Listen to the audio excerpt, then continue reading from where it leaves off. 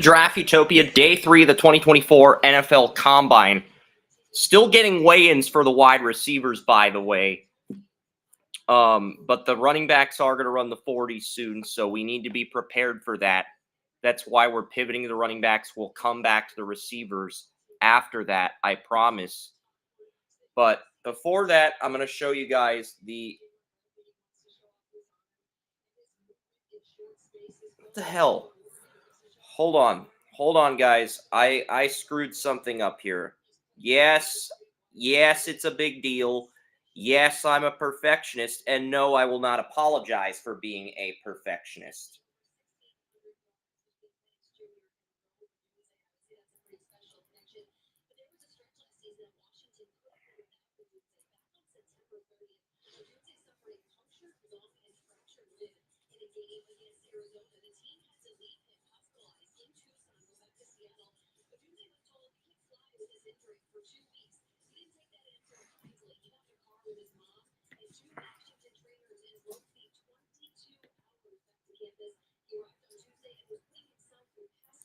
How did I miss that?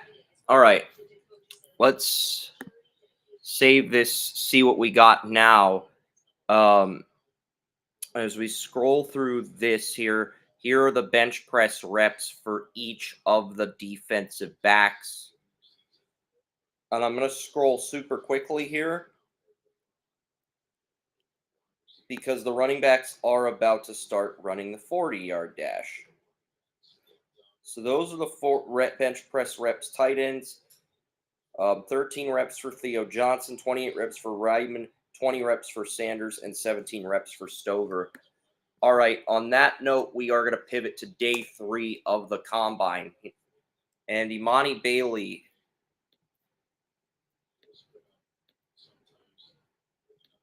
Imani Bailey will have the first 40 of the day. Jonathan Brooks. So, yeah, the running backs are about to run their 40 times. We do have the weigh-ins for every quarterback. And we have the weigh-ins for some, but not all of the receivers. I will get those as soon as...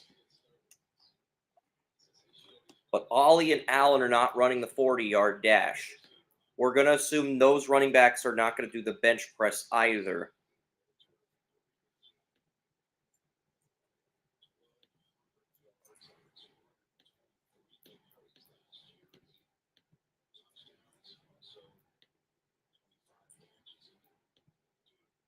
So we kick things off with Imani Bailey. So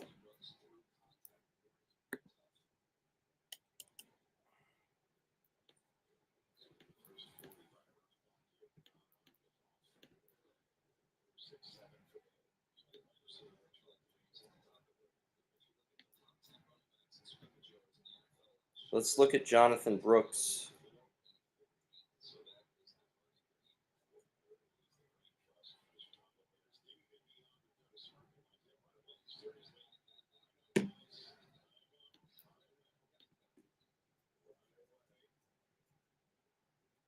.6'0", 216 pounds.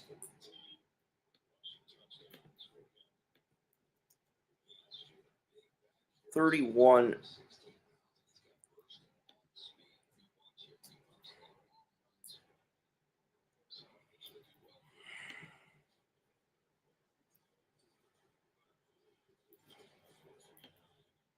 .439 for Trey Benson. That's a really good 40 time for Trey Benson.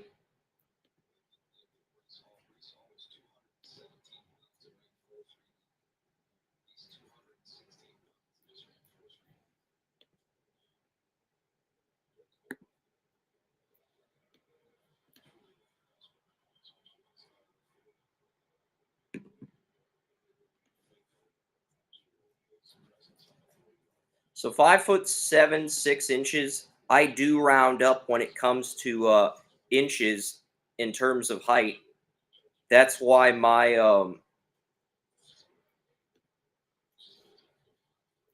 4.53 for Corum to start things off.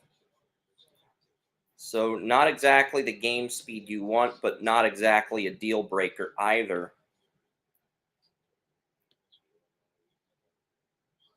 And that Benson 40 time could get him into day 2 now. I think Trey Benson probably the early winner of the running backs group so far.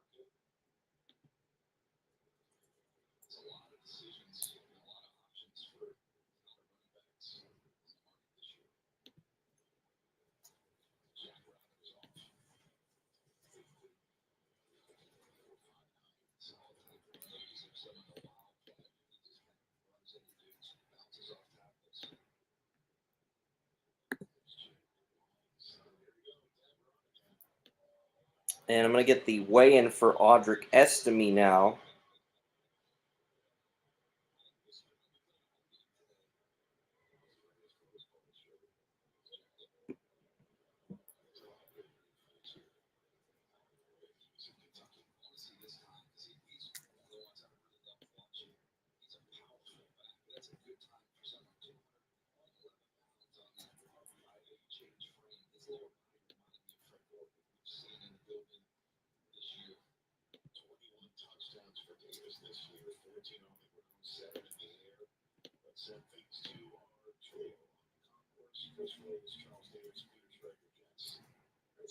All right, so Ray Davis, his weigh-in is 40 times. So we're still getting weigh-ins. That's probably why Charles Davis did the running back weigh-ins before the receivers, because he probably knew the running backs were going to run the 40 first. But I didn't take a hint. Oof. 4.72 for Estime. That could drop him to day 3. Oof. He does everything well on tape. See, the running backs that pass protect well don't have the speed that wow you, like a good 40 time. That's the problem. Corum 4.53, Estime 4.72. Braylon Allen didn't run.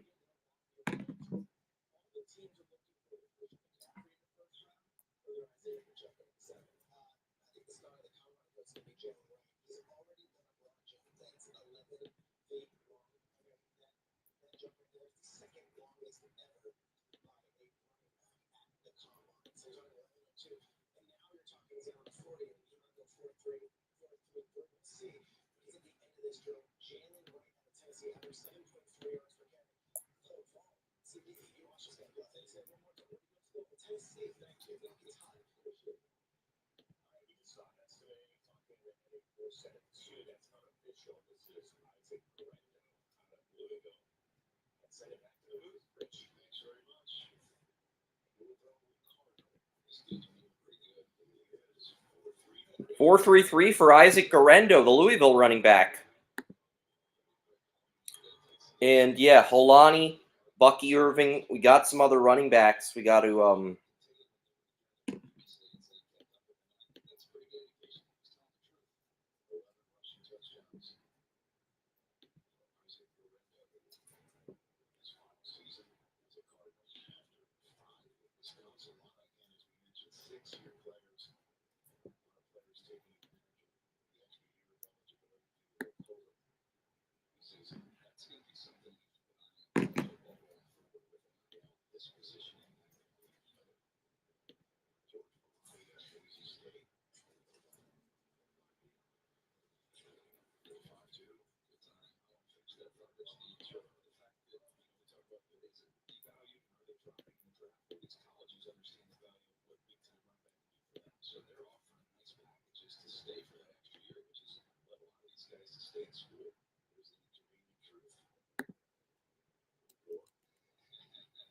Dylan Johnson and Jawar Johnson's weigh-ins are next.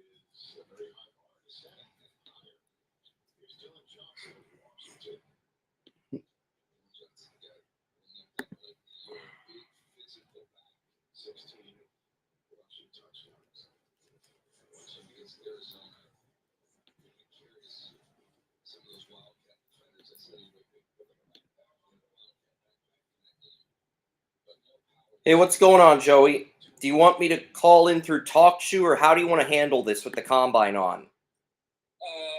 If you're doing it on, I'm on Restream, just doing it on a Restream.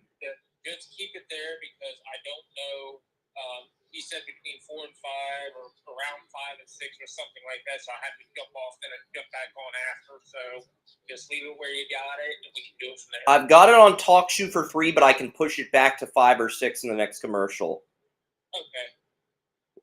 So you're saying 5 or 6 from your projections? All right. Yeah, because, no problem. I'll adjust the time. I'll adjust the time. No problem. Yeah, she pushed everything back, so now I'm having to push everything back. And so this is going to be an interesting running back draft. I'm not going to say much about the 40s, but what I will say is that the running backs that are good in pass protection ran bad 40s. Braylon Allen didn't run a 40.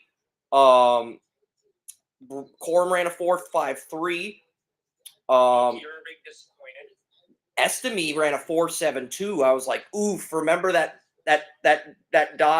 meme where the guy with the mustache, he just looks away. It's like a little gif, and he's thinking, oof, that was me after seeing Estime's 4.72. That was just not good. Yeah, because I saw Bucky Irving's, and I was like, I was expecting him to run like 4 or 5. He ran like Trey Benson. There's questions with Trey Benson as a pass blocker, but he's got the best game speed as far as turning on the Jets goes from what we've seen so far. Yeah, I heard an interesting comparison for Bucky Irving. They said he projects to be more like a Kareem Hunt in the NFL. Pass blocker, pass catcher, guy that just puts his nose down and runs up the middle. So, I mean, his 40 time kind of reinforces that a little bit, but I was still expecting passes. No problem. I'm going to reschedule the TalkShoe thing now. I do got to get the weigh-in for Jace McClellan. Like, what I did is I got the weigh-ins for all the QBs and receivers first, but Robinson posted the weigh-ins for the running backs first. So I just like, there's no way they're going to let the running backs work out first. But then you realize the running back's the least appealing of these 3 positions, so they're probably getting that out of the way first because of that.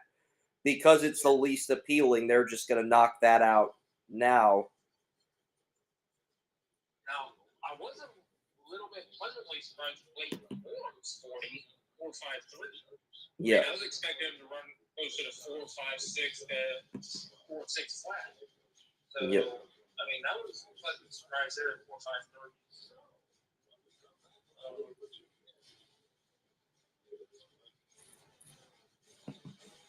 Yep. So let's. Kind of around what I was thinking he would probably run. I was expecting a little bit lower on the 4.4, but a 4.46 is bad. 5'10", 221, 31 and 1/8, 10 and 1/4. Yeah, it says 10 and 2/8. That I use fractions, and I do round up with height. So I use reduced fractions for weigh-in. So if it's 10 and 2/8, I reduce it to 10 1/4 to keep it simple. That's just how I approach the weigh-ins. Not saying that's the correct way. Like Kendall Milton, 6'1" 4/8. That's his height. That would be 6'1" 1/2. 6'1" 1/2 does round up to 6'2" if you're rounding up. I know it's not factually correct, but I don't like having too many variables here when it comes to the combine, Joey. I just don't like having a lot of variables, so I try to simplify it as much as possible. Yeah, I can understand that because I don't like any variables in anything, and Rashney does, so I can definitely understand what you're saying there. Doesn't mean I'm not doing them. It just means I'm simplifying the variables because I just think that's the most efficient way to set it up. It is. It is. Okay. I figured out the issue, so I'm good to know. Awesome. Yeah, I had a issue. I couldn't get NFL Network volume to come on. Yeah, I tried to play NCAA this morning on my Xbox, but I think my disk drive's having an issue. So I'm going to have to look into that. But I can't worry about that right now with a live stream during the combine. I just have to keep my emotions in check and focus on the task at hand.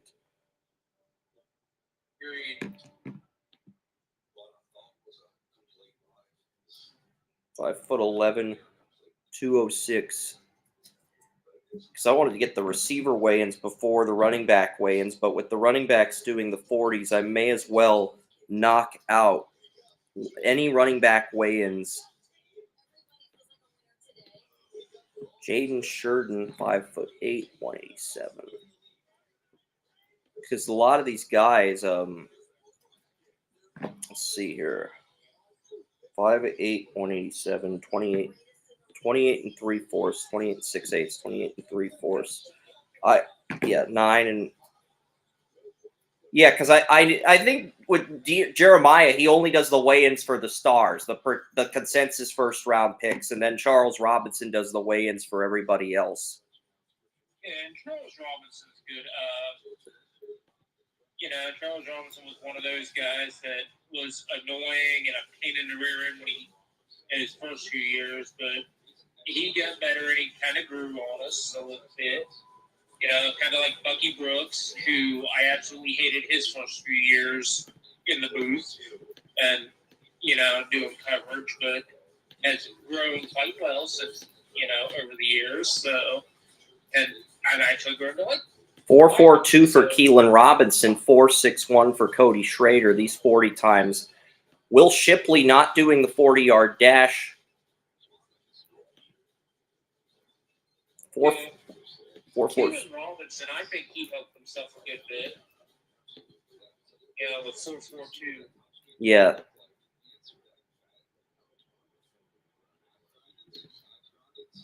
Tyrone Tracy Jr., 5'11", 209. I don't have the weigh-in yet. 31 and 3/4.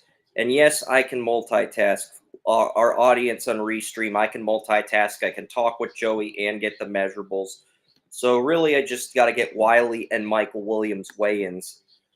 And yeah, Mion Williams is not running the 40. I can already tell that. Let's see what we got here. 5'11". 4.49 for Tyrone Tracy Jr. Not bad. I mean, Kamani Vidal's interesting. I saw him at the Senior Bowl. He had a good week. Not a great week, but an all right week. Didn't really have a horrible week, but he also didn't stand out either. But he went off in the Sun Belt Championship that I uploaded to Rumble because I was scouting the quarterback on Troy, Gunnar Watson. He's the only quarterback with 3,500 passing yards that did not get a Senior Bowl or Combine invite. But when I was watching Troy to scout Gunnar Watson, it was Kamani Vidal who stood out in the Sun Belt Championship with 5 rushing touchdowns against Appalachian State. And Kamani Vidal, 4.47. That's going to help him out too.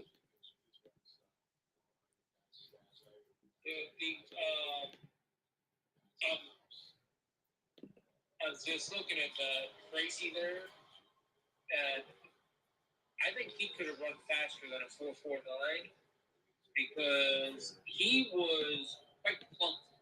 Yep. In his run, it was like he was bouncing as he was running. He didn't look like he was doing. He didn't look like he was doing as much as he could have. Pat McAfee gets the biggest ovation of everybody there, of course, because he's Pat McAfee and he came. Yeah, I mean, only day one starter from the MLS draft is Logan Farrington, the third pick in the draft. He took Oregon State to the Final Four, kind of like Duncan McGuire. But FC Dallas brought in a 25-year-old star striker, free agent, the other day. They brought in a star free agent.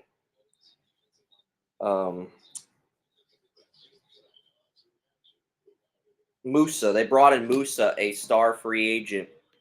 And Musa, really high-end free agent. They already have Jesus Ferreira, 18 and 12 goals, who's a 23-year-old striker coming back from an injury. Now you're going to have Farrington. So, I mean, yeah. And Musa got like a 4-year contract. So, yeah. But the thing is, when FC Dallas won, Farrington didn't have any goals. It was the midfield that scored 2 of the 3 goals for FC Dallas. So now you're going to have 2 star forwards. You're going to have Farrington as that third forward. He's either going to play left wing or come off the bench. And then you're going to have really good midfielders as well. So FC Dallas is a team that's going to be dangerous if they're clicking on all cylinders. I don't know if they take the leap this year, but they're definitely a dark horse. But yeah, Jalen Wright, I want to see what he does with his 40 time here. And I've been looking at some of the combine stuff that's been going around for the last couple of years and trying to put it together.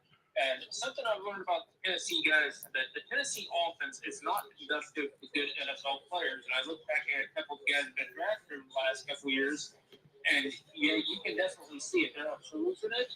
It's a unique offense, but it doesn't necessarily prepare you for the NFL, which creates a huge learning curve. So, oh boy, I forgot to do it. I forgot to list Jalen Wright on the combine page. Oh boy, I thought Mion Williams was the last running back, but no. Jalen Wright is the last running back, and I completely forgot to list him. That's not good, but hey, I can just I'll get it. I'm sure I'll get it. I just cannot believe I completely forgot about Jalen Wright.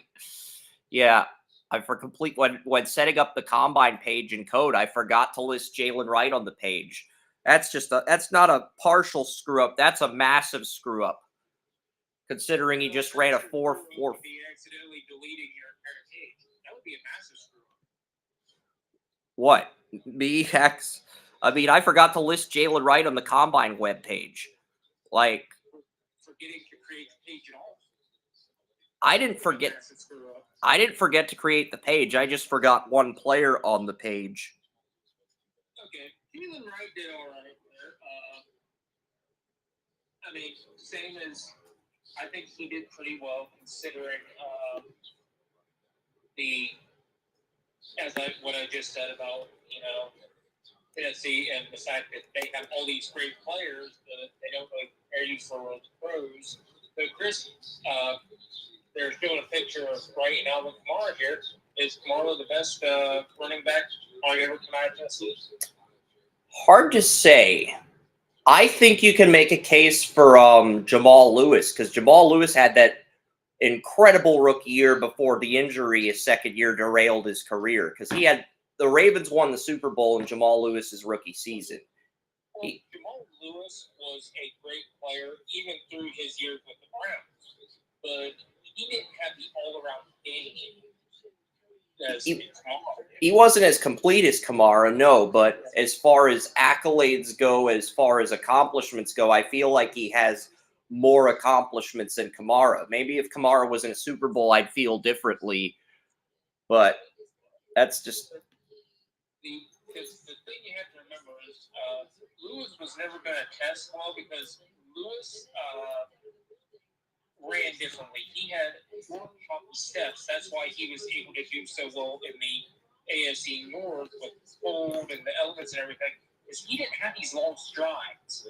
He was built for rain, snow, all that. These short, choppy steps, which just kept going and kept turning, where you're not going to slip a lot. You're not going to make too many missteps. So, I mean, I think that's something I think with Blake Corum, what he has here is I don't think he has, you know, he did. Okay, he ran 4.58. That was more than what I would expect. That was more along the lines I was expecting to run. Is that running wise, you know, he doesn't have extreme stride. He just, you know, he just goes along. He comes along.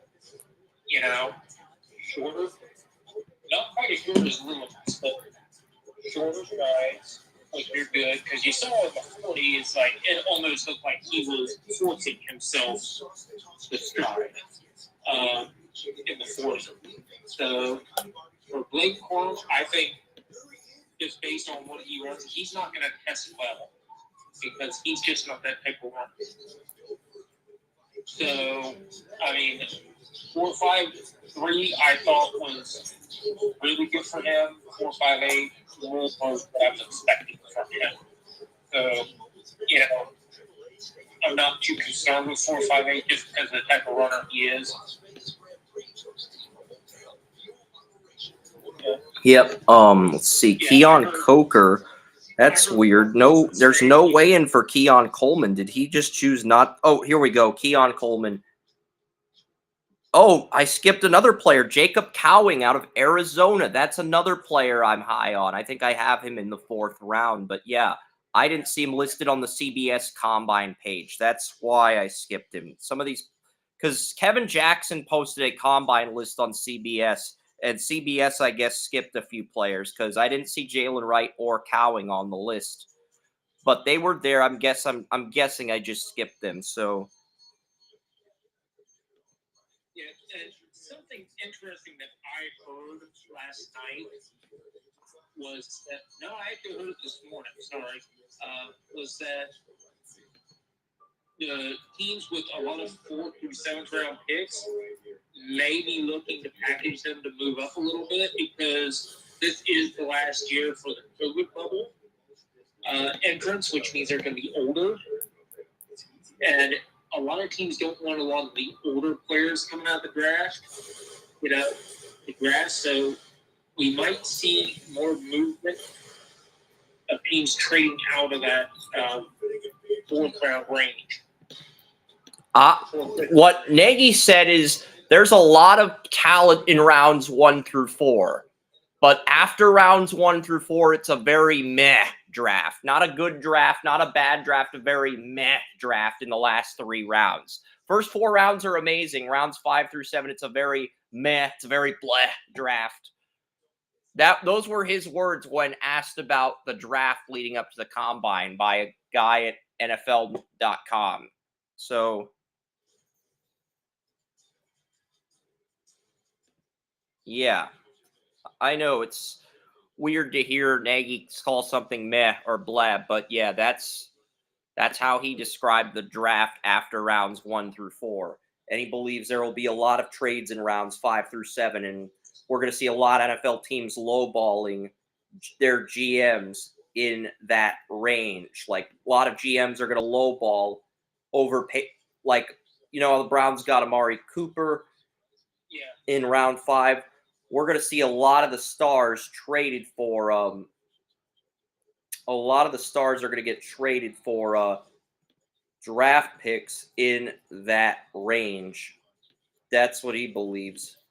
Yeah, I didn't hear that bit, but I heard that some teams, a lot of teams, are not liking the fact that there are going to be a bunch of 25-year-olds in through 5th to 7th, so they're looking at the 4th to 7th is what I heard. 4th to 7th, a lot of older players, and a lot of general managers aren't liking that the area that's usually used for young projected players who grow is going to be littered with older players in this draft. So they're looking to trade out because it's the last year of the COVID bubble. But next year's draft, it's strong at running back, it's strong at safety, it's top heavy at corner, not deep like this draft, but I feel like this is only 4 rounds deep. There's a few corners on Tennessee and Florida State, Renardo Green, that can be effective, but you're basically taking a flyer on them in terms of their effectiveness at the 4th round. And then after that, after rounds 5 through 7 is where it's not going to be an exciting day 3 compared to previous years. Here's one of our really disappointing running backs here, Dylan Johnson, 4.68 in his first run. It's like, holy crap. It's like, Braden Fisk who Florida State ran, 4.76 this time. So if you average those 2 times, that averages to a 4.72.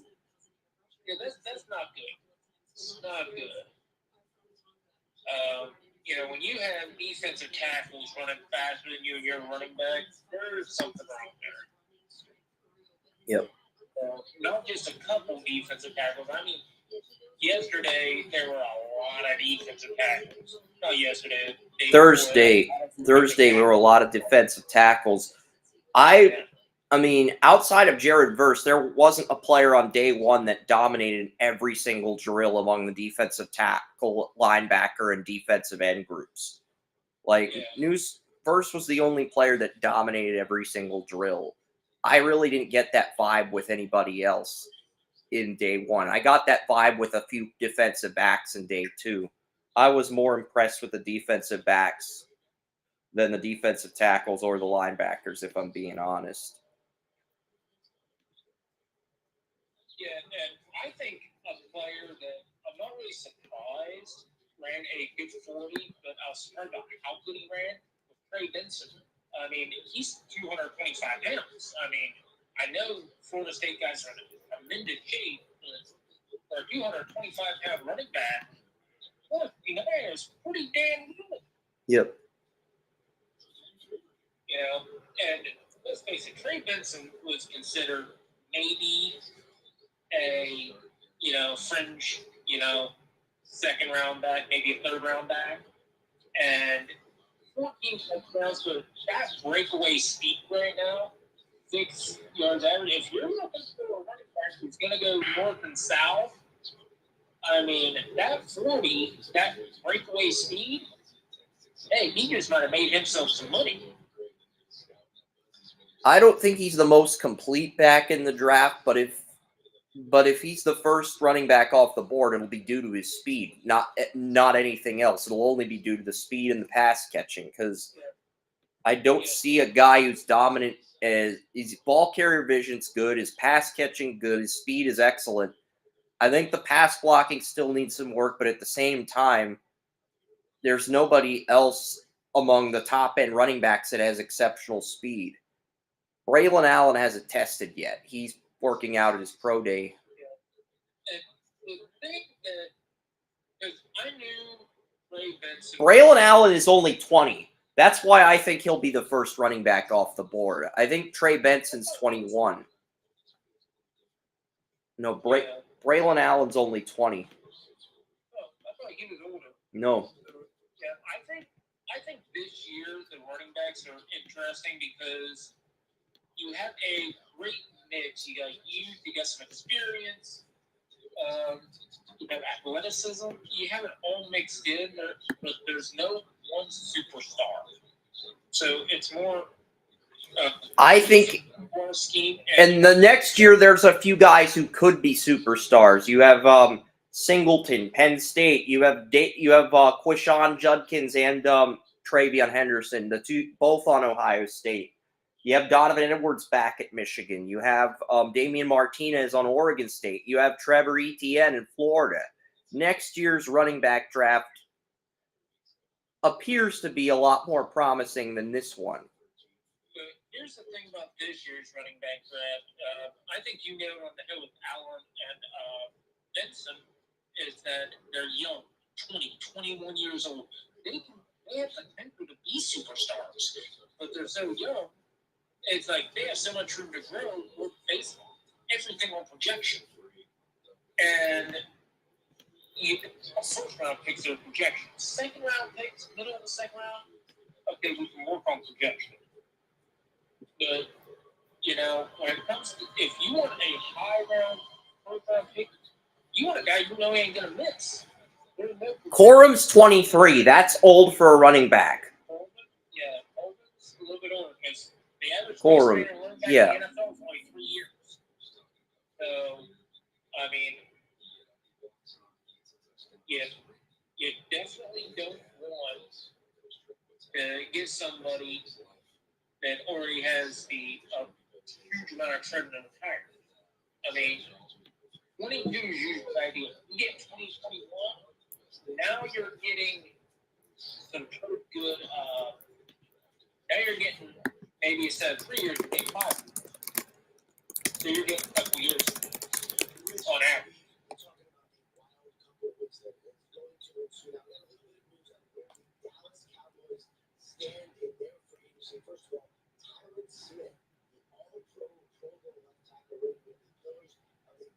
Yeah, because I'm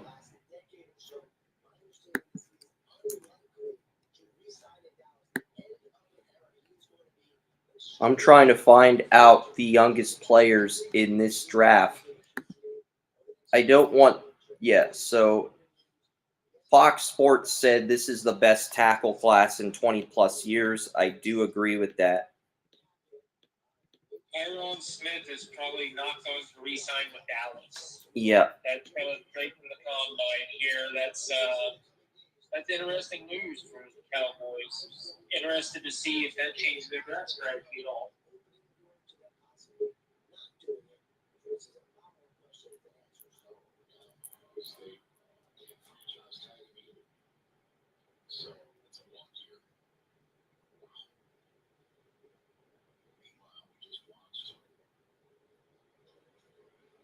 Interested to see if Tyron Tracy. Youngest players in the age of their draft weekend by year, according to Dane Brugler. Braylon Allen, 20.3 years old. Byron Murphy, 20.6.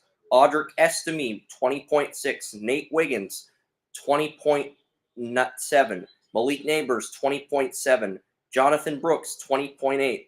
Michael Hall Jr., 20.9. Keon Coleman, 20.9. Kalen Bullock, 20.9. Xavier Worthy, 20.9. Those 10 players are under the age of 21. You know what? Tyron Tracy needs to keep bouncing because that time was smooth and he had a rough time. So he needs to keep bouncing when he runs. Yep. Damn, that dude looks jacked. Looks like he'll be a freaking bowling ball. He will.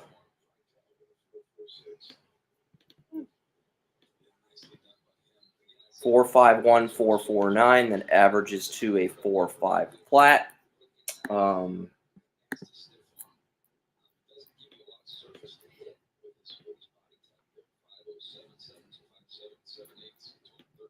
So Brooks, Allen, and crap, I forgot. So Brooks, Allen, I think Irving, Brooks, Allen are the 3 youngest running backs. And there's another guy, Estime. So Estime, Brooks, and Allen are the 3 youngest. And then you have Trey Benson.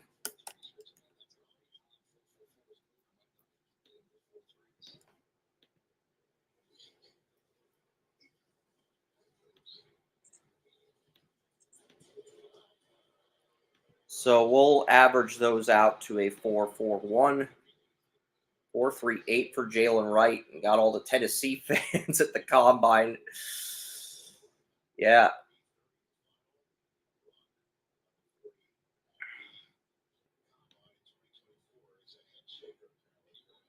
Yeah, so that's the running back. The running back drills are coming up.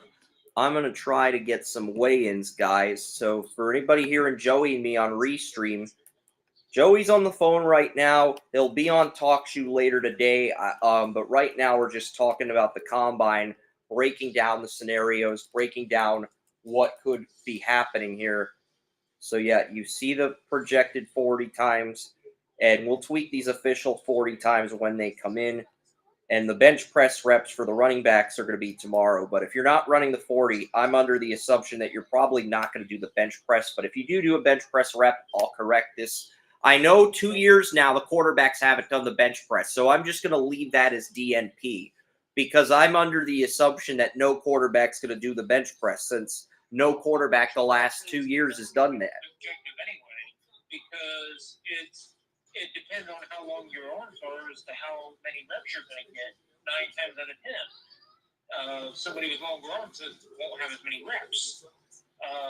So that just gives more work to do. So I don't know why they still do the bench press when you could easily do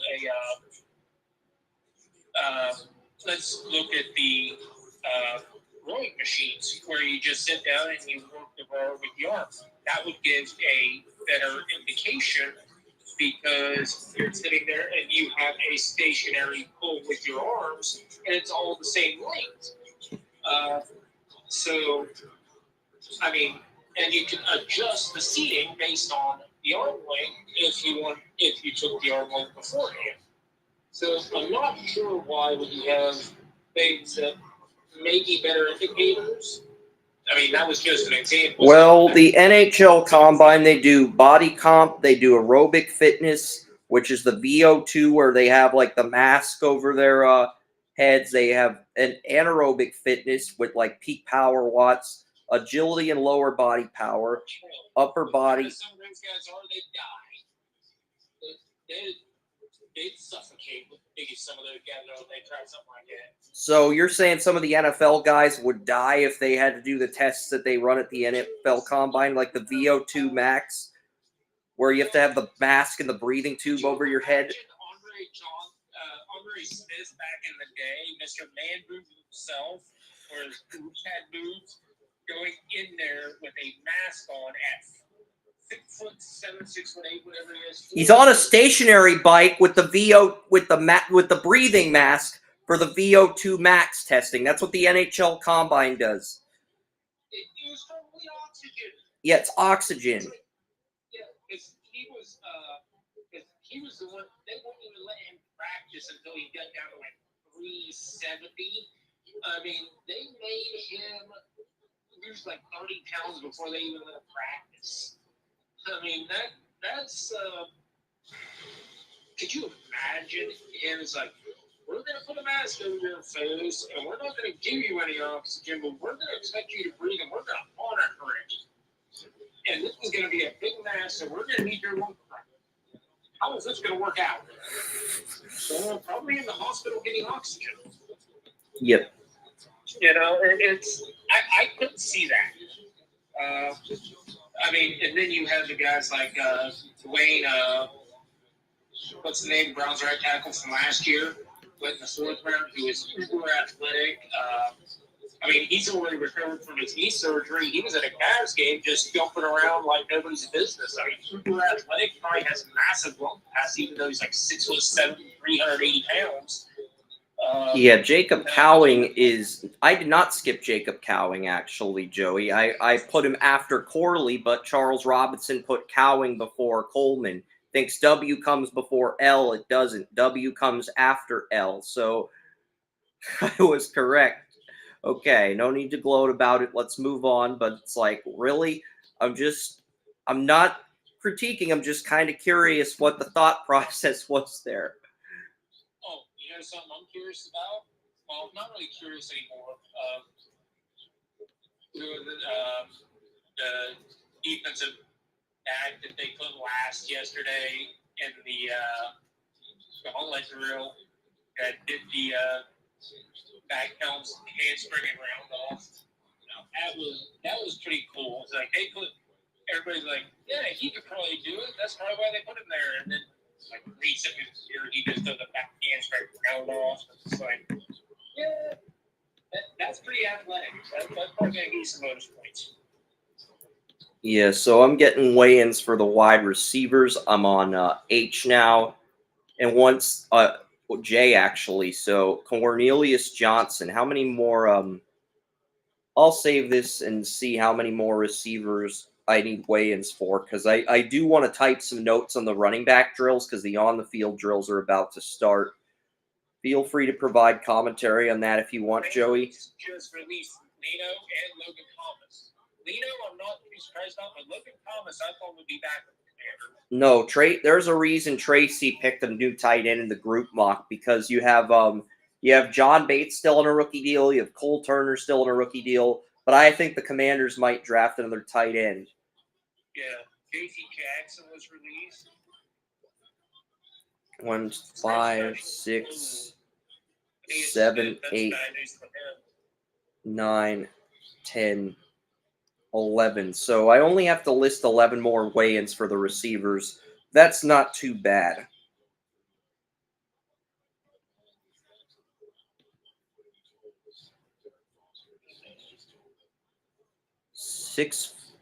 This is a surprising weigh-in. 6'3", 212 pounds for Michigan wide receiver Cornelius Johnson. I thought he was like 5'10".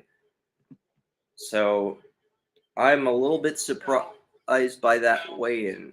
Now, something I want to hit on real quick is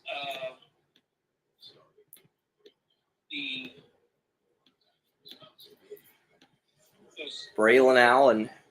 It's the off-the-field tackling drill. Braylon Allen looks good in that drill. Go ahead.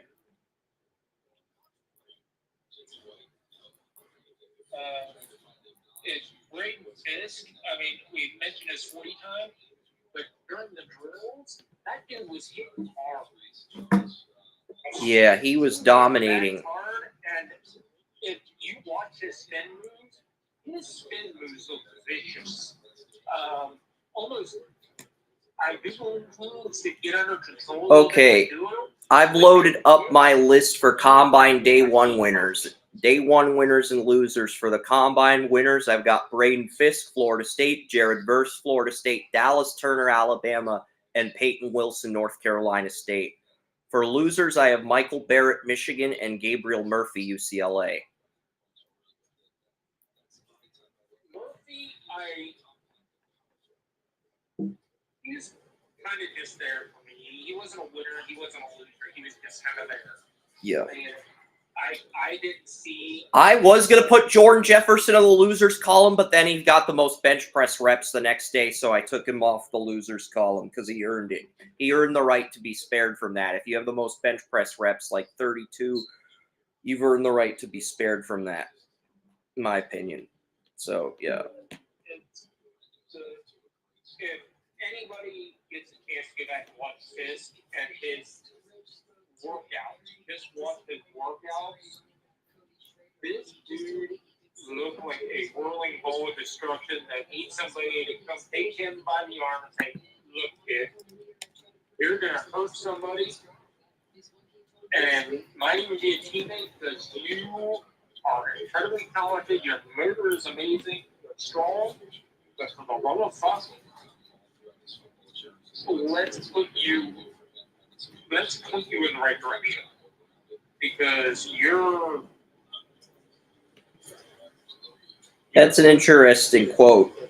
I got a text from Lisa. She said that both Verse and Fisk had better combines than Bjorn Werner, the guy who went 6th overall to the Colts back in 2013.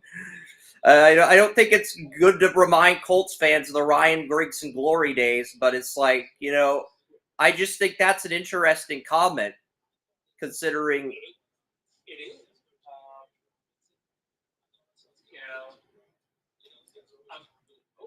That was a nice cut by Lloyd. Yep. So I think a little bit. I was expecting a little more note than what he was able to do. Robinson looked like he was just doing things to.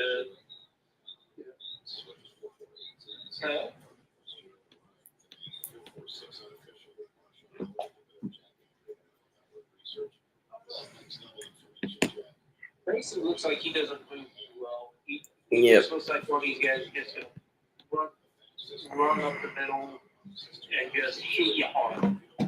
Yeah, I've got a feeling a lot of the trades we're going to see are going to be players for 5th round picks. Only players that are going to go for day 2 picks are going to be guys who get franchise tagged. Nobody's going to trade a 1st round pick away this year for a player. And I think unless it's like a T. Higgins. And, you know, that's the thing. I could see the Bengals getting a 2nd first for T. Higgins. I can't really see anybody else. And then I think the other players that get franchise tagged are players with no guaranteed money like Kirk Cousins. Cousins might leave, but, you know, the players that get franchise tagged, I could see them getting dealt for day 2 picks. But, you know, it's not a good offensive tackle free agency group. I mean, so honestly, I don't know. I think we might see somebody trade for David Bakhtiari, like a 4th or 5th round pick for Bakhtiari. That's kind of what I see happening. I hear the Packers are going to buy him out of his contract. I think they have to get under the cap. But, you know, one of the things we keep hearing is Bakhtiari to the Jets to reunite with Aaron Rodgers.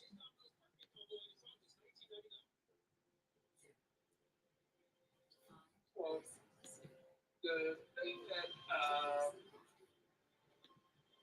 the thing that I'm looking at with Bakhtiari is they would buy him out because of his injuries. It's one thing to be older and have a fair contract and still productive, but when the injuries start mounting, that's usually when it's time to cut bait. That's why everybody was so picked off and confused when the Browns extended Jack Conklin. Because it's like, this dude's barely played in 2 years, and you're giving him money for not playing? Yes, he is great when he's on the field, but you gotta get on the field. Yeah, so there's 6 receivers we're still waiting on weigh-ins for. Charles Robinson's up to R with the wide receivers, but the receivers, Rosemont, Jack St. Smith, Brian Thomas, who weighed-in earlier this morning, Jamari Thrash, those either underclassmen that are projected first-rounders or Senior Bowl guys. So we have the weigh-ins for those players. We're waiting on Devon Vele, Utah, Taj Washington, Xavier Weaver, Jordan Whittington, Isaiah Williams. But we have weigh-ins for everybody else at the receiver position. So we're just waiting on 6 weigh-ins. And if Charles we got to get through 4 wide receiver tweets before we get to the first of 6 receivers, courtesy of Charles Robinson. So that's going to be, yep. Interesting. Eli Rappel has Tyrone Tracy as his sleeper. I could see it, but like at the same time, I don't know if that's necessarily what's going to happen. You have the offensive line working out tomorrow. I'll give you my day 2 winners and losers to kill some time here. Winners: Quinion Mitchell, Nate Wiggins, Terry, and Arnold. All 3 of those corners won yesterday. I have Mitchell at 1, Wiggins at 2, and Arnold at 3. But you can make a case for Arnold over Wiggins. I think Arnold and Wiggins are 2A and 2B. Quinion Mitchell's my quintessential cornerback 1. And I've got Tyler Nubin went the entire day without a drop. So did James Williams. So did Jalen Carleys. Those guys are winners. Jatavian Sanders went the entire day with 0 drops, following the footsteps of Trey McBride, Michael Mayer, and then Culp, another winner. He had a great 40 time. Losers, probably Kool-Aid McKinstry and Cooper DeJean and Eric All, the Iowa tight end. Unfortunate situation, but those were those were my winners and losers for day 2.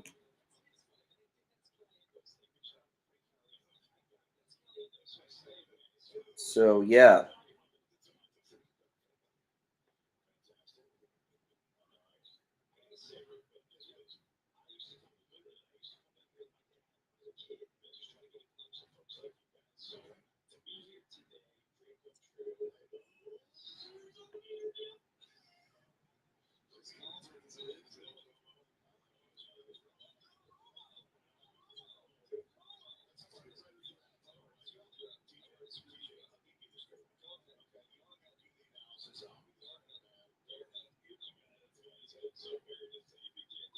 Who's this guest on NFL Network? I don't even know who this is. They said the name a few minutes ago. They said his name, but I don't know his face. Yep.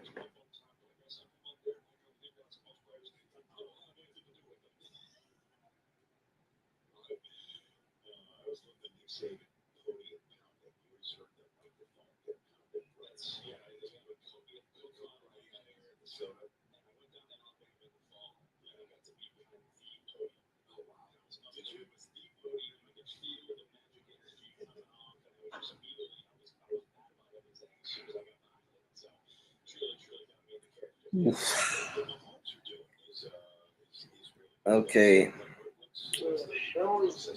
Yeah, I was gonna say, both St. Louis City FC and New York City FC have been hit by injuries hard.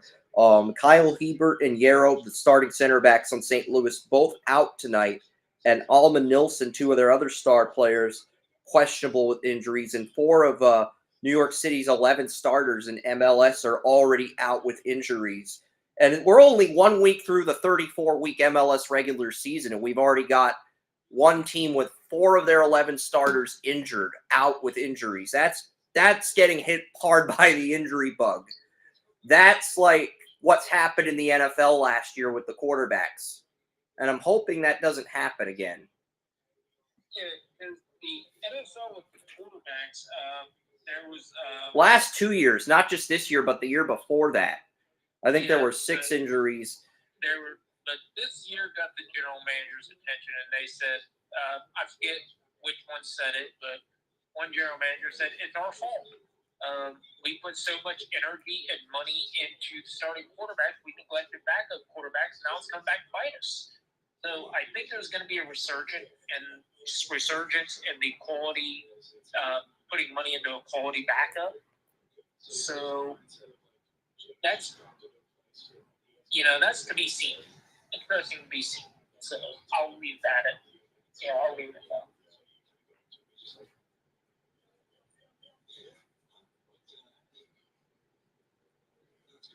Yeah.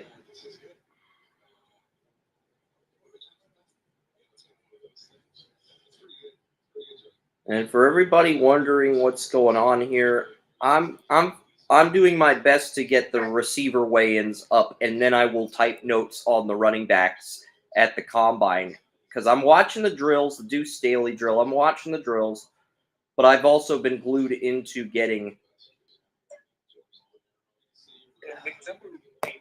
because we're waiting for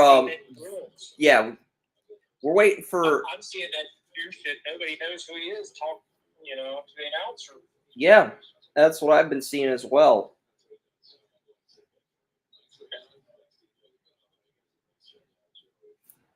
Holy moly.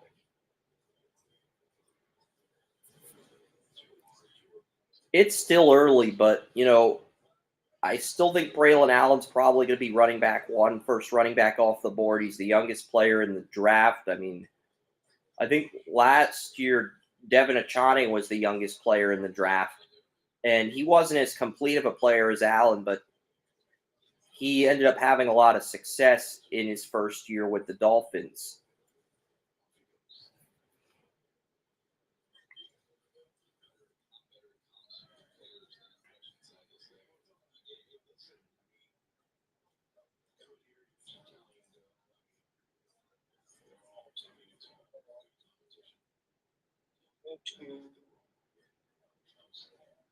Did they say Frank Caliendo was on for the combine? That did not look like Frank Caliendo with the glasses.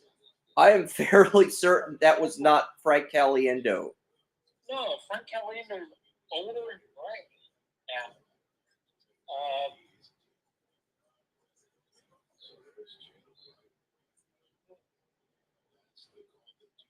Okay, Killian Robinson, he had a good role there. So Yeah, I took my headset off because I got tired of listening to him. Yeah, Deuce Staley was the Panthers running backs coach last year, so he goes from an awful situation to having Nick Chubb in the Browns offensive line. So that's pretty much going from the back of the flight to first class with the private VIP benefits on the airline you're flying. Yeah, I mean, Deuce Staley, he went from a good situation to an incredible bad situation to a great situation. And it's good to see him because I remember him as a player, and he was a great player. Very nice, very good mind for the game. I think a couple years ago, we actually picked him as a future offensive coordinator. And then he ended up with Carolina, and just forget that. And Josh McCown's rebounded nicely in Minnesota as the quarterbacks coach to Kevin O'Connell. And that's interesting because, back when McCown was with the Browns, they were actually going to pay him to retire and become a coach. And he didn't want to retire at that time. And then he retired like 2 years later and became a coach. So, I mean... Yeah, he got Bryce Young. If Minnesota moves on from Cousins and drafts a rookie at 11, he'll be and starts the rookie right out of the gate. That's the only way where his situation could be worse than Carolina. If they keep Cousins, then he's going to be in a much better situation. Yeah, Carolina is, man, their situation is, it's a thing.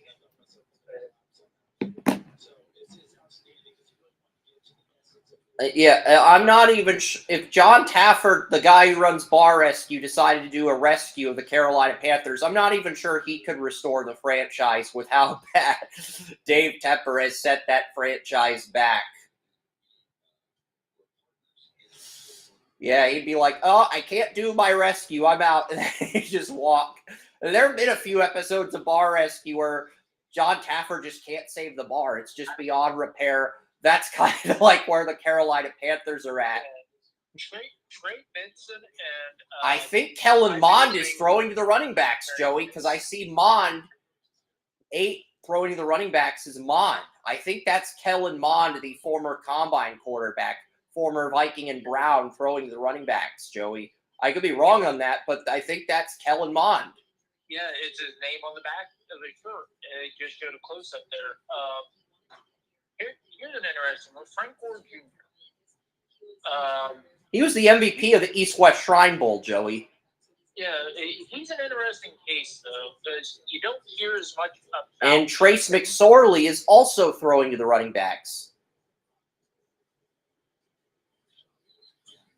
There's celebrity combine passers here.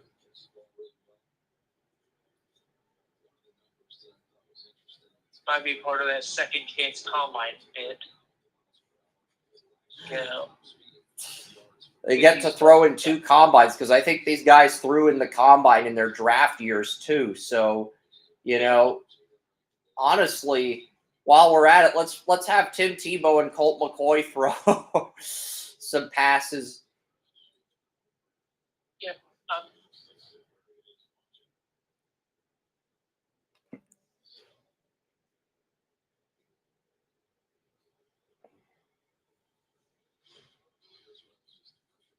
Vele. So finally got Vele's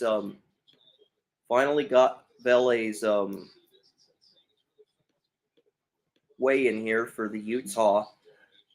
6'4", 203 pounds. This is what I was kind of expecting from Keon Coleman. He's only 6'2", 6'3", but 6'4", 203 for Vele, and 33.5-inch arms and 9 3/4-inch hands. So that's Vele. And now we're just waiting on the final 5 players. Malik Washington, Taj Washington, Xavier Whittington, and Williams. And they're all going to come off the board in back-to-back-to-back because they already did Devontae Walker's weigh-in earlier. Charles, it was one of the first receivers Charles Robinson did a weigh-in on, Devontae Walker. So that's going to be happening. I think tomorrow will be easier because tomorrow all I'll have to do is get the bench press reps for the wide receivers, the tight end, for the running backs, the wide receivers. None of the quarterbacks are going to do the bench press. And then the weigh-ins for the offensive line. Because it's really those 5 days that are the most hell.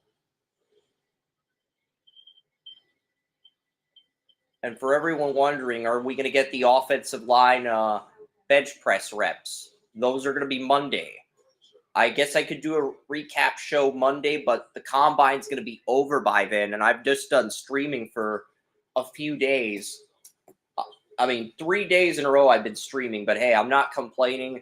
We got an extra YouTube subscriber as a result, 498, 2 away from 500. We're a safety away from monetization on YouTube.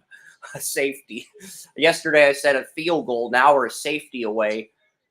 And when we get our next subscriber, we'll be an extra point away from 500 subscribers.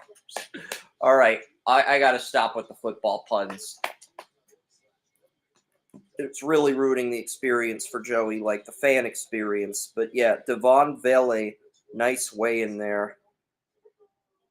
And we're just waiting for Malik Washington in these last 5 combine weigh-ins.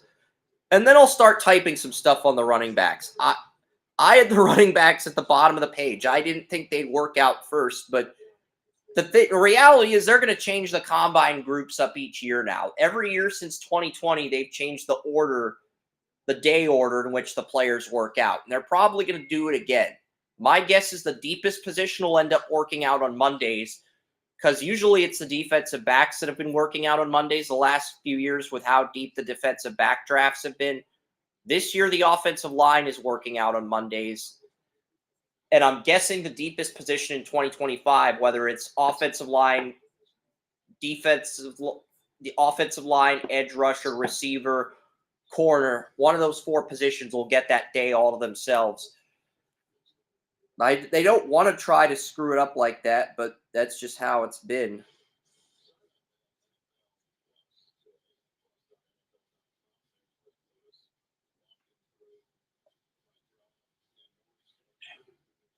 The combine has been interesting this year. I've liked the athleticism. The coverage has been poor as crap. But, there's been a lot of skill. What do you mean by the coverage? NFL Network. Yeah. I think the interviews with Stacey Dales have been good. Eisen just feels like he's goofing around, and Jeremiah keeps repeating rolling as much as Collinsworth repeats guy on Sunday Night Football. That's how repetitive he's been. And Jeremiah is not the repetitive type. Annoying. I don't like his mock drafts, but he's not repetitive. And I'll say that. That's the one positive quality about Jeremiah is he's not repetitive. But he's been saying rolling as much as Collinsworth says guy. Yeah, and I've always liked Jeremiah. He's always been one of my favorites. And, that's because he was in the draft room that was responsible for drafting a lot of really good players. The big thing, though, is that it's like they're not giving him much material to work with, and when they do give him time to talk. And the coverage, when it comes to everything in life, when you have to get into a rhythm, if you start and stop, and then go do something stupid, and then you have a goofy dude over you, then you bring in this nerdy little dude that does impressions just because, and then you got all this stuff, you never get into a rhythm. So you start, and then the rhythm's gone. And then you have to start over again. And you never get into a rhythm. That's bad. And that just seems like it's what they're doing right now with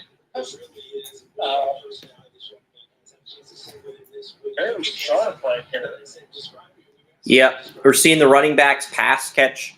Blake Corum, Frank Gore Jr., Garando, in the Texas angle. And the Texas angle, it's a diagonal route. Like, it's a V. You're basically running a V route. That's the Texas angle route. I've called this play on NCAA football. That's how I'm familiar with it. But yeah, it's basically a V angle. You're running a V, but the V is sideways. Yeah, it's a angle that's very similar to an inside wheel route. Think of a greater arrow in fractions. That's basically what the Texas route is. Yeah, and like a wheel route where you go around. In this one, you sharp. It's more sharp. And so, very similar, almost like a sister route. So if anybody there, if you know what either one of those routes are, you can use the other one to, imagine the one you don't know. Yep. But these running backs are running this route incredibly sharply, which is good because sometimes when you're trying to get around those tight ends or those defensive ends, your tight end, defensive tackles, left ends, anybody who's there, you got to be sharp and you got to be quick. So, they're running this route incredibly well. I like that. So I do have the weigh-ins for Malik and Taj Washington, 5'9", 191, 30 3/8, 9 1/4 for Washington. Malik. Taj, 5'10", 174, 29 1/8 for arm length, and 8 3/8 for Taj Washington. So we're just waiting on Xavier Weaver, Jordan Whittington, and Isaiah Williams, and then we'll be done with weigh-ins for the day. Kyra and Crazy did not look good. Yeah. I did not run it as sharply as I would expect. Keyshawn Johnson? I hope not. He would have gained a lot of weight from this. Twitter, you have to get a... Yeah, Benjamin Albright's making fun of the people that want a quarterback now. Twitter, you have to get a quarterback now. Next year's class sucks. Agent to me at Buca di Beppo last night. I don't think this quarterback class is all it's cracked up to be. I like next year's class better, to be honest.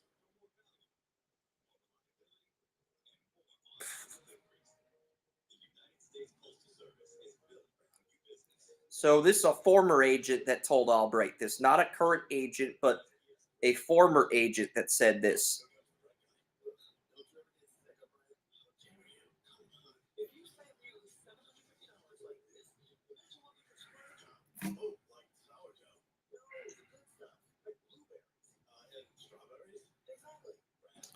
I don't see 6.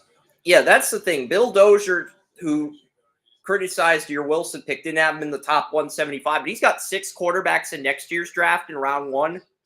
I see 3 right now. Jalen Milroe, Shedeur Sanders, and Quinn Ewers. That's it. I see 3 that could go in round 1 next year in 2025. That's it. I don't see a 4th guy outside of those 3. I know Drew Aller's gained a lot of traction, but I think he's more of a day 2 player at this point. I mean, he just struggled on the road against Illinois, struggled on the road against Ohio State, struggled at home against Michigan. I'm not sold on Aller. I think he's going to be worse without Fashanu. So I'm looking. Houston's got a good quarterback that could be a dark horse, but 6 quarterbacks in the first round of next year's draft. I can't see it. I could see 6 in the first round this year. I don't see 6 going in the first round next year. I think we're going to probably get like 2 or 3. And they're not guaranteed first round picks. They're, okay, Quinn Ewers and Jalen Milroe ball out and Shedeur balls out. Those 3 will go in round 1. And then the rest of the group, okay, I don't see it. Carson Beck, I think he's more of a day 2 pick. Wes isn't sold on Beck. He thinks anybody could dominate with Georgia's offensive line. I kind of agree with that right now. Georgia's just got such a good offensive line. I really can't argue that. So, it's just weird. But How many QBs do you think are first-round guys for 2025 outside of the three I mentioned right now? Milroe, Shadur Sanders, and Quinn Ewers. And they're guys who could be. They're not guys who are guaranteed to go that high. They're guys who could go that high. I don't think anything's guaranteed with 2025 this early. I don't like projecting this far ahead either, man.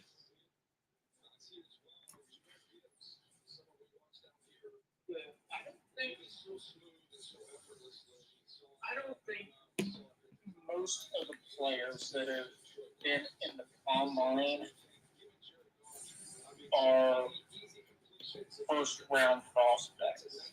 I think you get a lot of guys right now, especially the running backs, who are, if you take a look at the drills and you place them against the tape, looking at a lot of guys that might have been third round picks before. I think you're going to have a fight for the second round here. If what these guys are showing is accurate.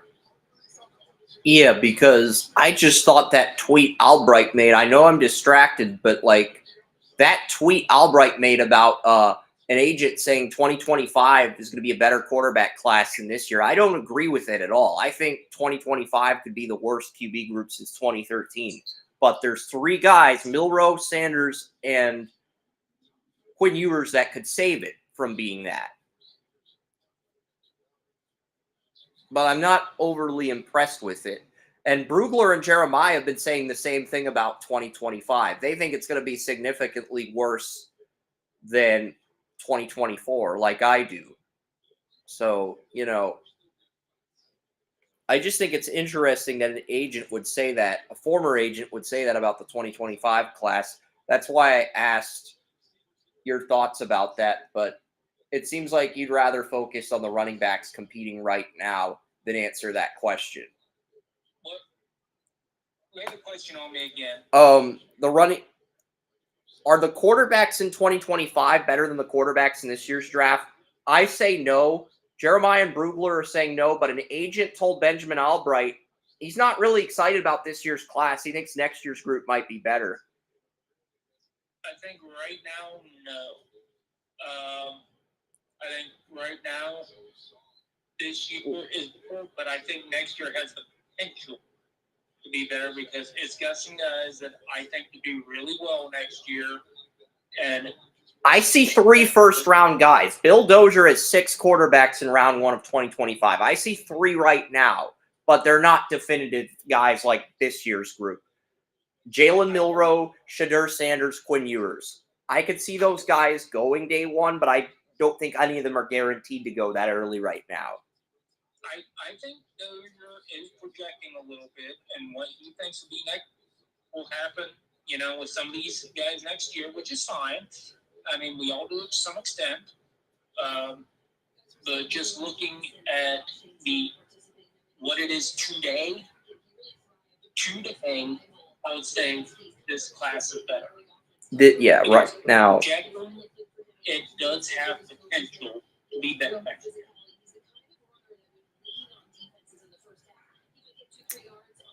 I mean, I don't see anyone else outside of those 3 who could go in round 1. And honestly, I don't think the best player in next year's draft is going to be a quarterback. I think it's either going to be a tackle or a corner or Luther Burden. Honestly, I think the clear-cut number 1 player in next year's draft, you can make the argument Caleb's the number 1 player in this year's draft. You can also make the argument Marvin Harrison or Brock Bowers is the clear-cut number 1 player. You can make that argument about Neighbors. Next year, I don't think a quarterback's going to be the clear-cut number 1 player. But is a quarterback-needy team going to be picking at 1? That's the big question. The quarterback and left tackle are probably the 2 positions that get pushed up in the draft most. We've seen it many times over the years where guys get taken way too high because they're the best at that position. I think there's basically a few guys in the running.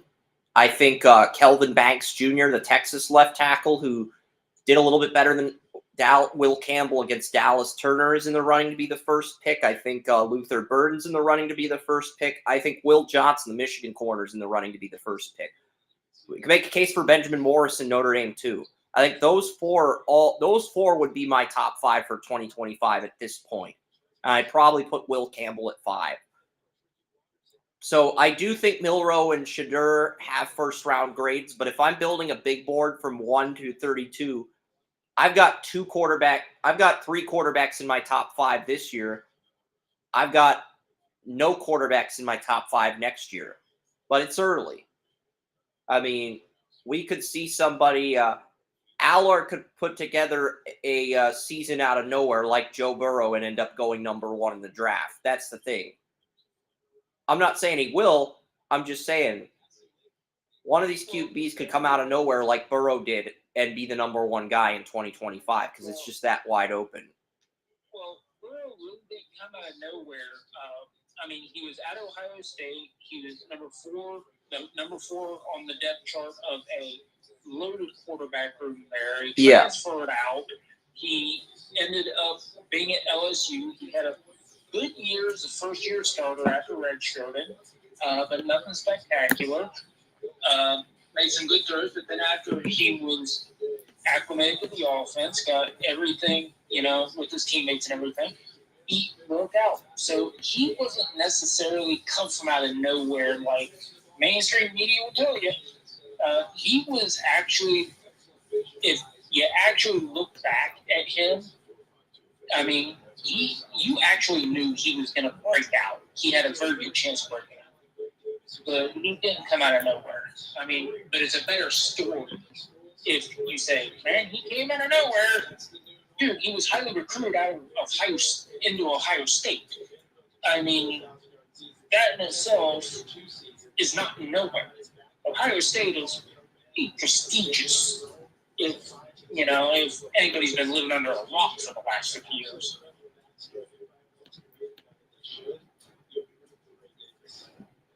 All right, it looks like we've got the receiver weigh-ins done. So all the weigh-ins are finally done, folks. Just double checking my weigh-ins, the web page during the live stream, and then we'll start typing some stuff with the running back rankings, some of the stuff we've seen. The running back recap for day 3 of the combine is blank at the moment, but I will I'll type some stuff in there now. But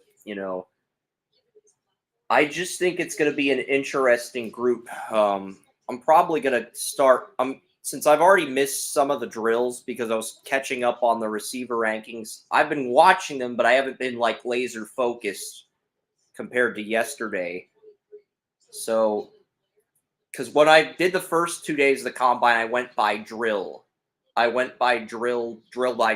not be able to do that with the running backs. So I'm probably just going to make each paragraph about the running backs performing today.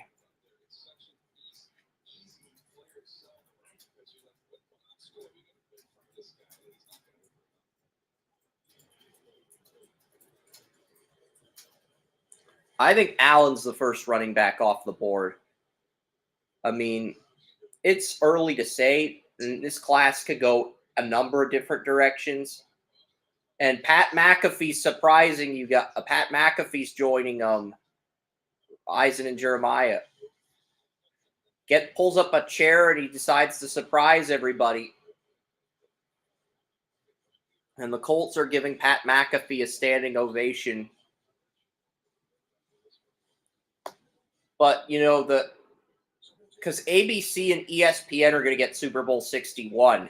So what they're going to do is they'll probably have Buck and Aikman calling the game on ESPN.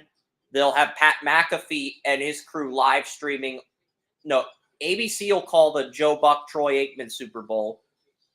But ESPN will also have a Super Bowl with Pat McAfee and the guys, and then the Manning cast will be on ESPN too. So there'll be 3 different ways to watch the Super Bowl. Like this year, you could watch the Super Bowl with CBS, Nickelodeon, or Paramount Plus. That's how it will be with ABC, ESPN, and ESPN2 when ABC gets the Super Bowl. There will be 3 ways to watch. Next year, it's on Fox, so Fox will literally be the only way to watch it. But I would not be surprised if they made the Super Bowl available for for streaming on Fox Nation, because Fox Nation's become a little bit more popular in terms of Fox Nation is basically a streaming service for Fox. And you also have Tubi. You have Tubi as well. That's a free streaming service. And they did have Super Bowl 57 highlights on Tubi. So, I mean, you know, I would not be surprised if next year's Super Bowl was on Fox, Tubi, and Fox Nation. And then NBC would be on NBC and it would be on Peacock for people that want to stream. That's just how it's been now, you know, like that's just how it's been with the combine. But, you know,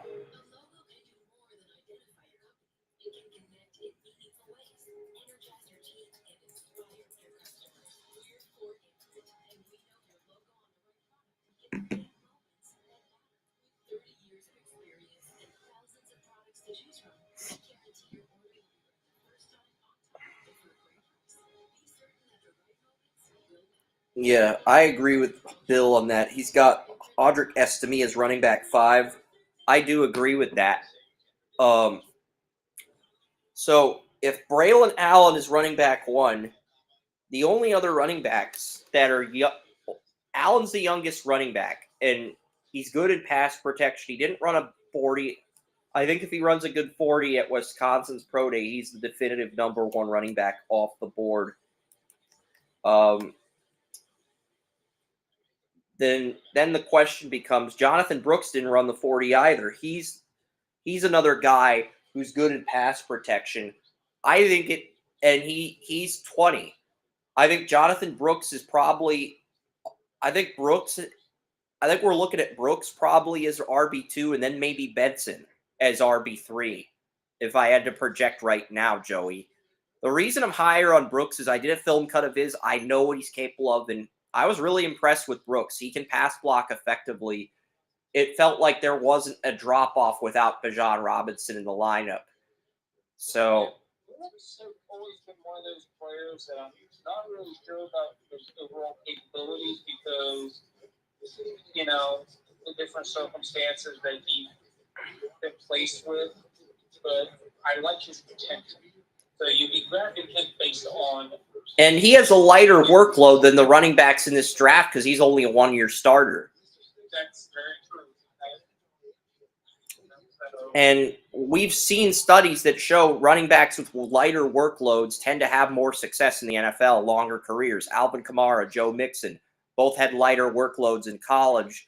Both are still with the teams that drafted them 7 years later. I don't know how much longer that's going to be, but, you know. Yeah, because I think the Derrick Henrys and Nick Chubbs of the world are so rare, and the fact that they came along within a few years of the other is really rare in this era of NFL. I think the Ravens are going to beat the Lions in the Super Bowl, but I think the Ravens are going to end up getting Derrick Henry in free agency. Like, them beating the Lions would be contingent on that, because if they don't get Derrick Henry and they play the Lions in the Super Bowl, that could go either way. They did wallop Detroit last year in the regular season, but I'd expect the rematch to be more competitive, even though I like Baltimore. And, you know, the Chiefs could get back there. There's a number of different things that could happen. It's going to be such an interesting offseason. And the only... If I was betting, I would say I would put money on Detroit. I would put money on... I would put money on Detroit, Cleveland, and I would try to find another team that probably wouldn't make it to the Super Bowl. Because right now, the 49ers and Chiefs are the 2 favorites to win Super Bowl 58. Neither would I, Ben.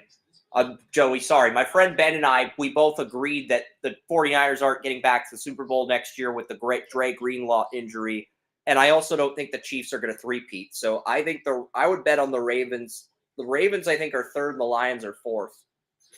Yeah, you want to take a if you're a betting person, you want to take a team that has high odds so you can get the highest amount, but you don't want to take the top teams because chances are they're both not going to get there, and you're not going to get any money one way or the other. You got to take low, but not low enough that you have zero shot. That's why I say Browns, Lions, those teams there, teams with outside shots, not the favorites. Maybe take the Packers. Just try to maximize what you're doing. But it all depends, and it's all really contingent. A lot of these teams on this draft. All right. Here we go here. Super Bowl 59 odds. This is according to Sharp Football Analysis. The 49ers are plus 500. They're the favorite. The Chiefs are plus 750. They're number 2. The Ravens are plus 850. They have the third best odds to win the Super Bowl. They're my pick. The Bills are 4th, and the Bills and Lions are tied at plus 1,200. So what team has the biggest payout? Panthers plus 25,000, Patriots plus 20,000, Commanders plus 15,000, Titans plus 15,000, Giants plus 15,000, Broncos plus 10,000, Seahawks plus 8,000, Steelers plus 8,000. Those are probably the two. If you're looking for a payout bet, like Joey suggested, those are probably the two best payout bets in terms of value. Browns are plus 5,000. That's good value for the Browns. So you bet $100 on the Browns, you get 5,000. That's Steelers. I think the Steelers at plus 8,000 is better value, but I also think the Steelers could be the worst team in that division next year. The Steelers have a further than the Browns do, so in that scenario, you want to bet on the Browns. Browns are plus 5,000. That's good value. The Jaguars are plus 3,000.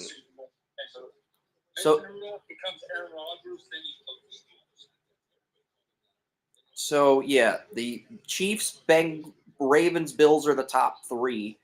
They've got the Texans at 4, the Bengals at 5, just for seeding purposes. The Chargers at 6 and the Jaguars at 7. So Vegas is top 7 for next year.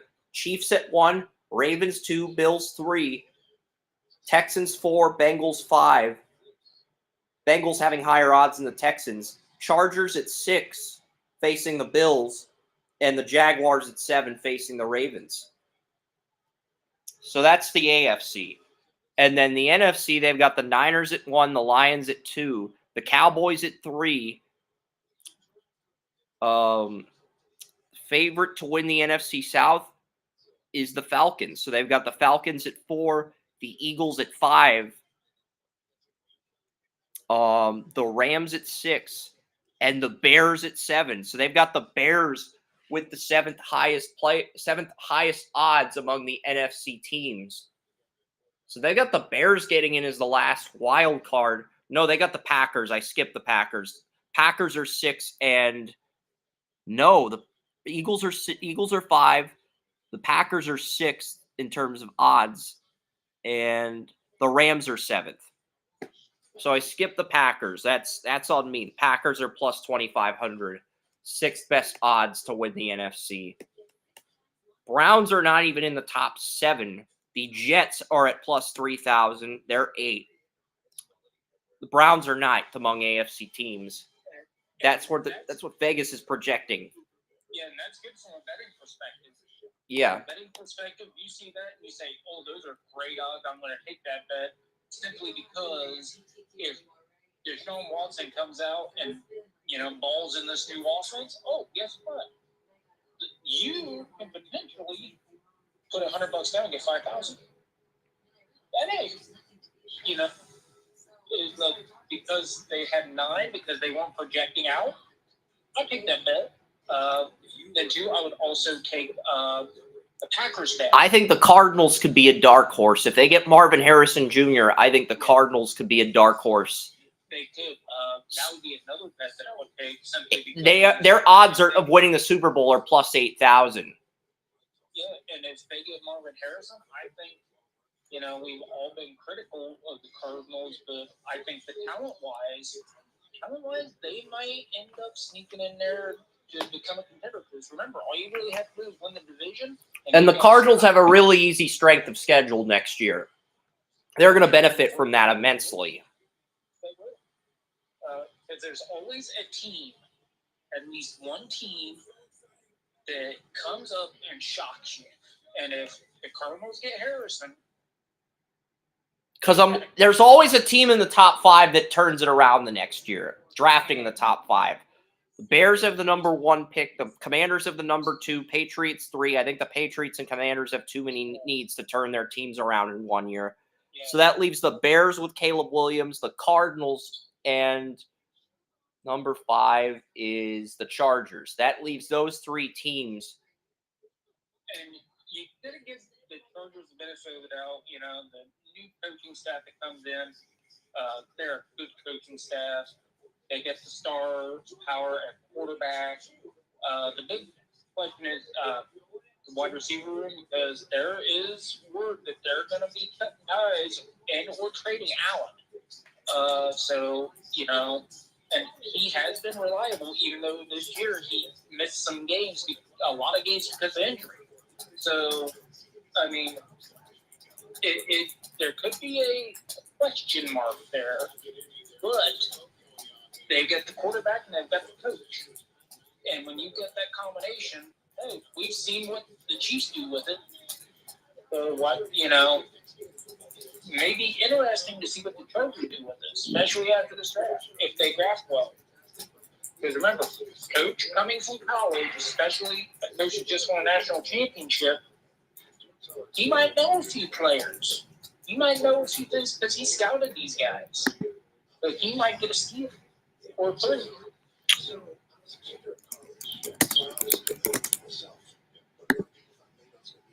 Yeah, so there was a trade in the NHL this week. The Calgary Flames moved their second line defenseman Chris Tanev, who was the first line defenseman on Vancouver when they made the playoffs and lost to Vegas. Calgary traded him to Dallas, and Dallas only gave up a 2024 second round pick, a defenseman drafted in 2021 that hasn't developed quite well, Artem Grachunov, a 2021 second round pick that hasn't quite developed as planned, and a 2026 fourth round pick to the Devils in a 3-team trade where the Devils pay for half of Tanev's salary. So that is the trade Dallas made to get defenseman Chris Tanev. So they got a really good defenseman on the market, really steady second line defenseman on a rental, and they didn't give up their first round pick to get him. I mean, Tanev's a guy that I think warrants a first round draft pick for a rental for a playoff run. So to get him and not give up your first round pick, that's huge for Dallas. Because I think Tanev's a guy you can argue warrants a first round pick in return. But it's nuts that Dallas was able to get him for that cheap. You know? So that was the big NHL trade that happened this week.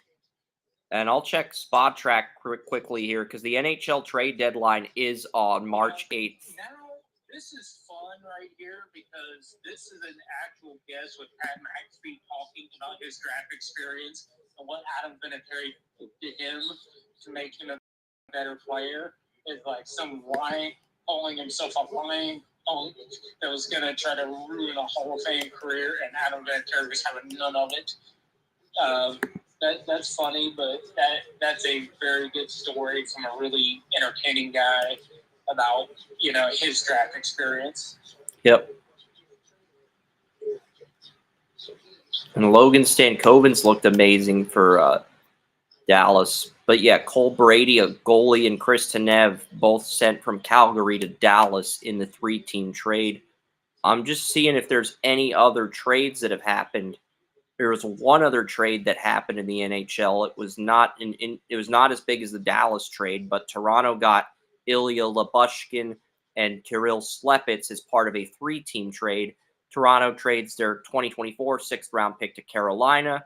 and a 2025 third-round pick to Anaheim in a 3-team trade.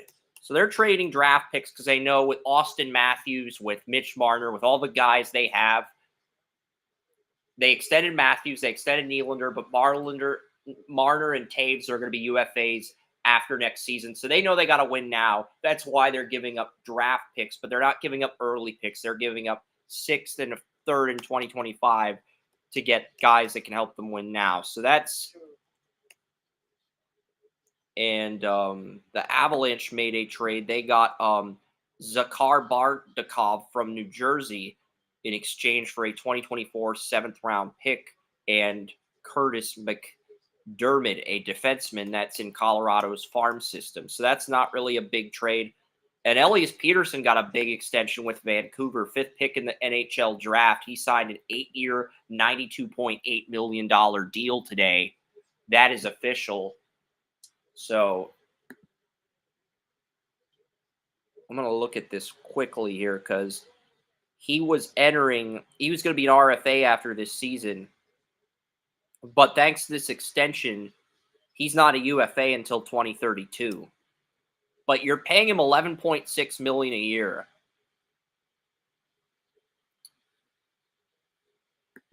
NHL highest paid players. I just want to see where Elias Peterson ranks among the highest paid players, and then we'll get back to the combine here.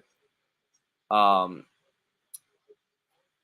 so Elias Peterson is now the 5th highest paid NHL player with that deal, trailing only Artemi Panarin of the New York Rangers, Connor McDavid of the Oilers, $12.5 million, Nate McKinnon of the Avalanche, 12.6, and Austin Matthews, 13.25. I'm guessing McDavid's going to get 13.3 million. Honestly, McDavid does deserve $15 million a year, but if he gets that much, you're not going to be able to bring back Draisaitl and McDavid. So if the Oilers want to bring back both, they'll be like, look, Connor, if you want Draisaitl back, you've got to take the $13.3 million. We'll give you $15 million if you want it, but we're not going to be able to afford you and Draisaitl if you take the $15 million. If you take the $13.3 million, there's a chance we can bring back Draisaitl. I think that's going to be the thought process for Edmonton because McDavid's a 2025 UFA and Draisaitl's a UFA after this year. And McDavid deserves to be the highest paid player in the NHL, but at the same time, if he takes $15 million over 13.3, there's no guarantee you can bring your teammate back. So we'll see what happens there. But yeah, combine.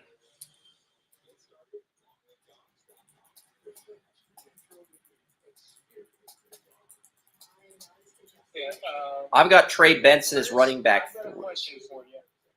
What do you expect out of what quarterback do you expect to put on the best show, to impress the most that is working out here today? I think McCarthy is going to go off today, the Michigan quarterback. I think he's going to have an amazing day at the combine.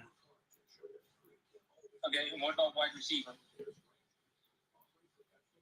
I feel like, Romo Dunze is working out today. He should have a big day. I think Keon Coleman has a big day as well, as does Troy Franklin. Because one of the things I sent you was Troy Franklin seems to have, more mutual interest with Cleveland after their meeting. So that'll be interesting for me as a Cleveland fan to watch that. But I'm looking at Adoree Mitchell from Texas. I'm wondering what he's going to be able to do. Yeah, I've got Jonathan Brooks as RB2 now, and I've got Trey Benson as RB3. I still like Blake Corum in the 3rd round, but I think Corum is probably RB4 right now at the moment. I think Allen, Brooks, and Benson. I like Corum. Corum checks more boxes than Benson, but the thing is, Corum's 23 and Benson's 21. Yeah, and I know the comparisons. There have been several comparisons thrown out there. Is Corum if a poor man's this and Corum's going to be 24 in November, so he's going to turn 24 during his rookie season. That's the other thing. I'm looking at Jamal Lewis type of runner for Blake Corum. He's a one-cut back, so is Jamal Lewis, but he's between the tackles, put your nose in, make one cut. Yeah.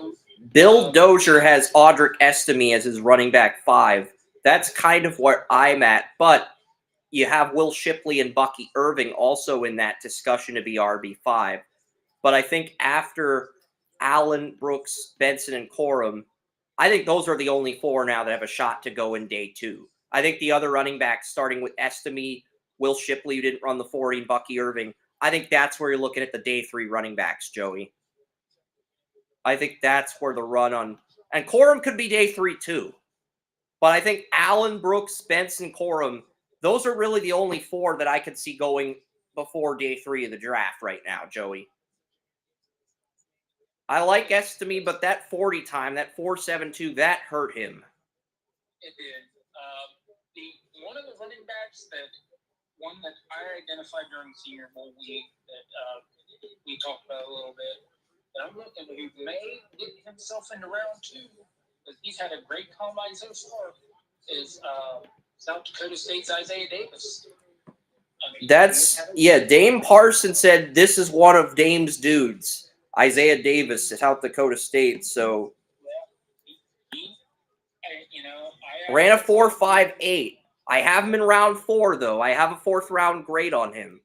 I have him and Dylan Johnson and Jalen Wright all sort of jockeying with each other for RB7. So after Estime, my RB5, I've got Shipley, Irving, Wright, Johnson, Isaiah Davis. I've got running backs 5 through 10 all in round 4. And here's the thing with him. He averaged almost 7 yards of carry, 1,600 yards. What really hurts him, though, even though he had 18 touchdowns, he also had 236 carries. So that's going to hurt him. 6'1", 220 pounds. He's had a good combine so far, ran good routes, caught the ball well. So he is really good. But between 2022 and 2023, 249 carries, 236 carries, and then he had 96 and 95 in 2020 and 2021. So he has a lot of freaking carries, but at the same time, he's had 21 receptions and 23 receptions in 22 and 23, respectively. So, and he's averaging over 8 yards per reception on each year.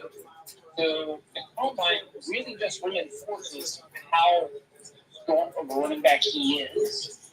The question is, people are going to look at it and say 40 time. He ran a 4.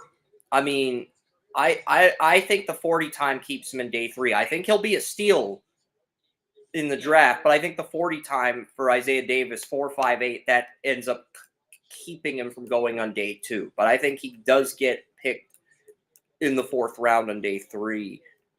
Yeah, but he is one of them that could surprise some people, and he could be the because running back 5 through 10 is wide open, Joey. Because I'm going back, editing my running back rankings from September on the news ticker. I've got Estime as RB5, but I've got a 4th round grade on Estime, not a 3rd. You got Will Shipley, you got Bucky Irving, you got Jalen Wright, Dylan Johnson, and Isaiah Davis, all in the discussion to be that 5th running back off the board after the top 4 guys. And Bucky Irving was, that kind of reinforced. I've had a day 3 grade on Irving. The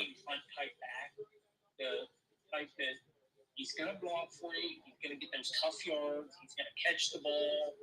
He's going to do all those things, but he's not going to be that big, explosive back. He's just going to be that guy that he might come on strong, but for the most part of his career, he's going to be that tough back that gets you those needed yards, which is something that every team needs, but he's not going to be that flashy dude. He's going to be the outlet. He's going to be the tough yard runner. He's going to be that guy between the tackles.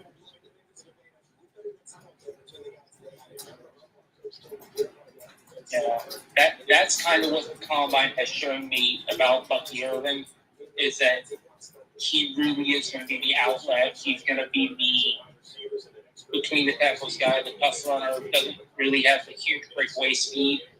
A very good back. Yeah. Does not the guy. I guess you could say.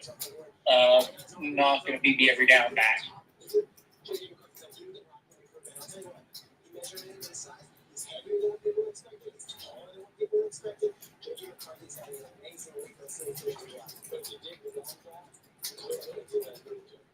Yeah, so I have Estime as running back 5 because I love what Estime can do in pass protection. But Estime did not have a good 40. And any of these other running backs, Shipley, Bucky Irving, Jalen Wright, Dylan Johnson, Isaiah Davis, any of those guys could jump him to be the 5th running back drafted and the first running back off the board on day 3. And that's if no running back gets picked in round 2. I think Allen, Brooks both have a shot to go in round 2 because they're both 20.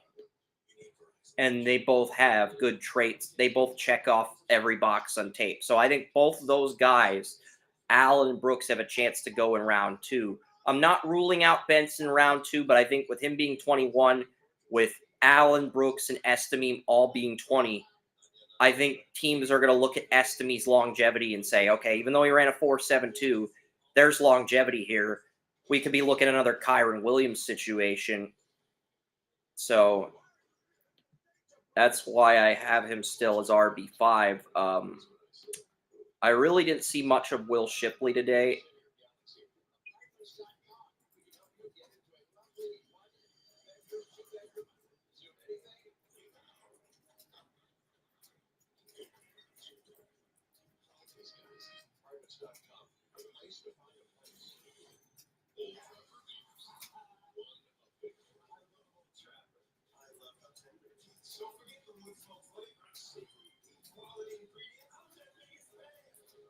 Yeah, it's 3. I'm guessing you're going to have to get off this call soon, go do your taxes, and then we'll come back and we'll be on talk show for the rest of the combine. I'm guessing that's the situation we're looking at. I've got a little more time left, so I'm not. You're not in a hurry, but it's like 3:30 or 3:40. It's 3 right now. It's 3. Okay, yes, I still got a little more time, so we can talk a little bit more, but then after that, you're going to go do your taxes, and then you're probably going to come back to talk show where we'll, that's, we'll meet up. Yeah, that's fine. Just double checking where, so Bucky Irving is running back 7, Jalen Wright. Honestly, I think Vidal's a guy who I should move up. Vidal had a good day. I mean, he ran a good 40 time. He did go off in that game. I had Vidal in round 6. I at least feel like I got to move him up to round 5. And that's not a knock on Marshawn Lloyd, Frank Gore Jr., Rasheen Ali, Cody Schrader. Cody Schrader and Lobb might be round 6 guys, but I think Vidal at running back 18, that's way too low for Vidal. That's just my personal opinion, but and Sheridan had a good day too for Monmouth, but like honestly, I want to move Vidal all the way up to RB11 behind Isaiah Davis. I think that's where Vidal goes. I'm also going to move Sheridan up. I'm going to move Sheridan up because I thought the running back, I'm moving Sheridan up because Sheridan had a good day.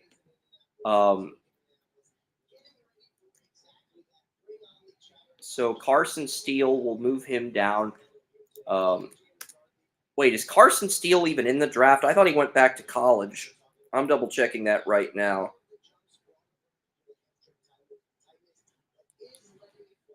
Because I'm not even sure. He's in the train. He went in the portal. No, it says, or is he in the draft? No, he declared the draft. Yeah, he's in the draft. So Carson Steele, I'm going to have to move somebody down to round 6, and it's probably going to be Carson Steele or Cody Schrader. Those are the guys I'll probably have to end up moving down. Schrader probably will move Because the guys I had in round 6 both did enough to move up a round. Kamani Vidal and Jaden Sheridan. I had round 6 grades on both of them. Both those guys actually did enough to move up to the 5th round. I don't think either guy did enough to move into round 4, but I think both guys did enough to move into round 5. And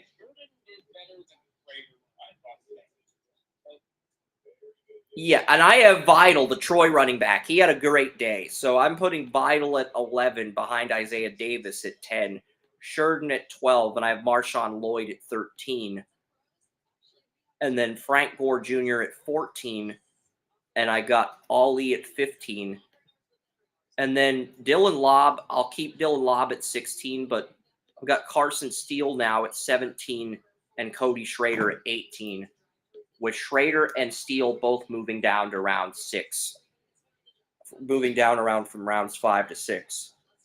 I've still got Ray Davis and McClellan in round 7, but,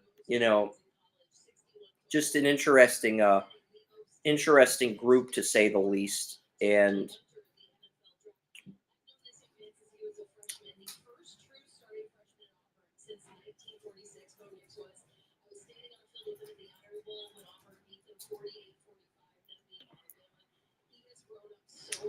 because even though Vidal had a good 40 time, I wasn't really blown away by him in the on-the-field drills. But that doesn't mean he can't be the guy. Jalen Wright. I thought Jalen Wright did better in the on-the-field drills than Vidal. And I thought Vidal had a good 40 time. So, Tennessee running back and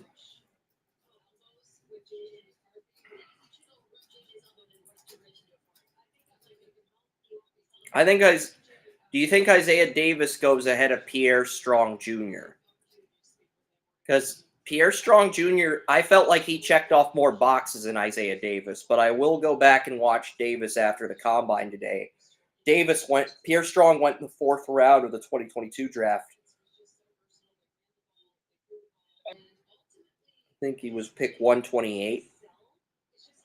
So I think it's about similar because they're different types of backs.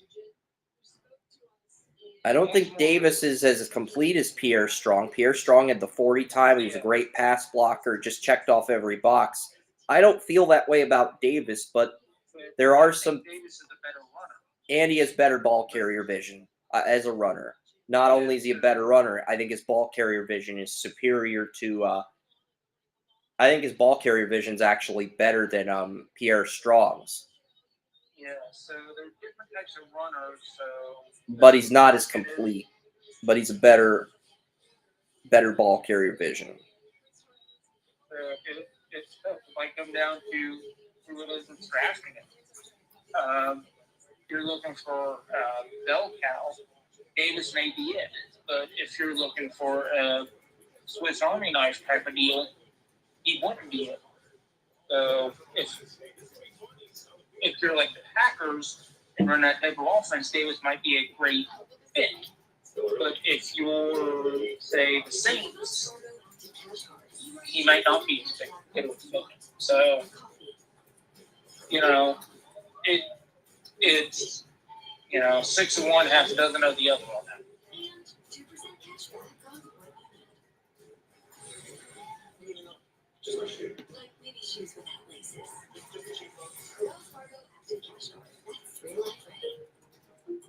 What's up at DQ? 2 sauced and tossed chicken strip baskets, all like meat chicken, and your choice of new famous flavors like honey barbecue or new Parmesan garlic. Hurry in! We enjoy flavors at DQ. DQ.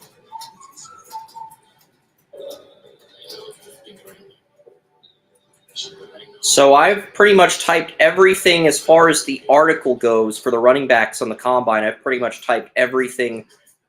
Is it as detail-oriented as my other positions? No, but I was trying to get the weigh-ins for the other positions. So instead of just going drill by drill, I'm going to go running back by running back and just keep it short, simple, to the point to save us some time. And then,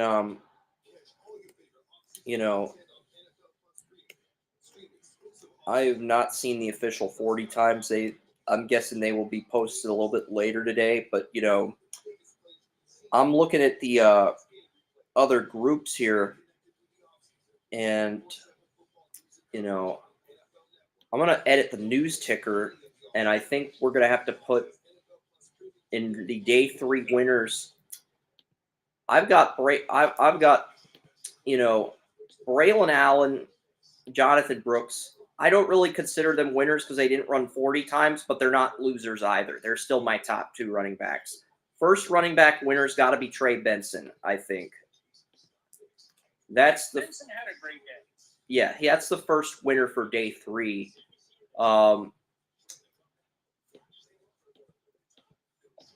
Thinking here, my second winner is probably going to be Kamani Vital of Troy, and then Sheridan. I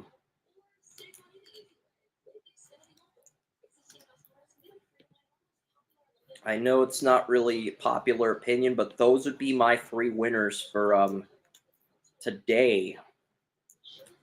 And then loser, I think, got Estime and Schrader.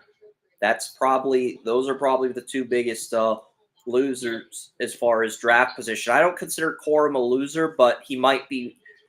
He's more of a 3rd round running back, borderline day 3 running back. So for Corum did impress with his pass catching because I wasn't expecting much in that way.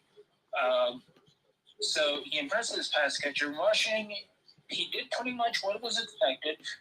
I think the only running backs that enter the loser category would probably be Schrader and Estime. That's it. Because even though Jalen Wright didn't have the best 40 time, he made up for it in the on-the-field drills. Same with Bucky Irving. Same with Dylan Johnson. So I can't really say they're losers. Yeah, Corum, I would, in the on-the-field, he caught the ball well and ran good routes, which was unexpected. So he's not a winner, but he's not a loser either. Yeah, his position stays about the same. That's kind of where I'm at with him. Yeah, he was better than expected. So I've got 3 winners: Trey Benson, Vital, and Jaden Sheridan, and my losers are Estime and Schrader. I think that's fair. For the running back group, I think that's a fair evaluation. Yeah, it is. It's like if and the way I would look at it is, let's just take Blake Corum since we're talking about him anyway. It's like, did he impress me in some areas I didn't think he'd impress me in? Yes. Did he move the needle as in I would take him higher than I would have before? No. And that's what it is when it comes as like, did he move the needle? Yes. Did he move it enough for me to change my opinion? No. Okay, well. He went up a little bit, but it's kind of like if you're a basketball fan and you say, who's the greatest team of all time, and somebody says the 86 Celtics. Well, and your argument against them is, well, they only won 67 games.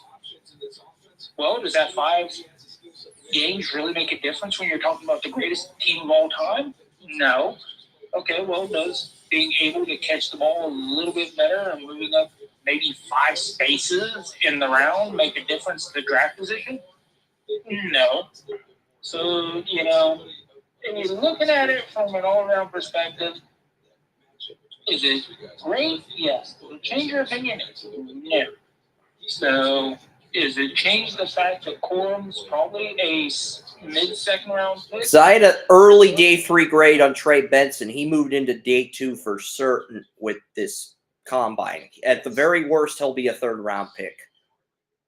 Yeah, agreed. I think Kerm took him in the 3rd round of our group mock. I think that's probably the floor for Trey Benson, like the lowest he could get drafted. I think that's the very lowest he would fall to in the draft. Trey Benson is too young and too talented, and if you put all that together... But he's not the youngest running back in the draft, and I think Brooks and Allen check off more boxes, so that's why they're 1 and 2 for me. Yeah, but he's not going to fall too hard, because you add that to Florida State's conditioning program, strength and conditioning program, which is probably number 1 in all of college sports. I mean, it's just insane. I've been around people from Florida State, and they are Rid for the Gills. This is the closest thing you're going to get to the real-life version of Shane Falco. The quarterbacks are about to run the 40s, Joey. But Sam Hartman, this is the closest you're going to get to the real-life version of Shane Falco. I think Falco was better. Falco was better, but, like, when I'm talking about Falco, I'm not talking about the arm talent. I'm talking about the hair, the moxie, the way he carries himself when he gets onto the field. That's what I'm talking. Hartman is the quarterback that most resembles Shane Falco in that respect. Maybe, but let's be nice about it when you're dealing with this. Does he really look as good as Keanu Reeves from back in the day? You don't really want to put that type of pressure on. Back in the early mid-90s, Keanu Reeves, Yeah, that movie came out, I think it was filmed in 2000, early 2000, before the Ravens Super Bowl run, because they filmed that movie at the Ravens Stadium prior to Super Bowl 35 run.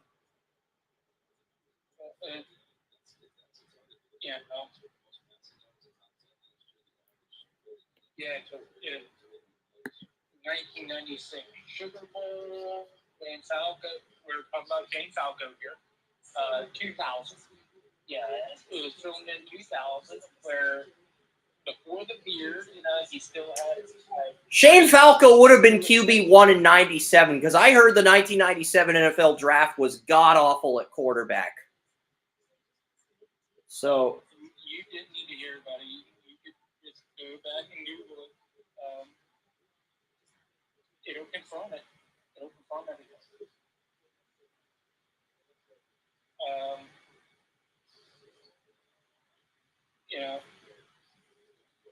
Wow.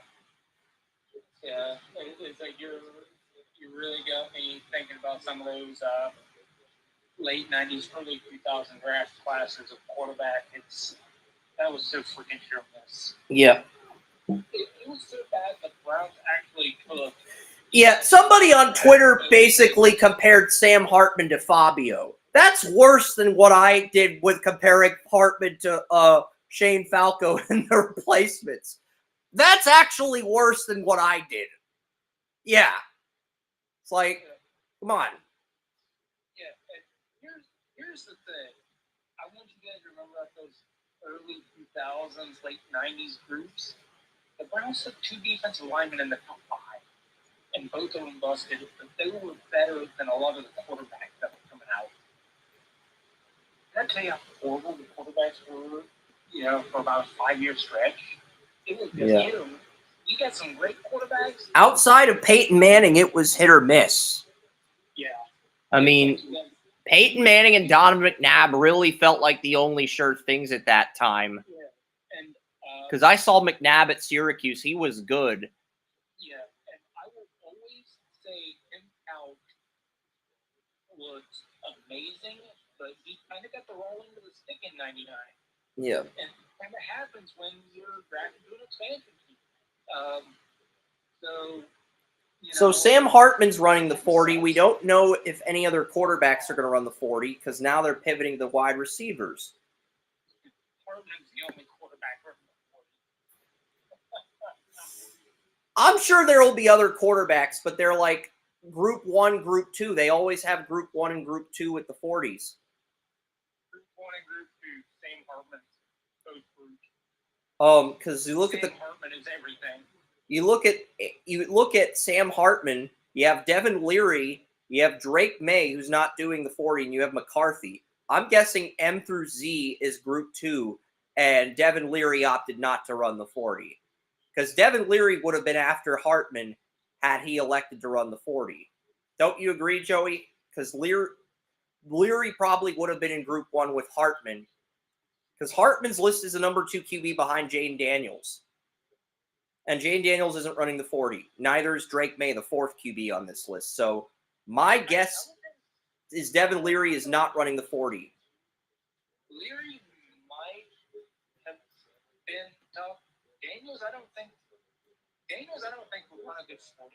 Leary, I think, have a shot. And I think Leary would have been in Group 1 with Hartman had he run. So my guess is he's not going to run the 40. Probably not. So I'm just going to go ahead and put DNP for Devin Leary and edit this if he does run the 40. Jalen Coker, Holy Cross, a dark horse. He could be the Christian Watson of this year's draft. I mean, this guy nearly single-handedly got Holy Cross a win against Boston College on the road. And Boston College's head coach is now the Packers' defensive coordinator. 4.58 for Coker.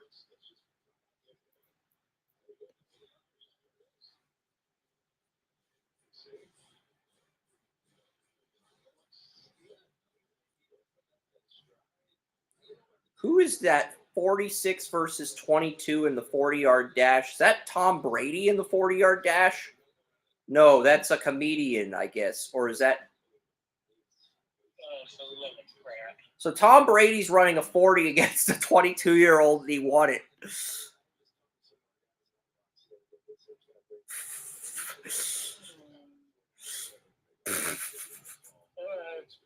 Let's just go to the Cooper. So Keon Coleman is up next. So Jalen Coker, he ran... I shouldn't make jokes about calling Jalen Coker the Coker, but I'm sorry, it was just there. Okay? It was, and it's not... Coker is good. Like, he reminds me of Christian Watson. Yeah, it was just the name, A name, but I saw his Holy Cross film versus Boston College. He stood out in that game, ran 19 out of 30 routes in the route tree, was open 13 times. I think Coker's going to be a steal in the draft. Yeah, and Keon Coleman ran a 4.64. Is that going to knock him down to day 2? Could that be our first? I wasn't expecting a 4.4, but I was expecting a high 4.5, like a 4.55 or something. He ran a 4. I'm expecting a low to mid 4.5, or low to mid 4.5 because his teammate was expected to run a 4.4, and Coleman was the top 10, 15 prospect. So, and he was supposed to be the same type of physical. Yeah, but his play dropped off at the end of the year. That's why he's now a late first-round prospect, whereas O'Dunes, Neighbors, Harrison, they're just more complete. Yeah, so that's going to be interesting because I don't think that I'm not ready to move him out of the first round yet. I know he fell to 34 in Walter's latest mock. He fell to 34 in the group mock we did. And I wisely snagged him because I'm thinking, okay, this guy's an earth sign like Drake May. They're going to have great chemistry. Let's put them on the same team because I'm not just looking at it from, we got to get the best offensive lineman, get our left tackle for May. I'm looking at what player's going to have the best chemistry with May because if we're getting a new quarterback and we need help everywhere, I want the player who has the best chemistry with my quarterback in round 2 at 34 on offense. Yeah, and maybe that's an idiotic thought process, but that's my thought process. Really, it's something that I always pay attention to the stories of drafting because you learn a lot from those. The people who were in there. One of the things the Browns did when they drafted Ken Couch, they got his opinion saying, "What wide receiver do you think you would have the best chemistry with?" And he said, "I had good chemistry with Kevin Johnson." 4.41 for Troy Franklin. I think Troy Franklin is now moved ahead of Keon Coleman. I think Franklin's film is better, but at the same time, I needed to see the 40 time before I moved Franklin ahead of Coleman because I thought his tape was better, but I needed to see him get a better 40 time than Coleman or before I could make that, okay, we're going to move him ahead of Coleman. Now we've seen that 4.41 versus 4.64. Franklin's probably wide receiver 4 now.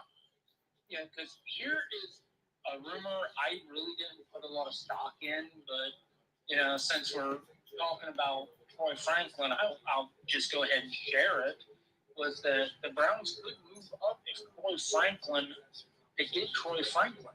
because I guess they really like him. So who would they move up with and how? I didn't put a lot of stock into it because I don't think they'll do it unless something happens that causes Franklin to fall.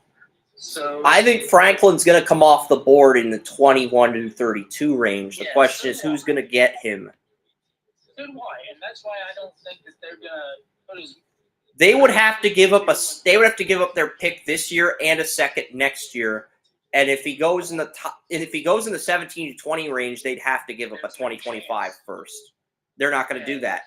Yeah, because there would be no chance of. That's why I said I wasn't going to say anything because it was, The Browns would have to give up at the bare minimum their second round pick this year and next year's second round pick, and that's if Franklin falls into the 20s. If he falls in the late teens, it's going to be a 2025 first. They're not going to do that. Yeah. Now here's the question: is like if you were the Browns general manager, would you do that? Probably Franklin. I think Franklin is worth that type of investment. I mean, I don't know if any of the receivers in next year's draft outside of Luther Burden can be special or can be that guy. Yeah, because this is a really good wide receiver draft. Next year, I don't think it was. Evan Stewart and Luther Burden are both probably top 10 picks. Reminds me of AJ Green and Julio Jones in their draft year, but outside of those two, and Travis Hunter might play receiver. Mighty high praise you got going on there.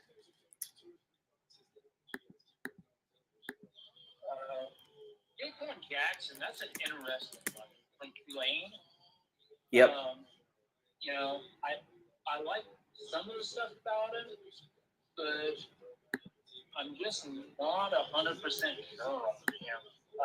Maybe it's because he comes from a smaller school, but there's a little bit of a question there. And the speed at being 5'9.5", 4.54 doesn't really put into perspective. 4.45. Oh, Torrey Horton's in the 2025 draft. I like Torrey Horton. That's interesting. NFL Mock Draft Database has Torrey Horton and Emeka Egbuka as the top two receivers in 2025. And Egbuka did return to Ohio State. Yeah. So now here's one that I really like, Cornelius Johnson. I'm interested. He ran a 4.45. Well, thank you for spoiling it. Oh, I'm ahead of you. I thought usually you're ahead of me. I'm sorry, Joey. Yeah. Usually you're ahead of me. I just assumed that was the case. Yeah, Jacksonville is like I text you yesterday telling you about the Wi-Fi. That's interesting. NFL Mock Draft Database has Curtis Rourke out of Indiana as the only first-round quarterback at 26, and then they have Cameron Ward at 45, Shadur at 49, Gary Bonahan of BYU at 51, Ewers at 55, Riley Leonard, Notre Dame quarterback at 87, Tyler Van Dyke 89, Jalen Daniels 100, Graham Mertz 108, Will Howard 115. They don't have Jalen Milroe in next year's draft. They have Drew Aller at 190. Either that's a typo. I don't think Aller's going to go that low. Even though I'm not a fan of Aller, I don't think he's going to fall that far in the draft. Yeah, because we've been talking about Aller for a couple of years now as being somebody who could potentially, be huge in this draft. So to have him that far down, I don't think that's going to happen. Yeah, they've got Nick Singleton at 189. And again, there's a warning disclaimer saying player rankings will fluctuate due to limited mock draft data. So that's like a disclaimer. Yeah. Wow. So they've got, this is interesting. I think Luther Burden's a top receiver in next year's draft, but they've got Egbuka as their number one receiver. Then Dominic Lovett to Georgia. And then Torrey Horton at 15, Moose Muhammad at 16, Brew McCoy at 18, Jimmy Horn Jr. at 30. I think those guys could go in the first round, but they're going to go after Burden and Evan Stewart. I really like Lovett and Horn. It's going to be interesting to see what happens next year with him, especially with Lovett, because he's moving into that number one receiver position. So I'm really and Egbuka's going to be the number one receiver at Ohio State, but he's going to be splitting reps with Carnell Tate, a sophomore receiver that saw minimal action as a true freshman that's expected to be the breakout player on Ohio State's offense, 5-star recruit. They've got Bryson Nesbitt out of North Carolina at number 3 overall. I'm sorry. I think Colson Loveland out of Michigan will probably be the first tight end off the board. Nesbitt could be number 2, and you also got Oscar Fulp out of Georgia, who's draft eligible as well.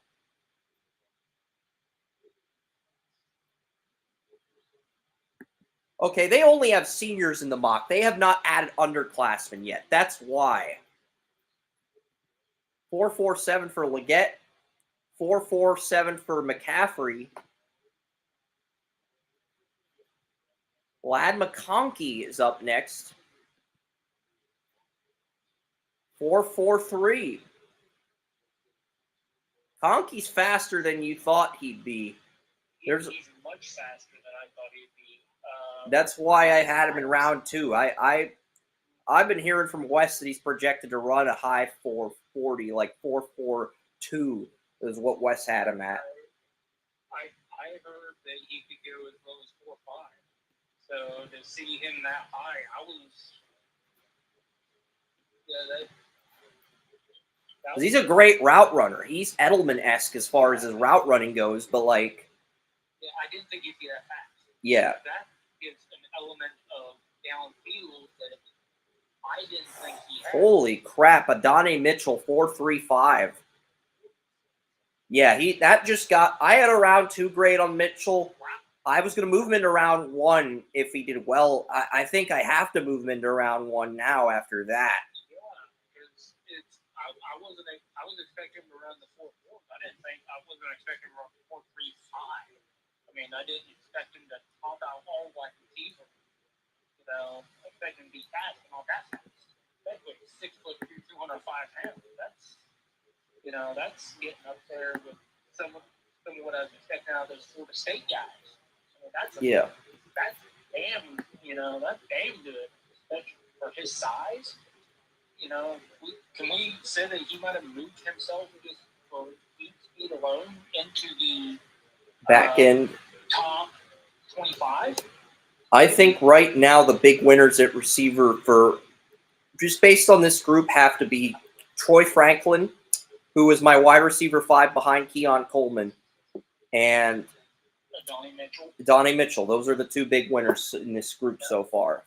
Not ready to label Keon Coleman a loser yet. I want to see what some of the other receivers in Group 2 do, like Brian Thomas, or I want to see what those guys do before I make that verdict on Coleman. I've been hearing some things about some of those guys that are going to be around 2. And so I'm interested to see, because I heard. I don't think McConkey did enough to move into round 1, but he did enough to cement his status as a round 2 guy. I think he, depending on what, I think he needs to be put into consideration for with that speed, because I do not know he has speed in the high 4.4s, because he really didn't show it in college as much as you would think. Yeah. Coker is back up.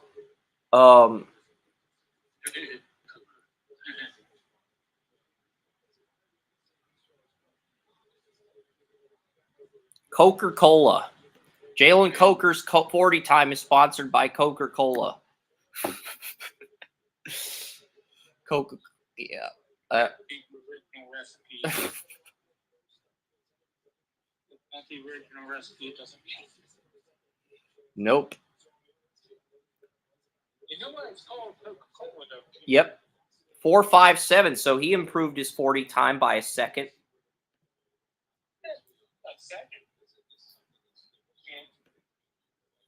I don't think you mean a second.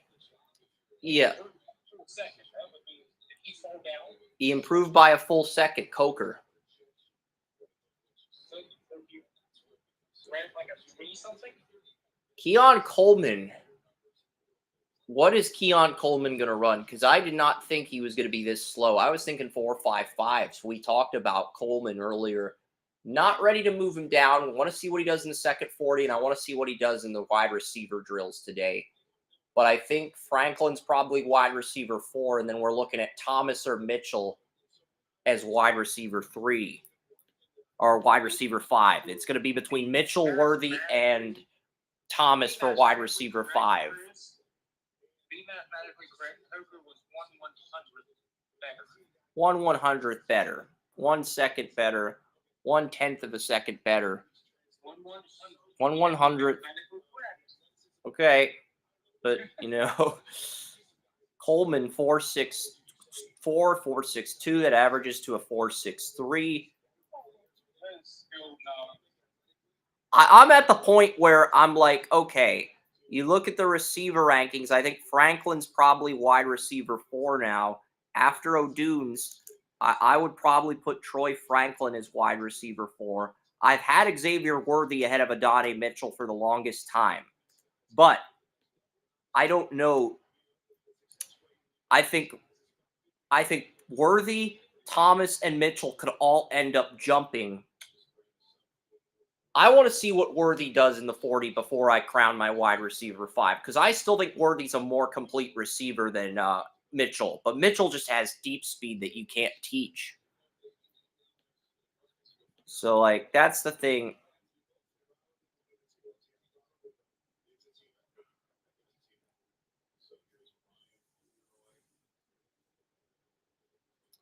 And a 4.46. That's why I'm sort of waiting to crown my wide receiver 5, because there's 2 groups, and the 2 receivers that could make that push, that could push Mitchell for that wide receiver 5 are Xavier Worthy and Brian Thomas Jr. Yeah, I've heard some interesting things about Worthy. I've heard that he could potentially run fast enough to.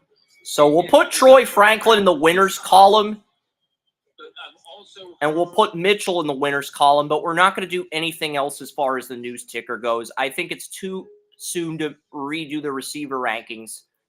It's too soon. That's just my 2 cents. It's just too soon to do that. Yeah, I've heard that Worthy could work his way into the first round with a great combine, and I've heard that he could be middle of the second. So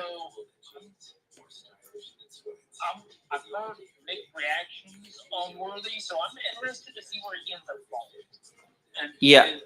And I'm going to put the receivers after the running backs in the news ticker. They'll be before the running backs on the site, but they'll be after the running backs on the news ticker as far as the winners and losers go. So Troy Franklin and Adonai Mitchell both in the winners column for our combine coverage.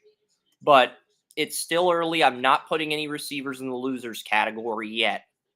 It's certainly looking like Coleman may end up in that category at the end of the day, but I'm not pulling the trigger yet because I think it's too soon. We got to see where Coleman stacks up with the other guys in the late first round consideration before we can make that verdict on Coleman. And Coleman could end up dominating in the on-the-field drills too to redeem himself after a bad 40 time. So that's why I say he's not in the losers column yet. It's a wait and see. That's. We'll see what happens. It's 3:36. I'm not sure when you have to do your taxes. Is it 3:45? I'm guessing. I haven't gotten any message yet, so we'll just keep going. I guess we'll just keep going. Yeah. How far are we on Restream? We're at 2 hours 28 minutes. So yesterday my computer froze at the 2 hour 45 minute mark of the cornerback. The cornerback rankings, safeties were about to run their 40s, and the computer froze. And then we resumed after the 40 times for the safeties. That has not happened today, but Restream only allows me to stream up to 6 hours of content. So once we get to 6 hours, I am going to have to create a second stream for the Combine, because this is going to be from 1 to 9 p.m. If you don't want to stay on that late, that's fine. I can respect that. But I got to stay on that long because I got to be up at 4 o'clock in the morning for work. And it might go till 10. That's what they're saying. It might end up going till 10 p.m. That's what I heard this morning, that even though it's only scheduled to air till 9, if things are delayed like last year's combine was supposed to end at 8. It ended at 8:37.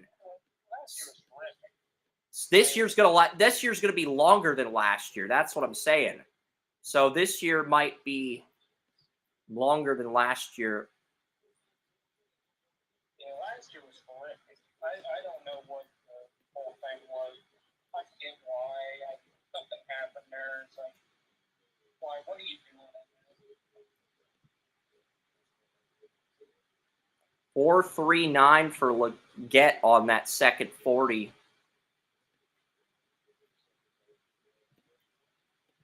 I'm going to put 4.43 for Leggett because I averaged the 240 times. But a lot of the reason I'm off with my unofficial 40 times, I average the 2 times. What most players do is they take the lesser of the 2 times and go with that time. So just explaining the process to our audience. But yeah, last year it started at 1. It was supposed to end at 8. It ended at 8:30.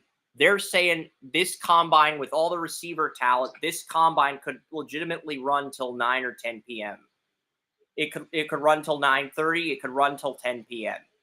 Even though they're only supposed to air it till 9, it could go till 9:30. It could go till 10.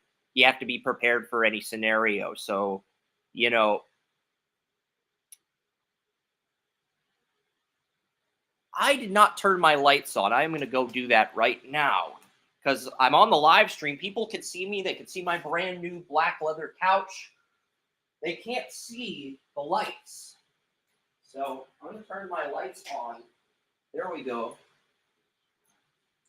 And Bub Means from Pittsburgh is up, and Bub Means runs a 4.43. So that averages out to a 4.46. And then Adonai Mitchell is up after this. You know, Allen Robinson's at the combine.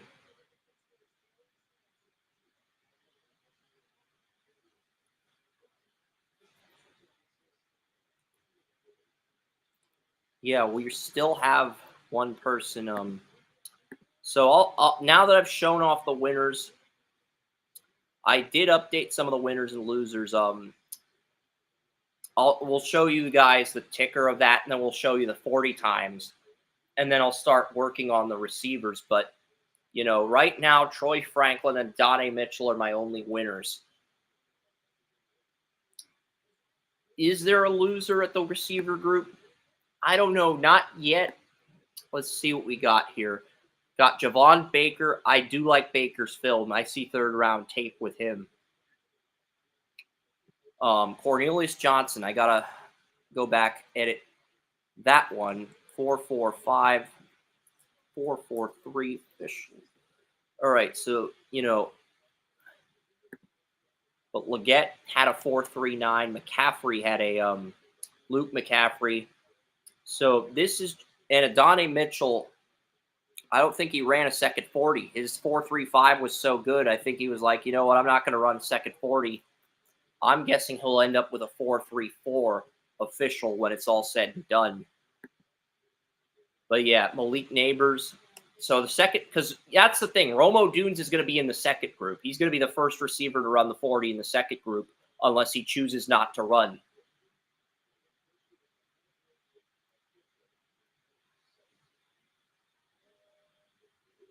Luke ran a faster 40 than his brother, Christian McCaffrey. How about that, Joey? Interesting. Because I wasn't expecting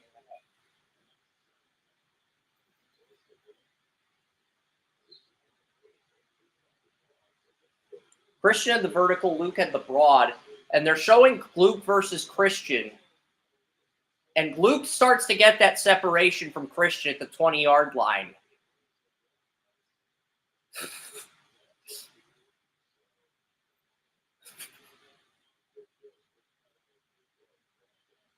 On the field drills, the headliners in this group are Keon Coleman and Adonai Mitchell. Those are the headline players. So for Group 1.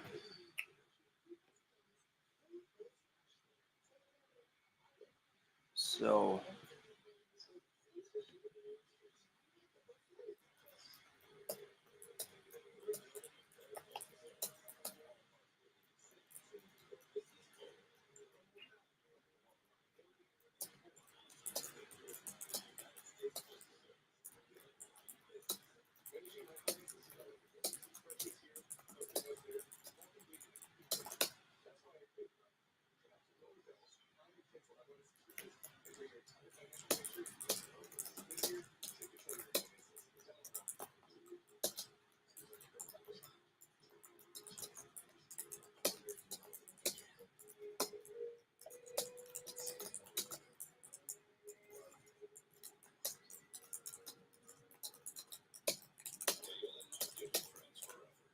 all right. I'm going to quickly use the restroom, and then I'll be back for the on-field drills. So keep other eyes there.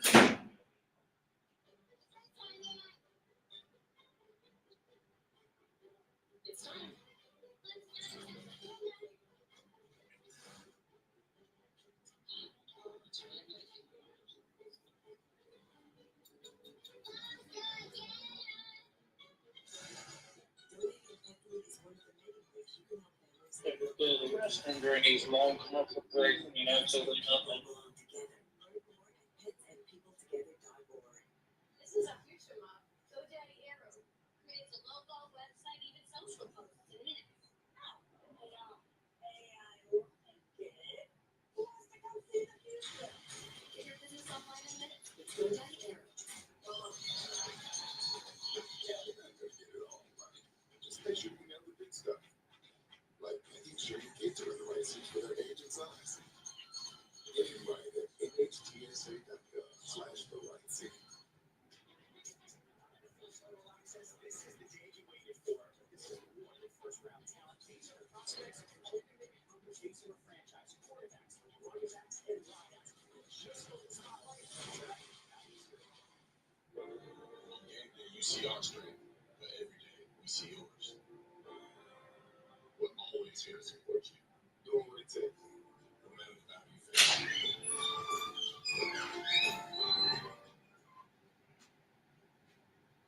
face. All right, we're back on the field drills. I was going to say, if this commercial hadn't taken a little longer, I also am going to look up what coaches have played in Alex Van Pelt's scheme.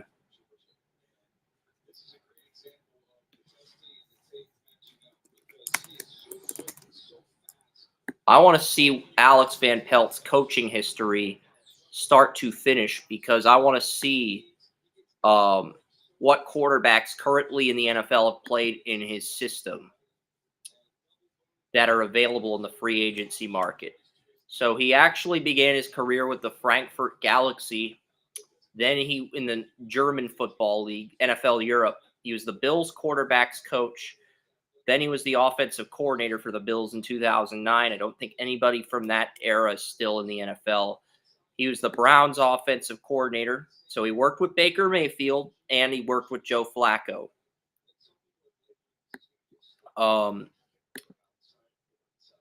He worked with the Packers. He worked with the Bengals. So he's worked with Aaron Rodgers. He was the Buccaneers. He's quarterback coach for Josh Freeman. It would be pretty hilarious if the Patriots signed Josh Freeman out of retirement. That's not going to happen. To compete with the rookie for the starting job. So it's either going to be Baker or Flacco. If they want a quarterback who's familiar with Alex Van Pelt's system, it's either going to be Baker or Flacco, because those are the only two that are familiar with his system. Yeah, you heard what I heard, that the Bucs they want to keep Baker, but may move on from him because they don't have the salary. They feel they don't have the salary cap room. Did you hear that? Yeah. So that's an interesting twist. I honestly think Baker would have more success in New England compared to Tampa, because Buccaneers offensive coordinator is not going to be as good as Dave Canales. And this is what I said would happen. Baker was going to do well with Canales, and then once they replace Canales, he's going to turn into Daniel Jones if they pay him. That's honestly what I think is going to happen. Well, I don't think Baker's competitive nature will allow that, but at the same time, it's the NFL. We've all seen how these things work. So, I mean, it's awesome. Liam Cohen was the offensive coordinator at Kentucky for Devin Leary this year, but he was the Rams offensive coordinator for Sean McVay in 2022 when the Rams went 5-12. That's Baker's new offensive coordinator.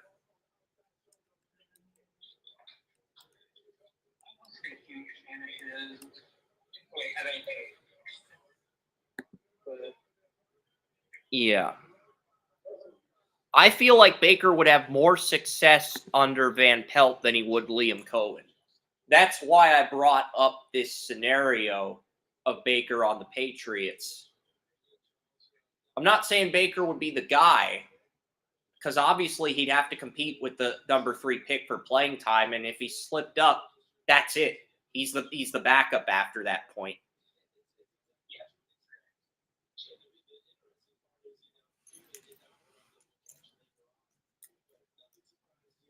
What drill is this, Joey, where the receivers are running deep routes? Oh, over the shoulder drill. We saw the tight ends do this yesterday.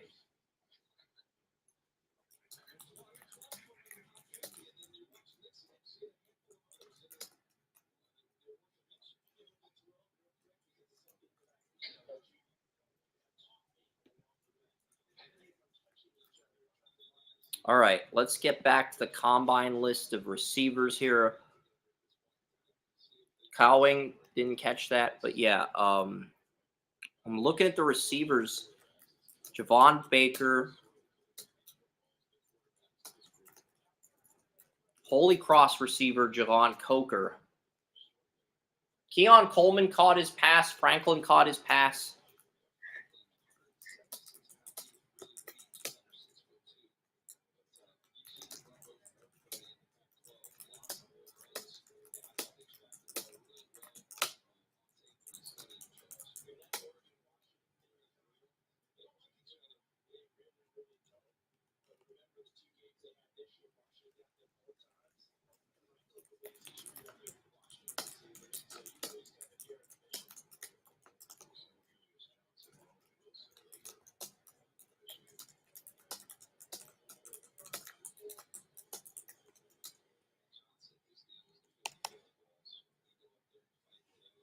Okay, Anthony Gold. I had a 7th on Gold. Why the hell do we have a Gold list as a first rounder? Come on.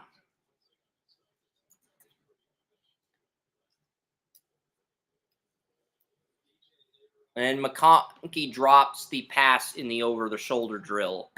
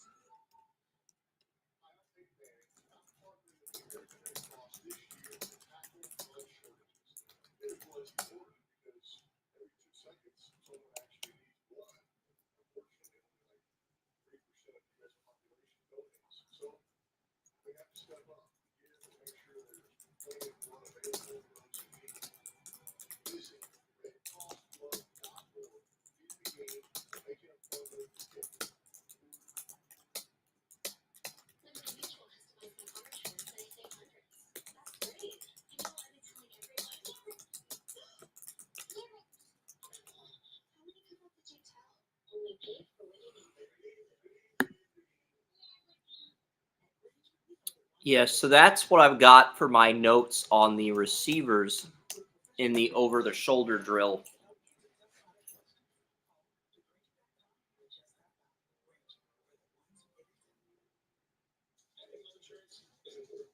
So if anyone in your family has Medicaid or shit, listen up. Check the mail for your uniform. Go take the phone. And mail the package right away, so you don't lose your coverage. If you do lose your coverage, visit healthcare.gov to see if you're eligible to enroll in the protocols and follow the health plan. Healthcare.gov. There you go. GMFB is on the air. Let's go, team. Everybody feels like a winner today. Wake up for all things football. This guy is a game changer. The best in the league. For celebrities who love football, there's a football game. There's an offensive player who loves football that breathes football. He could be the greatest in the league this season. Yeah, that's what I'm talking about. That player named Jamal McCown. How do we call that? No point football. Coming at 7 on NFL Network. My dad was a farmer. The guy was bigger than life. He wasn't someone that liked to show his emotion or liked to show when he was struggling. But we all struggle. I want to show emotion to my kids. It's something that brings me so much joy. And I want them to see me working through things. Allow your kids to know that it's okay to struggle. That even dad doesn't know the answer sometimes, but we're going to figure it out together.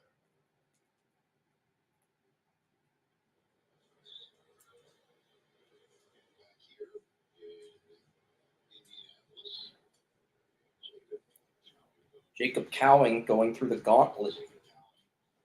talk about productive and posting. I mean, he caught a pass race in 57 straight games in college. Never missed a game in 5 years. That's good. That's power of that ability. That's what's your best ability. Really good. It's Jordan. Stay on the line. The hard thing is when you follow the line, you get on to the next one.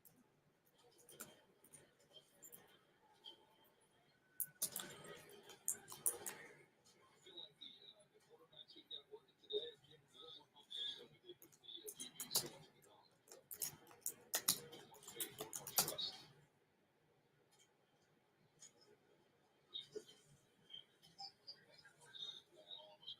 Yeah, that's looking down. It's probably because we have the combine quarterbacks and not area scouts throwing the drill. I think that might be why it feels like they're coming with a little more pace. Different throwers. Okay, so we got Marty, I see Marvin, I see McCarthy. Is that mix out there too?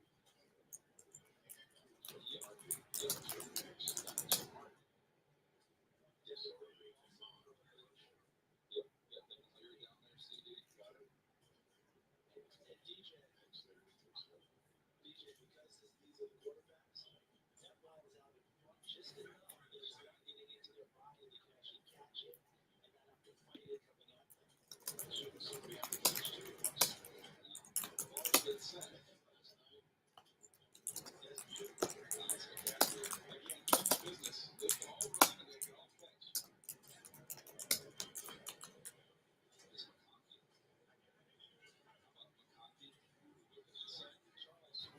Let's go back to 2021 Georgia. That offense was George Pickens, Adonai Mitchell, Larry McConkey, Darnell Washington, Brock Bowers. With the offensive line with Robert Jones and Marius Mims and Cedric Van Pran, the running back was Jake Swift. Were they good? I think they were pretty good. Yeah, I'd say that they're pretty good. And McConkey told me when he first got there, all the guys were looking at him and asking who the scout team, what guy was, who's the walk on. And he said, I had to learn that first year, but after that, they figured it out. He's one of those guys that's a line counter. When he first shows up, you're counting the line to try and get to go up against them. After one rep, you want to avoid line McConkey in one-on-ones. All right, we just watched this drill here. The gauntlet. Let's go back to last year. We discussed this earlier with the DBs, but that still shows who we can do it. Think about the year he had in his rookie year with the Rams. Not only catching every ball, but we actually can time it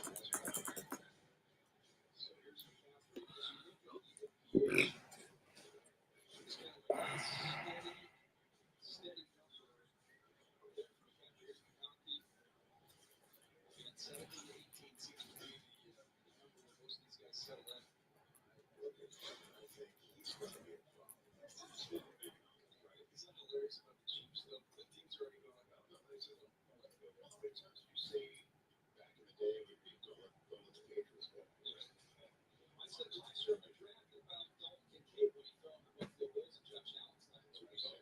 But in Kansas City that night, yes.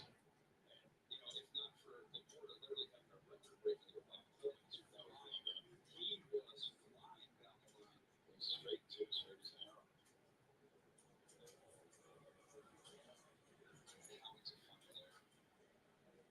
He's going to be so quick in the slot. Over 5'8". You can pitch him the ball on some of those little shovels and let him make things happen with ball in his hands. I love that angle because you can see how straight down the line to right down the 30 on the line. He's reading a little bit more. Yeah, see him getting all outside the numbers. The thing when you're keeping away from the ball, you give yourself more time. They don't want to see that. Want to see you up that line. You get the same throw every way when you stay on the line. Give yourself more room to react. If you're also not on the line on the field, you're giving the defensive back more time room to go get the ball. Catch up. By the way, Tulu's a great name. Tulu Griffin's a great, that's just a great wide receiver name. That just rolls off the tongue. Jamar Jackson is a quarterback. She gets to see him next week. He's a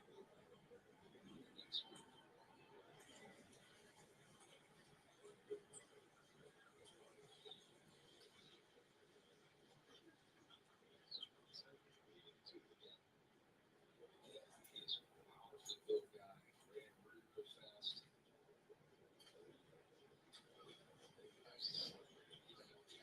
He catches a lot of 50-50 balls too. Little jump balls down the field. Really builds his speed.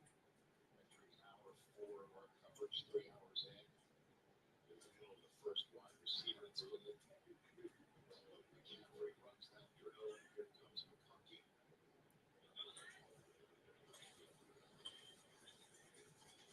Straight down the 30, and he's just rolling. Oh, last one got him. He looked up to turn it up, and didn't see it all the way in.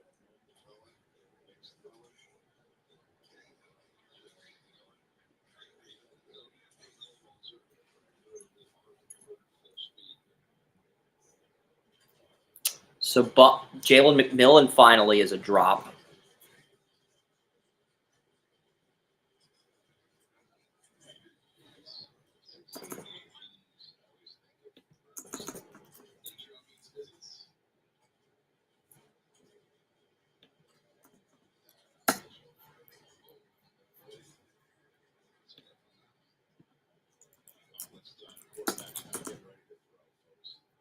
So really only 4 receivers went through the first 2 drills without a drop. Troy Franklin, Anthony Gold, Cornelius Johnson, and Bub Means. Those are the only receivers with 0 drops on the day after 3 drills.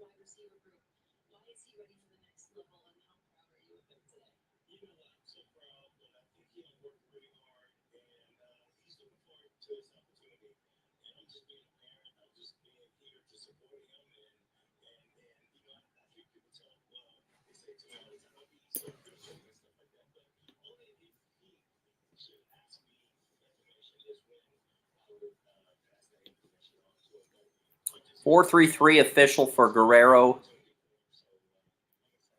Yeah, Dane Brugler tweeted the official 40 times. 438 for Wright. 439 for Benson. So I am getting the official 40 times here.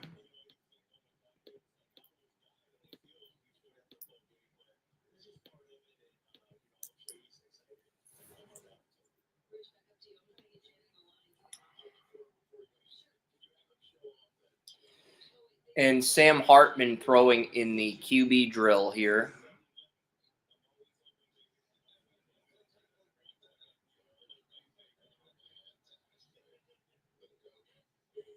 Devin Leary is throwing in the QB drills.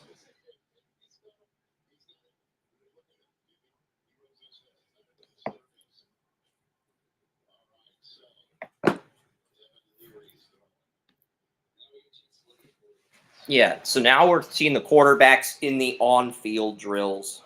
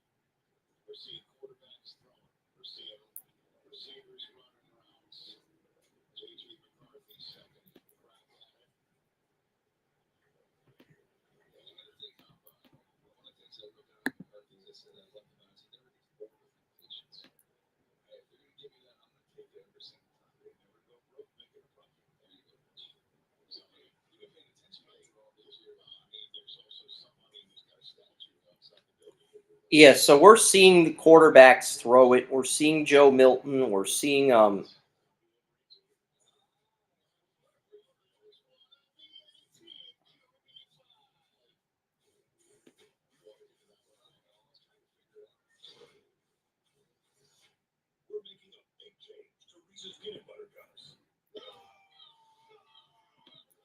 McCarthy, Milton, and Nix not running the 40 times, but throwing.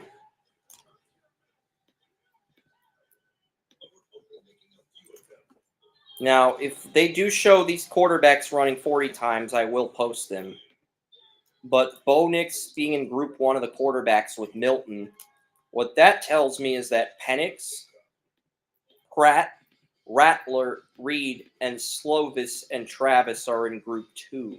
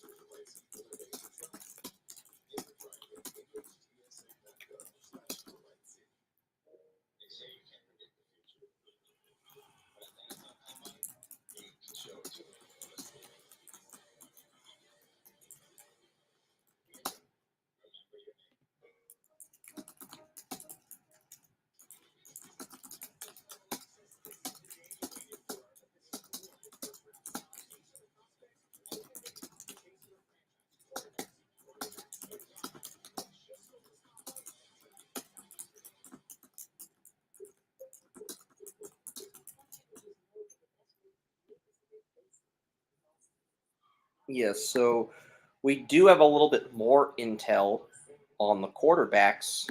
Quarterbacks were just throwing some passes, like some slants.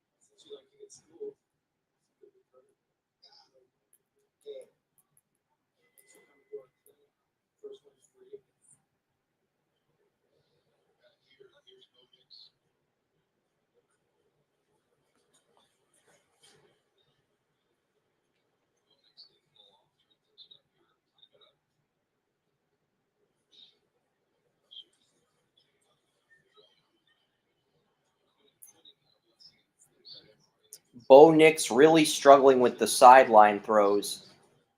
Hartman also struggling with the sideline throws.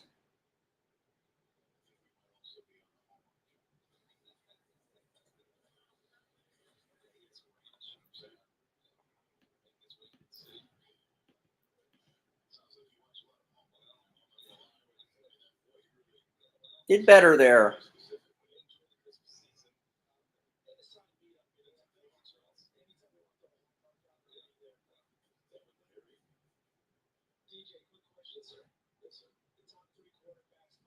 So McCarthy and Milton are the only two QBs without an incompletion. Oof, that was a bad pass.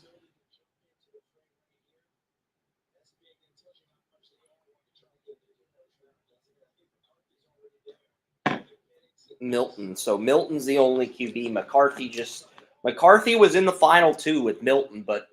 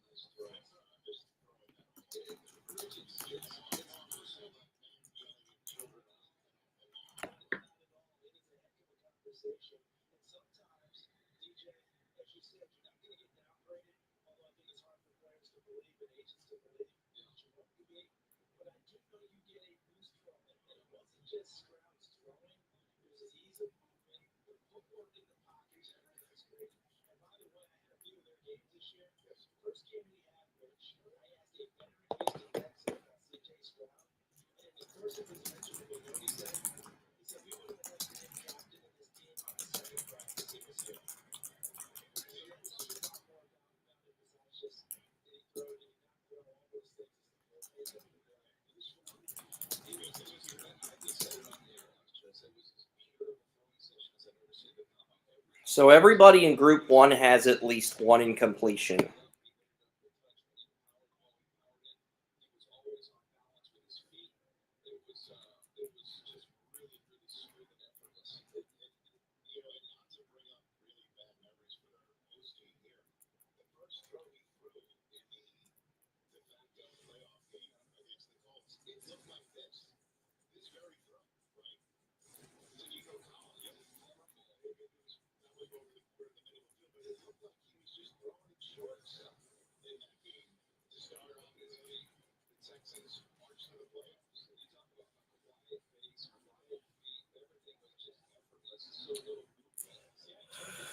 So that's interesting. So neither quarterback, none of the Group 1 quarterbacks could go the distance.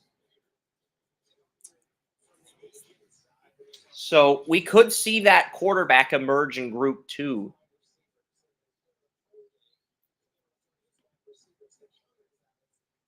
And all the quarterbacks struggled with the sideline throws. We didn't see Milton make a sideline throw at the combine. He didn't get the chance to make a throw. The coaches said, okay, we're moving on to the next drill before he even got an opportunity to make a sideline throw.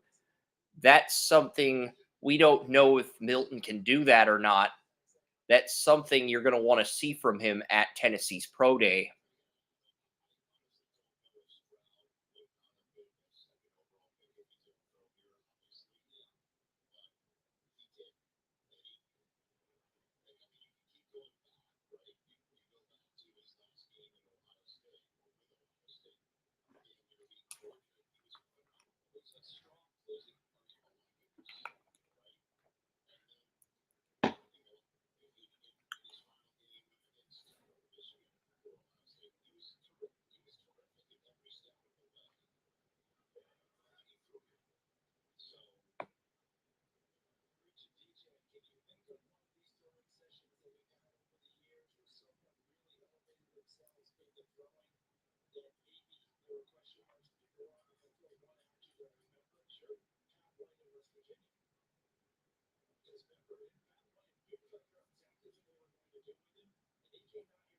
I don't know why I'm in my ear.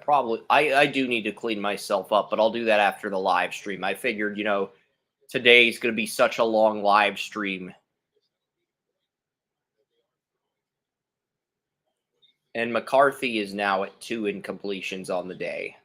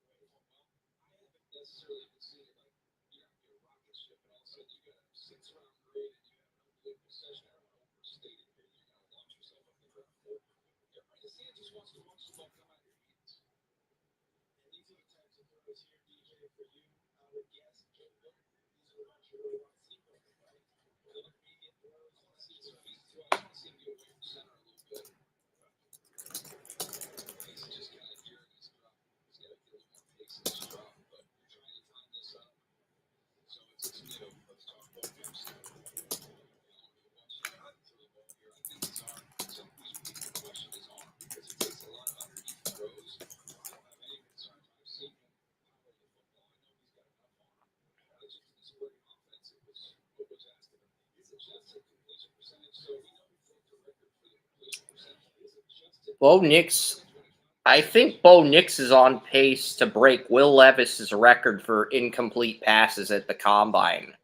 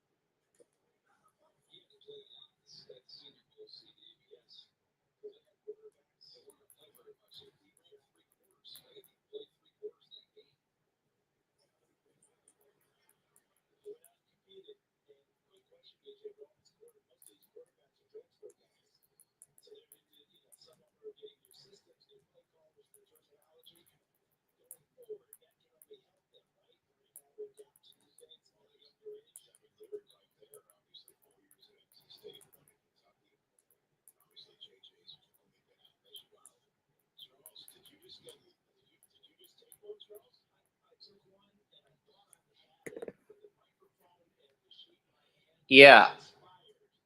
It's just, there's number 2 for Milton.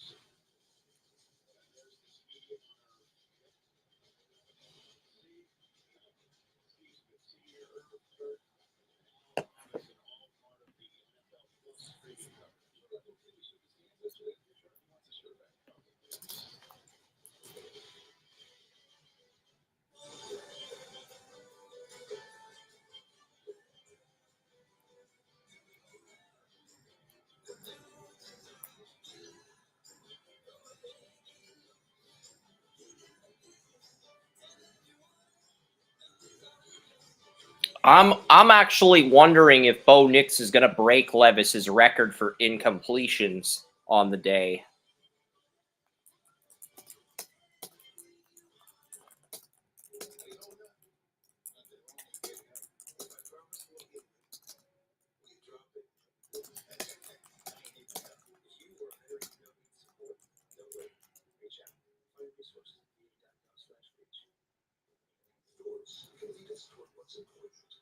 Your dedicated Fidelity advisor will be there for local stores. By working with you on a retirement income plan designed to balance growth and guaranteed income, because doors are meant to be open. Hi, I'm Smokey Bear, and I'm here to assist to help you out. Because only you can prevent wildfires. And Assistant Smokey Bear, only Papa Bear is at the really up there. You did it. Good job. So, what's your take on these codes? Don't just toss them out. Put them in a metal container because those embers can start a wildfire. I understand. The stakes are high. So that is interesting to say the least. Bo Nix is on pace to break that record. Last year, Will Levis had a.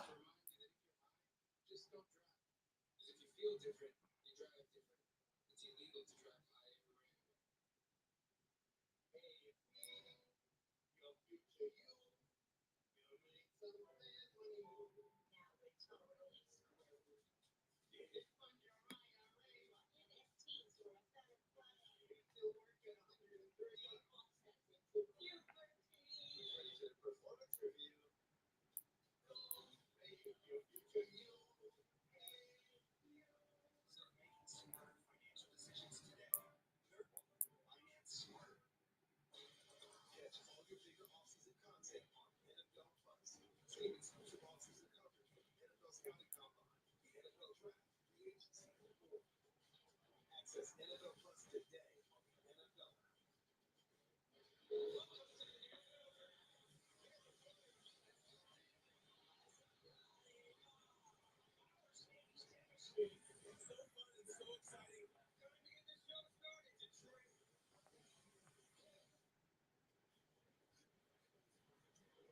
40-yard dash times are in.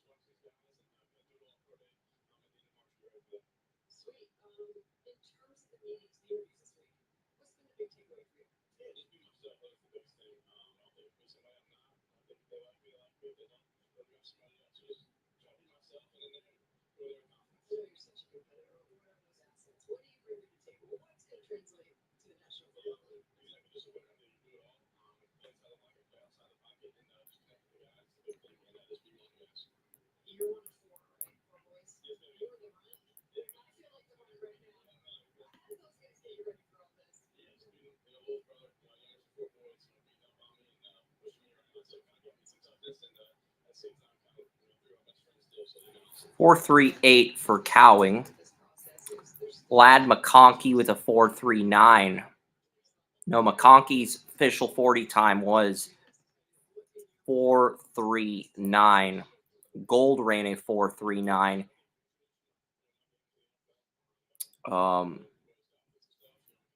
Leggett ran a 4.39.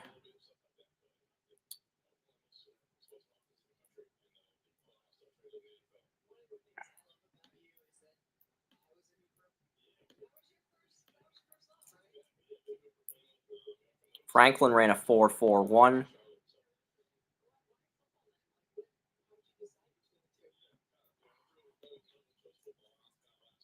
Jackson ran a 4.42.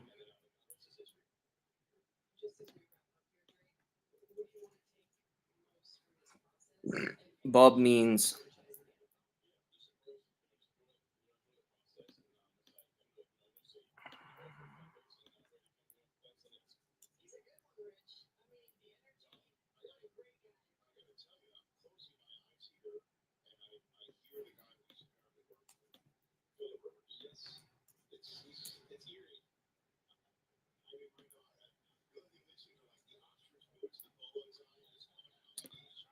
.444 for Cornelius Johnson.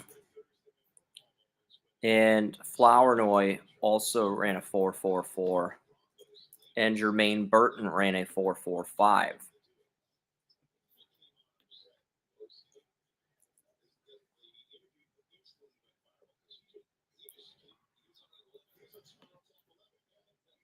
And Anus Smith is not going to be running the 40. Had a injury leading up to the combine, so he is not going to be running the 40.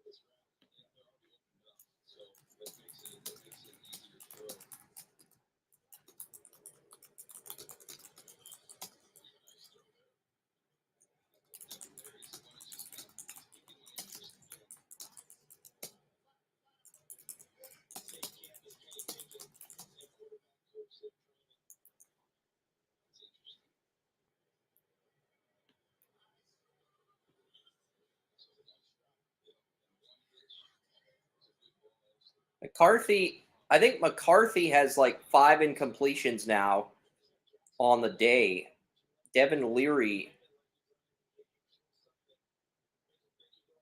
5 incompletions, 5 for Leary, 4 for Hartman, I believe. Hartman is now, and Milton's only got 2 incompletions on the day. He has the fewest in Group 1.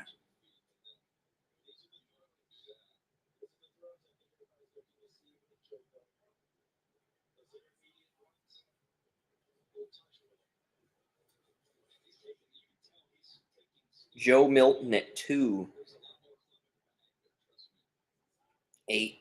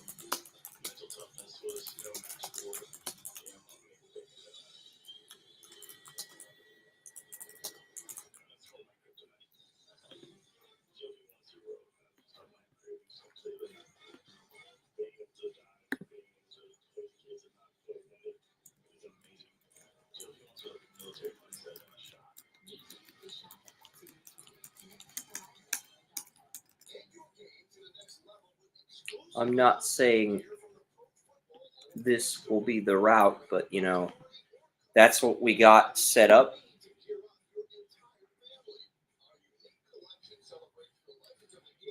Yeah, those are all paragraphs. But yeah,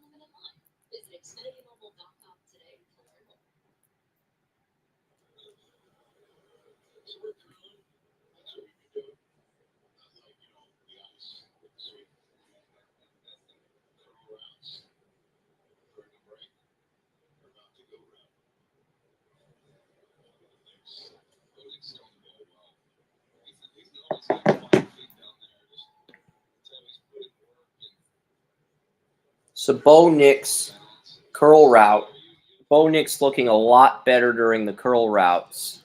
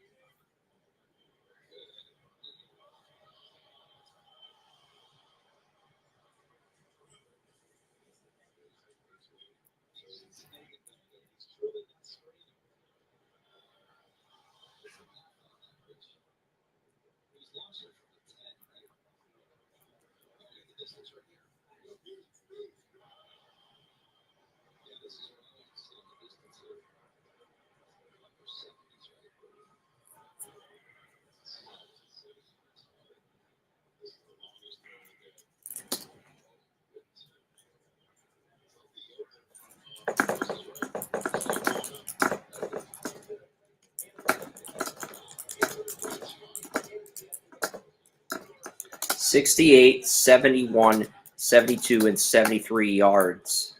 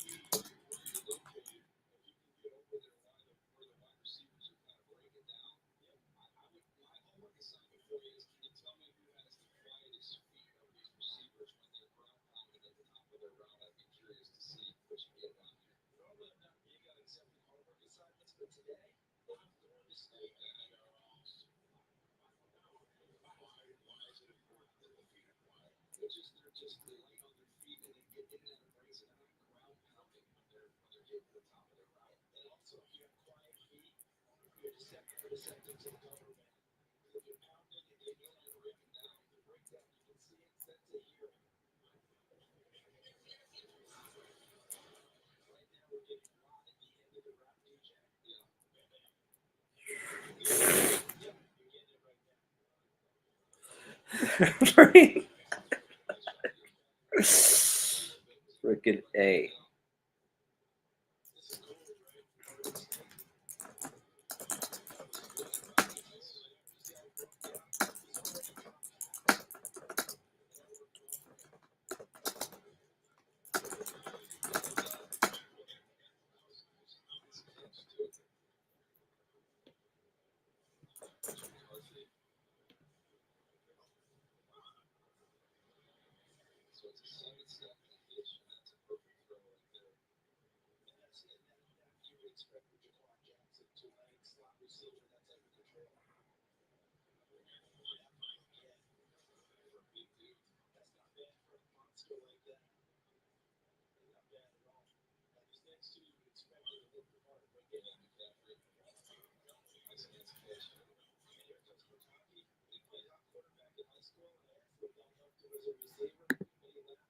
Yeah, we're at the 337 mark on Restream. it's not the same token for him after that push because usually said, oh, that was my eyes and everything else. He said, not for me. Some of the big receivers were just saying, done a nice job with that.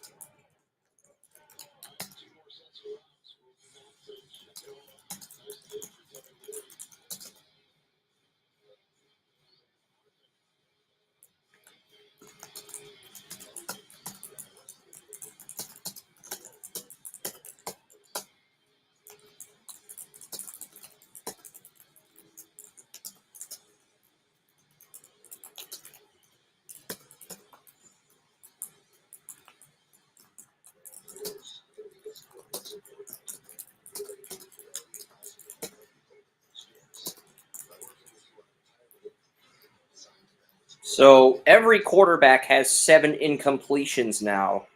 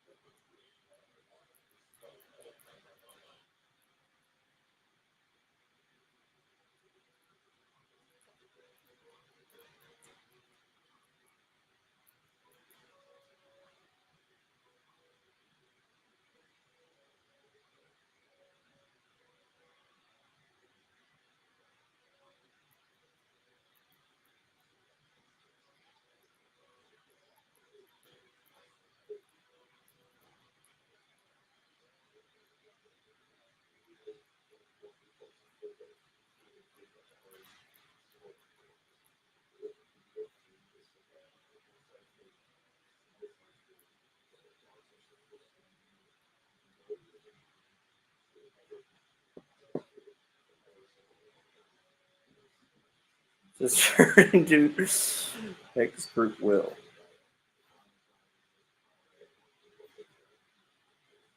This has turned into beer fest at the NFL Combine. It has.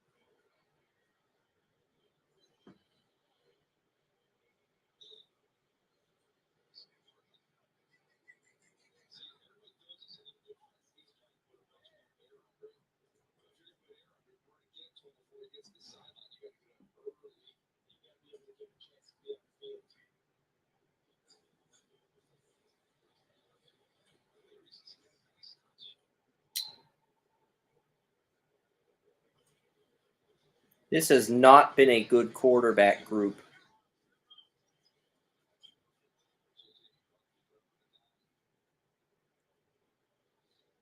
That was a catch by McCarthy.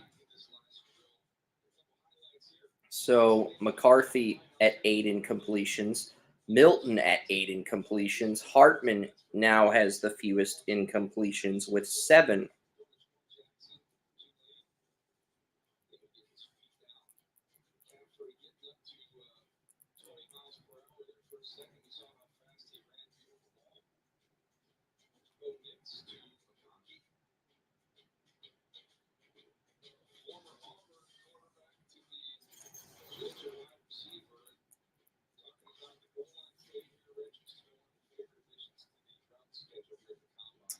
This is not, and it feels like a game of mini golf where everybody's over par. That's kind of where we're at with the quarterbacks in this group.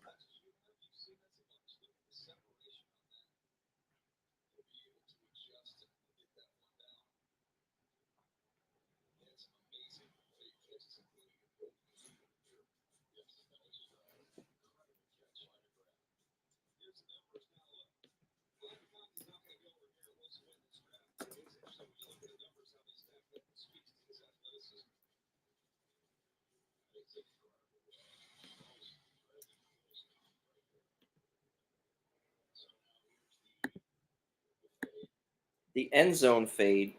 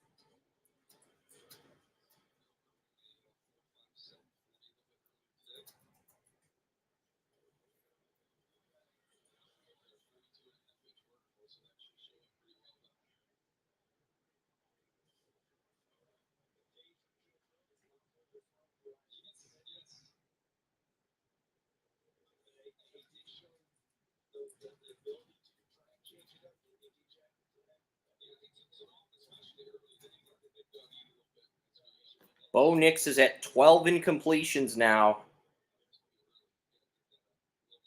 13 incompletions for Bo Nix.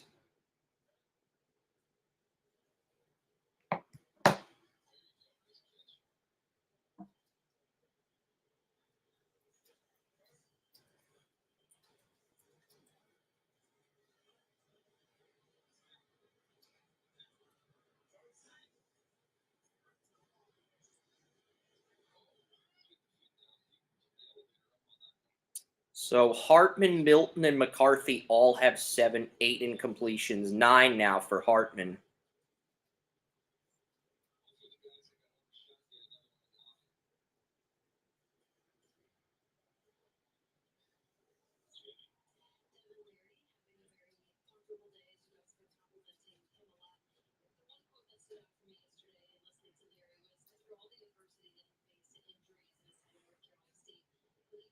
And we're at the point, Hartman at 9 now.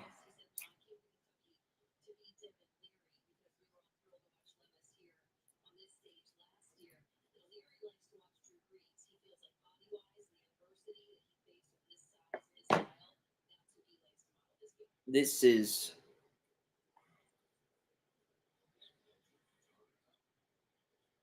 Is that a catch?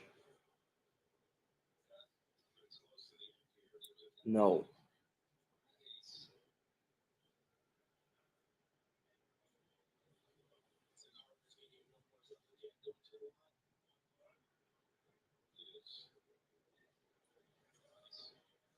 Hartman's at 10 incompletions now.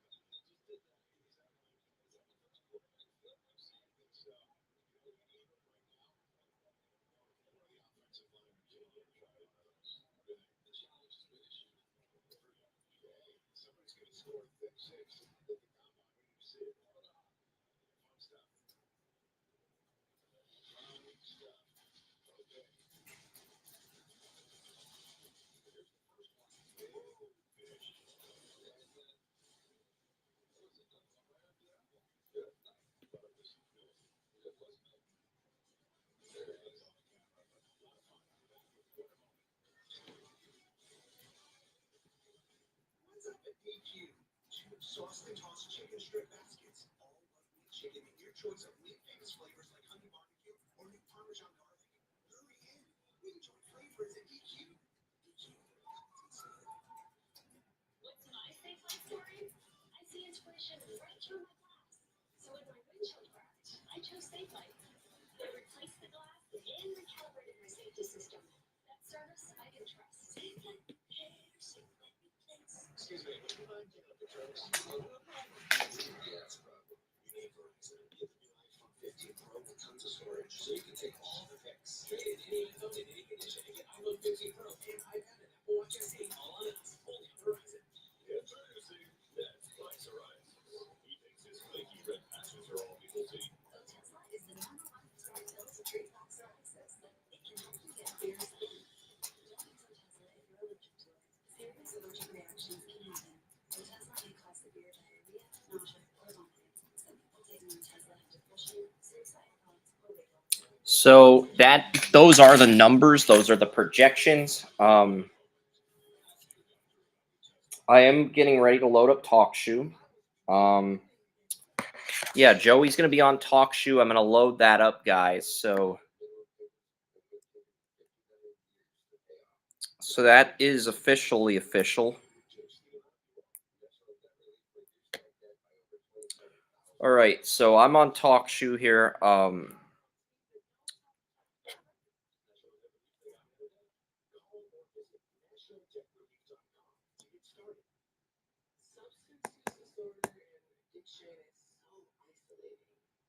So this is my couch. I'll turn my camera off. But yeah, I'll just wait for Joey, and yeah.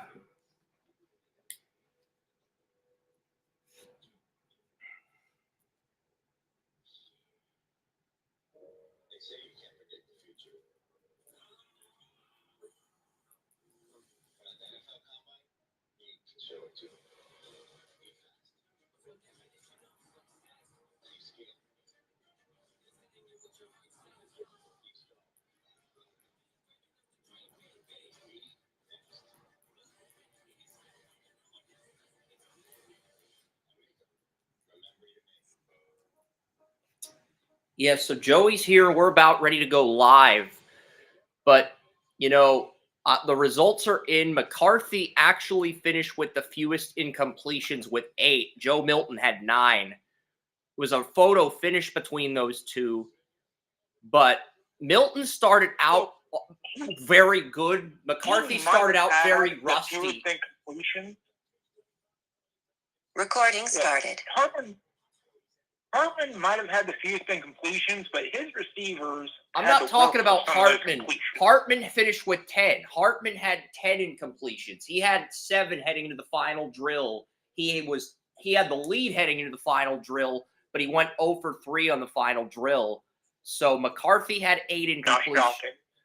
McCarthy had 8 incompletions. Joe Milton had 9. Sam Hartman and Leary both had 10, and Bo Nix had 13 incompletions, one shy of what Will Levis had a year ago.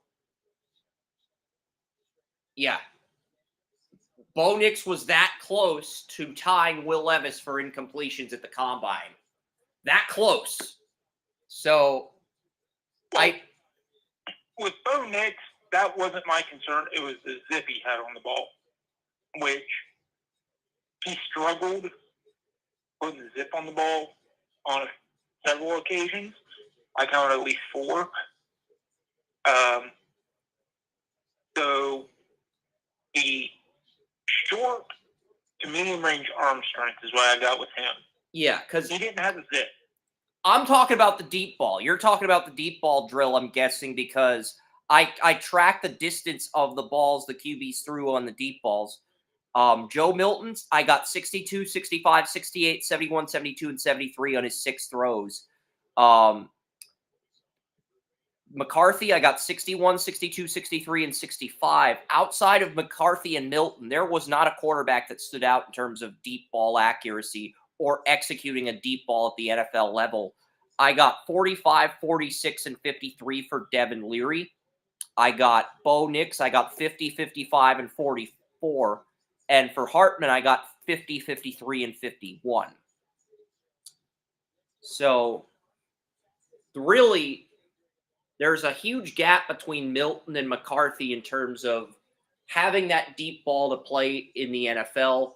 And I'm not sure any of these guys outside of McCarthy have the ceiling to develop into starters. Maybe Milton, but I feel like Milton's more of a high-end backup or spot starter. I think his ceiling's higher than Dobbs, but I had a backup grade on Dobbs. I have a backup grade, borderline spot starter grade, because I had a 75 on Dobbs, which is a backup for me. I have an 80 on Milton, which is a backup grade for me. It's a starter grade for some, but, you know.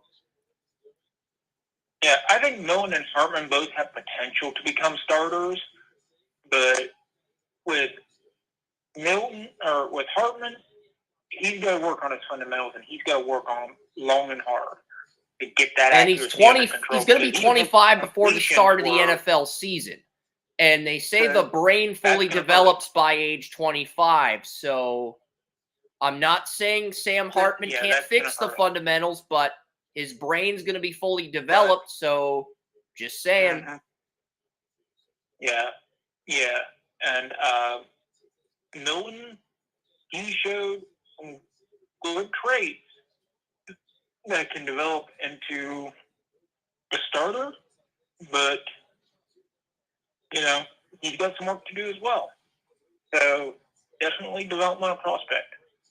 I feel like all these guys are developmental prospects, even McCarthy, because McCarthy started the day very rusty. I think after the first 3 drills, McCarthy had 5 incompletions, but once he got settled in, he showed he could be the guy.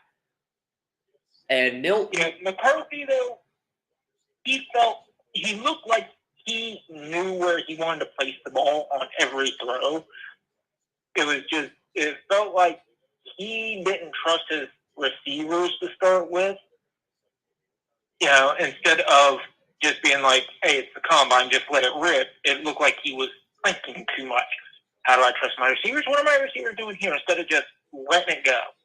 But then when he started letting it go, he kind of saw, hey, you know, rather than trying to place everything perfectly and, you know, do everything like you were with a receiver for 2 years or whatnot. You know, it's like, dude, just settle down. It's the combine. Just relax. And he looked like he needed time to relax. There was a couple times I saw his face, it was like he was biting his lip, and all of a sudden it's like, dude, just relax a little bit. Then once he relaxed, he looked a lot, like you said, he looked a lot better. But he looked like he needed time to relax. I don't know why, but he just looked Yeah, and Milton was the opposite. He started the day very strong, was the last quarterback to have an incomplete pass, but he finished the day with 9 incompletions. And some of those were passes where the receiver caught it, but they caught it with 1 foot in bounds rather than out of bounds. I do count those as incompletions. If you want to be technical, those are incompletions. If the receiver only catches it with 1 foot in bounds and Milton throws it, technically, that's an incompletion at the NFL level. But Milton does have the best arm in terms of miles per hour, in terms of velocity. And really, I thought Milton and McCarthy were the two that did the most in this drill for Group 1, Joey. I could be wrong on that, but I think those are the two guys that did the most to separate themselves. And I do think Hartman has potential to develop into starter. Same with Bo Nix. Devin Leary, I think, is a backup. But hey, these guys, they're not going to be. If you put these guys in a vertical offense, they will fail. That's what I'm getting at. If you put Leary, Hartman, or Bo Nix in a vertical, deep passing game offense, these quarterbacks will not succeed in that type of offensive scheme. In another scheme, they can be successful, like a West Coast or a spread. They can be very successful in that type of scheme. But if you put these guys in a... And Bo Nix also struggled with the out-of-bounds throws. I want to point that out, too. Yeah. But outside of the out-of-bounds... outside of the out-of-bounds throws and the deep ball throws, I thought he did relatively all right for the most part. I still have a round 2 grade on Nix, but I'm firmly locked in round 2 for Bo Nix at this point. The age, the fact that he almost caught Will Levis in incompletions at the combine, I am firmly locked in on Bo Nix in round 2. I'm sorry, there's nothing. Bo Nix's arm strength has a lot to be desired. You can tell with the out of bounds passes, the zip on the quick slants, where it was not the quick slants, but the slants that are like 6 yards, 5 yards, 6 yards, and then go. It was the zip on those. It just didn't look right. Not enough zip. When he did put enough zip, a lot of it was closer to the ground, and there were low passes. He had a great deep ball. I mean, he could drop that thing in a freaking bucket. I mean, it was beautiful. But that zip on those mid passes and outside balls just was not there. It's interesting because Bill Dozier just tweeted that if the Patriots draft Marvin Harrison Jr. at 3, he believes they will trade back into round 1 for McCarthy, believing McCarthy's an ideal fit for Alex Van Pelt's system. That's an interesting comment. I could see that. And if you did that, then you could bring your veteran in and develop McCarthy slowly. Like, if you want Kirk Cousins, that's the route you go. Because then you can develop McCarthy in Van Pelt's system. You don't have to start him day 1. And you have Marvin Harrison Jr. as that go-to guy.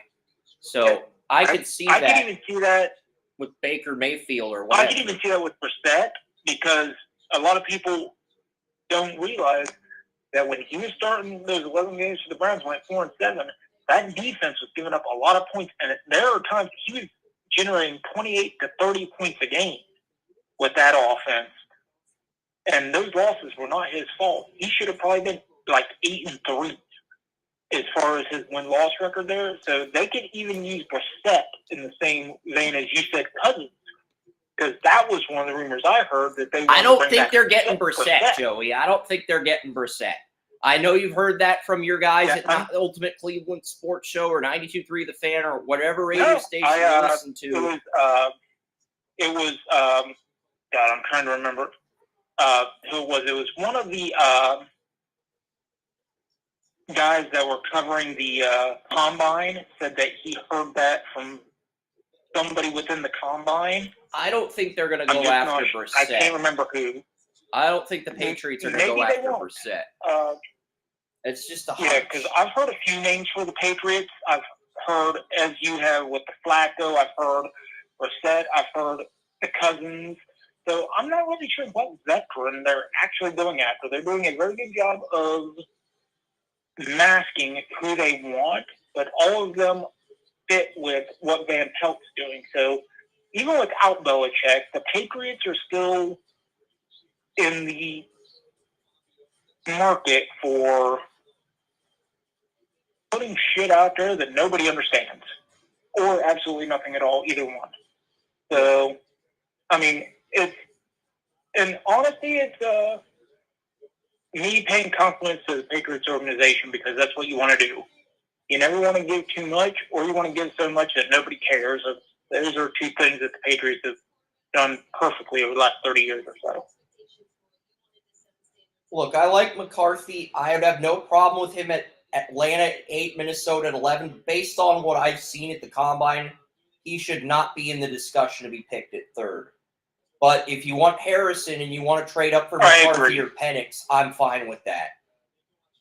Like, if you want to trade up for McCarthy or Penix with a late first-round pick and develop them while you bring in a veteran, I'm fine with that.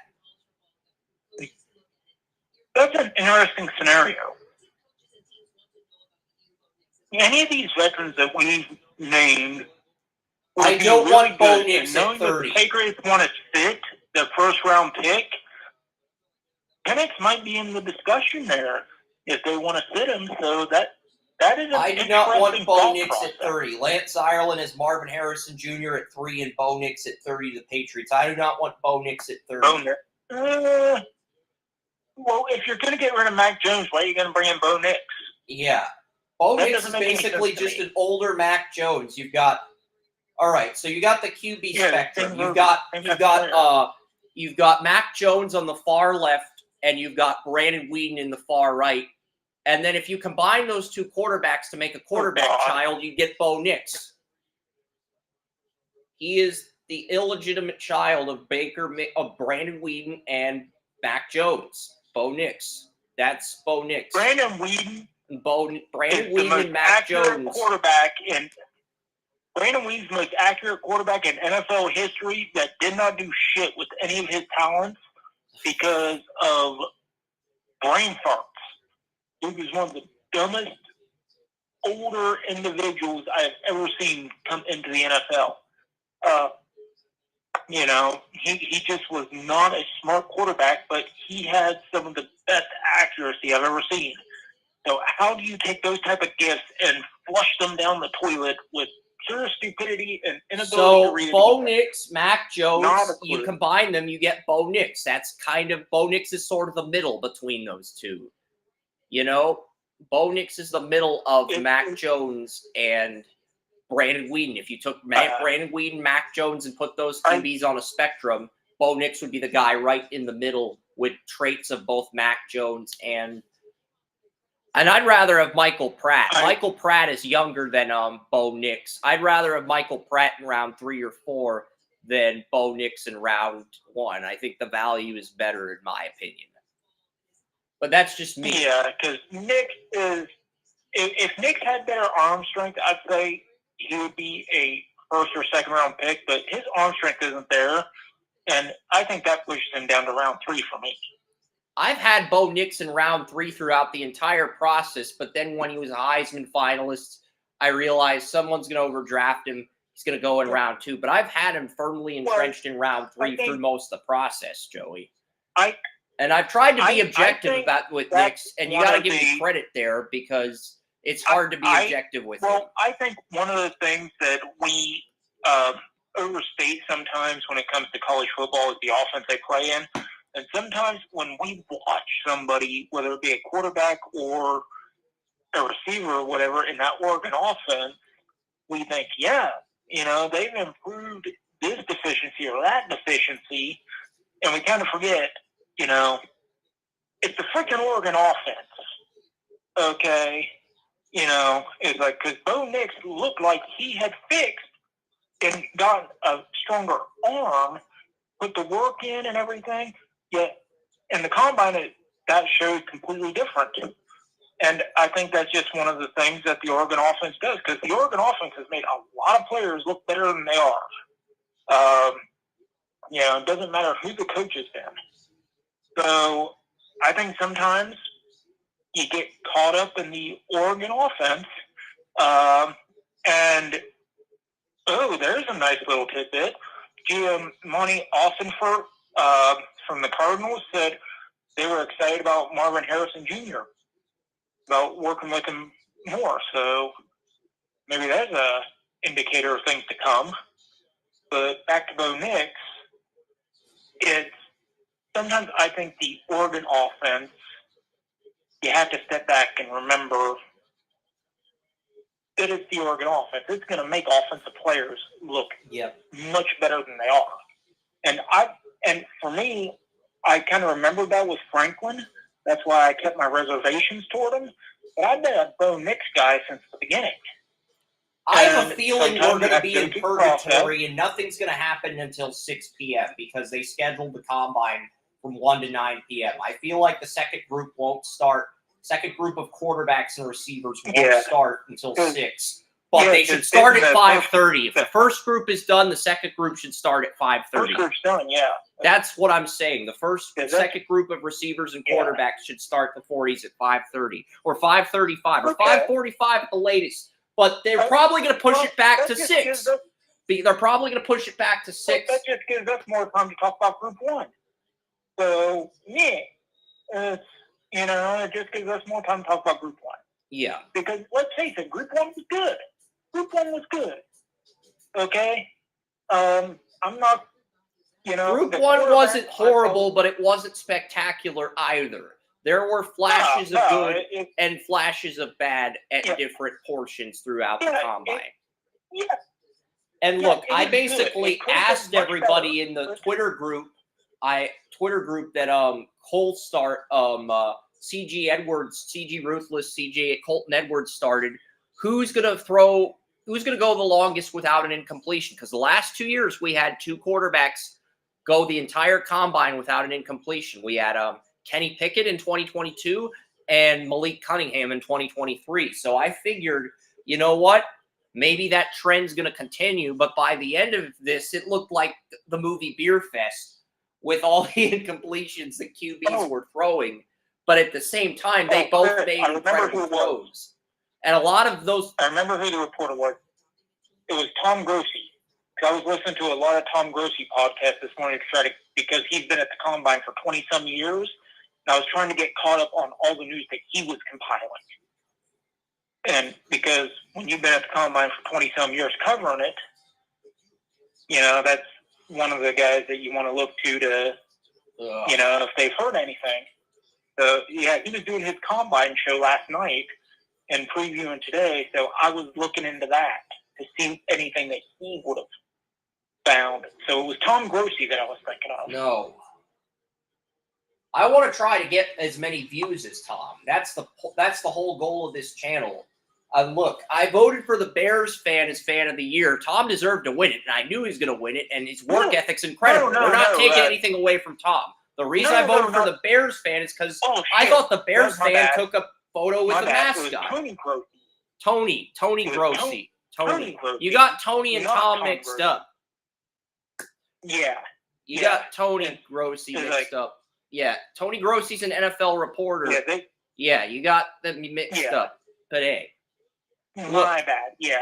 Look, here's the thing. The reason I voted for the Bears fan as fan of the year is because that was the only fan that took a picture with the team mascot. Only fan out of the 32 NFL fan of the year candidates that took a fan with the mascot, which I think should be a requirement for winning fan of the year. I knew Tom Grossi was going to win, so I voted for the Bears fan because they took a photo with the mascot to give the Bears fan a fighting chance. I knew the Bears fan wasn't going to win. I knew Tom was going to win, and I didn't want to say Tom because Tom worked hard. I'm not going to say anything bad about him, but I had to give the Bears fan a chance for taking a photo with the mascot. Once he did that 32 or 29 and 32 or whatever the hell it was, I knew he was going to win, so I didn't even vote this year. Or else I would have voted for G. Bush. He started the Kool-Aid Mafia for Cleveland Browns fans. He has done so much for the Browns area through, his channel and everything and worked his way up. He was a former OU guy. He played college Okay, football so in Athens Caleb when I Williams was is still eating there. gummy bears or something with the NFL Network sideline reporter. Gummy bears? Yeah, gummy bears. Interesting.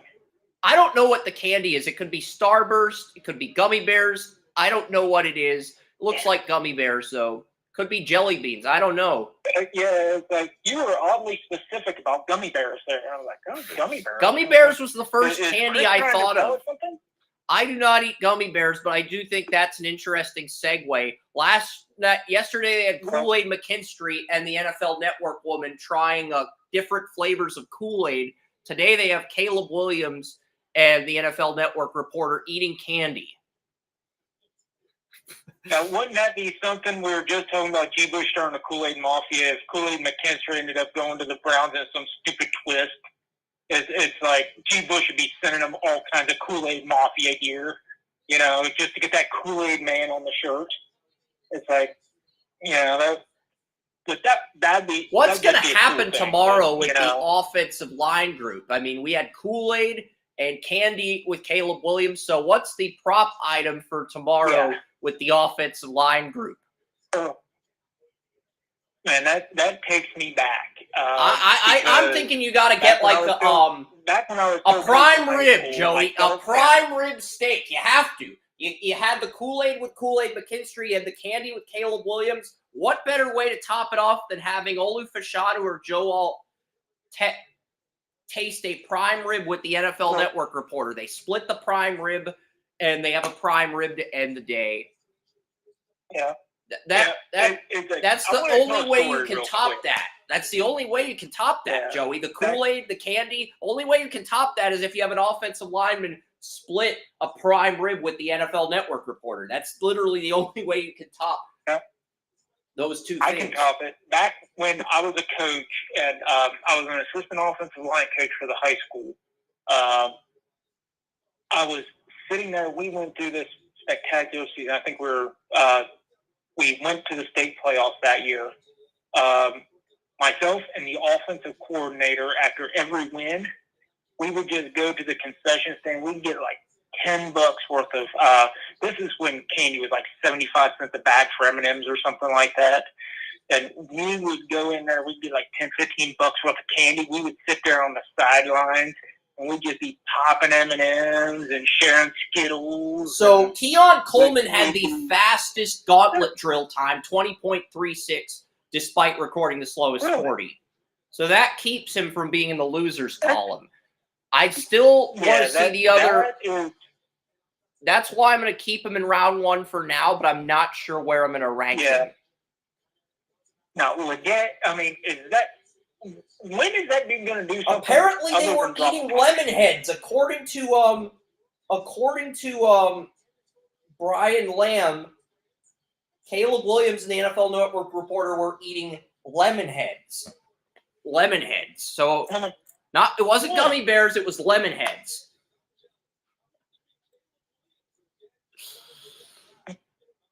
So you got Kool-Aid McKinstry drinking Kool-Aid, Caleb Williams with lemon heads. We got to do something big for the offensive linemen tomorrow. They've got to do something more ridiculous for the offensive line tomorrow, but I can't think of what that would be. I'm thinking prime. You get the offensive. You get a prime rib, or you get something from the Colts. You get some food item from the Colts chefs, Colts private chefs. They make some food item, and the reporter and offensive lineman split it. I don't know. You got to think of something big for Sunday, though. They're the Hogs, so I mean, give them some type of pork. Yeah, pork works. Prime rib, something with protein to end the day on a high note. Yeah, I mean, gotta get pork.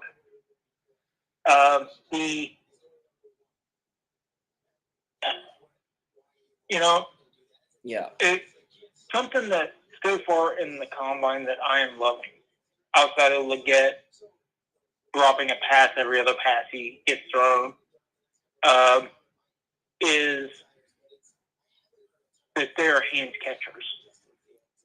Leggett had a Not great letting the 40 ball get to time. their He body. ran a 4.39 official, but the drops continue to be an issue.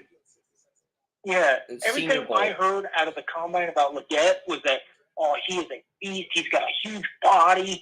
He can body up people. He made all kinds of great plays because he was just bigger and stronger and everything, you know, and the quarterback was the problem. The quarterback's the problem. And then he comes out here at the combine and is like, screw the Senior Bowl. I mean, he just screwed the pooch there or something awful. And at the combine, it's like, every time I saw him, it was like every second or third pass his way, it was like drop, drop, drop. And it's like, dude, everybody's talking about how physically imposing you are, how massive you are. But you can't catch a freaking pass. Catch a darn ball. Interesting. You know, Very that's why you're not a first-round interesting pick. development, Joey. I'm hearing reports that all 3 of the top 3 picks in the 2023 MLB draft could be on the opening day major league rosters. Paul Skeens, the pitcher that went to the Pirates out of LSU, Dylan Cruz, the outfielder that went to the Nationals at number 2, and Wyatt Langford, the number 3 pick in that draft, was drafted by the Texas Rangers, the World Series champions. But there's reports that Langford might make the Rangers opening day roster despite not playing in the MLB during the Texas Rangers World Series run last year, which is an interesting story. That's very interesting because Langford's the guy generating the most buzz of those 3, but that is interesting that he might actually make the Texas Rangers opening day roster right out of the gate. But back to the NFL. Who did Miami take? The Marlins, I'll look that up because I was impressed with the Marlins draft. Yeah, because I was thinking about going to some jumbo shrimp games this year. I was impressed with some of the prospects the Jumbo Shrimp added. Yeah, I know I gave you a mini report on one of the games, the doubleheader I went to last year, but I do like the Marlins. They do have a nice stadium, they have but a nice farm system. they do. They have a good farm system. The farm system is what. I really like their catcher. Yeah, Wyatt Langford went 4th overall. The Tigers took Max Clark, a high school batter, 3rd overall. Walker Jenkins went 5th. Jacob Wilson, the son of Jack Wilson, went to the Athletics at 6. The Reds got Rhett Lauder at 7. The Rockies got Chase Dollinger out of Tennessee at 9, pitcher. The Marlins took Noble Meyer, the top high school pitcher in the MLB draft. He might start out in Double-A then if he's a high school pitcher. He had so Noble Meyer, 6'5", 185. He had a 0.72 ERA and 129 strikeouts in 2022. This year he went 10-2, 0.4 ERA, 142 strikeouts and 69 innings pitched as a senior. One of his 2 losses in high school came to Cavalry Christian High School, the number 1 high school team in the country. And he only gave up 1 run in 13 innings in his 2 losses on the year. That's Noble Meyer's resume. So it's not a bad resume. And you already have some good high school. You already have a good group of starting pitchers, so you can take a flyer on that long-term project. And and it's like I'm kind of disappointed that they took a high schooler because they passed on Nolan Schnottel. Nolan Schnottel, the first baseman on Florida Atlantic, went 11th to Anaheim, went 11th to the Angels. He's already in the MLB. And he was right in the Marlins' backyard in the state of Florida. So, just saying, they could have took him and had a major league player, but they took the high school pitcher instead. Top high school pitcher, but still kind of a risky pick. And you know what makes it worse? I heard the Guardians' top outfield pick out of this year's draft has had 3 home runs so far in 5 minor games in spring training. And Miami missed it.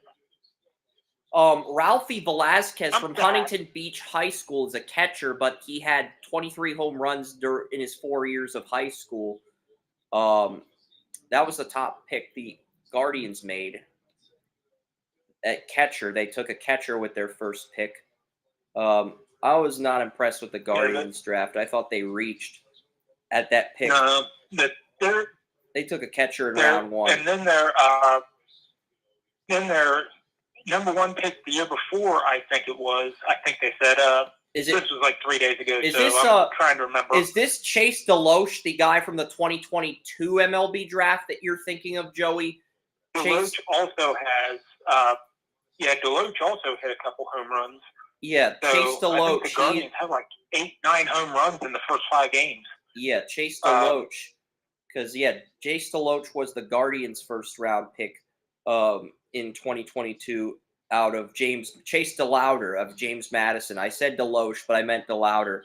Former center fielder from James Madison, Chase DeLauder. Is that the guy? Has he made an impression with the Guardians? Because I really haven't been. Maybe. It's still early. They're interviewing J.J. McCarthy to kill time. That tells me there's not Group 2's probably not going to be till 6. Yeah, and I'm just trying to remember reports from spring training from a couple of days ago.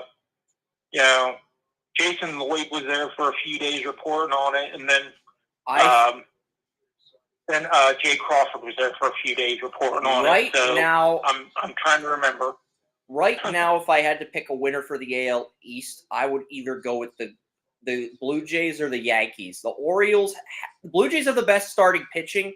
The Yankees and Orioles have the best bullpens. Yankees and Orioles also have the better batting lineups on paper. But it's only like 3 or 4 quality. The Orioles have 3 quality starting pitchers. The Yankees have 4. Blue Jays have 5 quality starting pitchers, but they have the weakest bullpen, despite having a strong 1 through 9 lineup in them. So all 3 teams have strong batting lineups. The Blue Jays have the best starting rotation. Orioles and Yankees have the best bullpens. So it's hard to project who's going to win the AL East. But you see Harbaugh up there? Yeah. John Harbaugh sitting there with his feet up on the desk or whatever's in front of him, just sitting there cracking jokes. Yeah, J.J. McCarthy's there with Jeremiah and Eisen. They're cracking jokes. It's like a nice big family reunion up there. Yeah.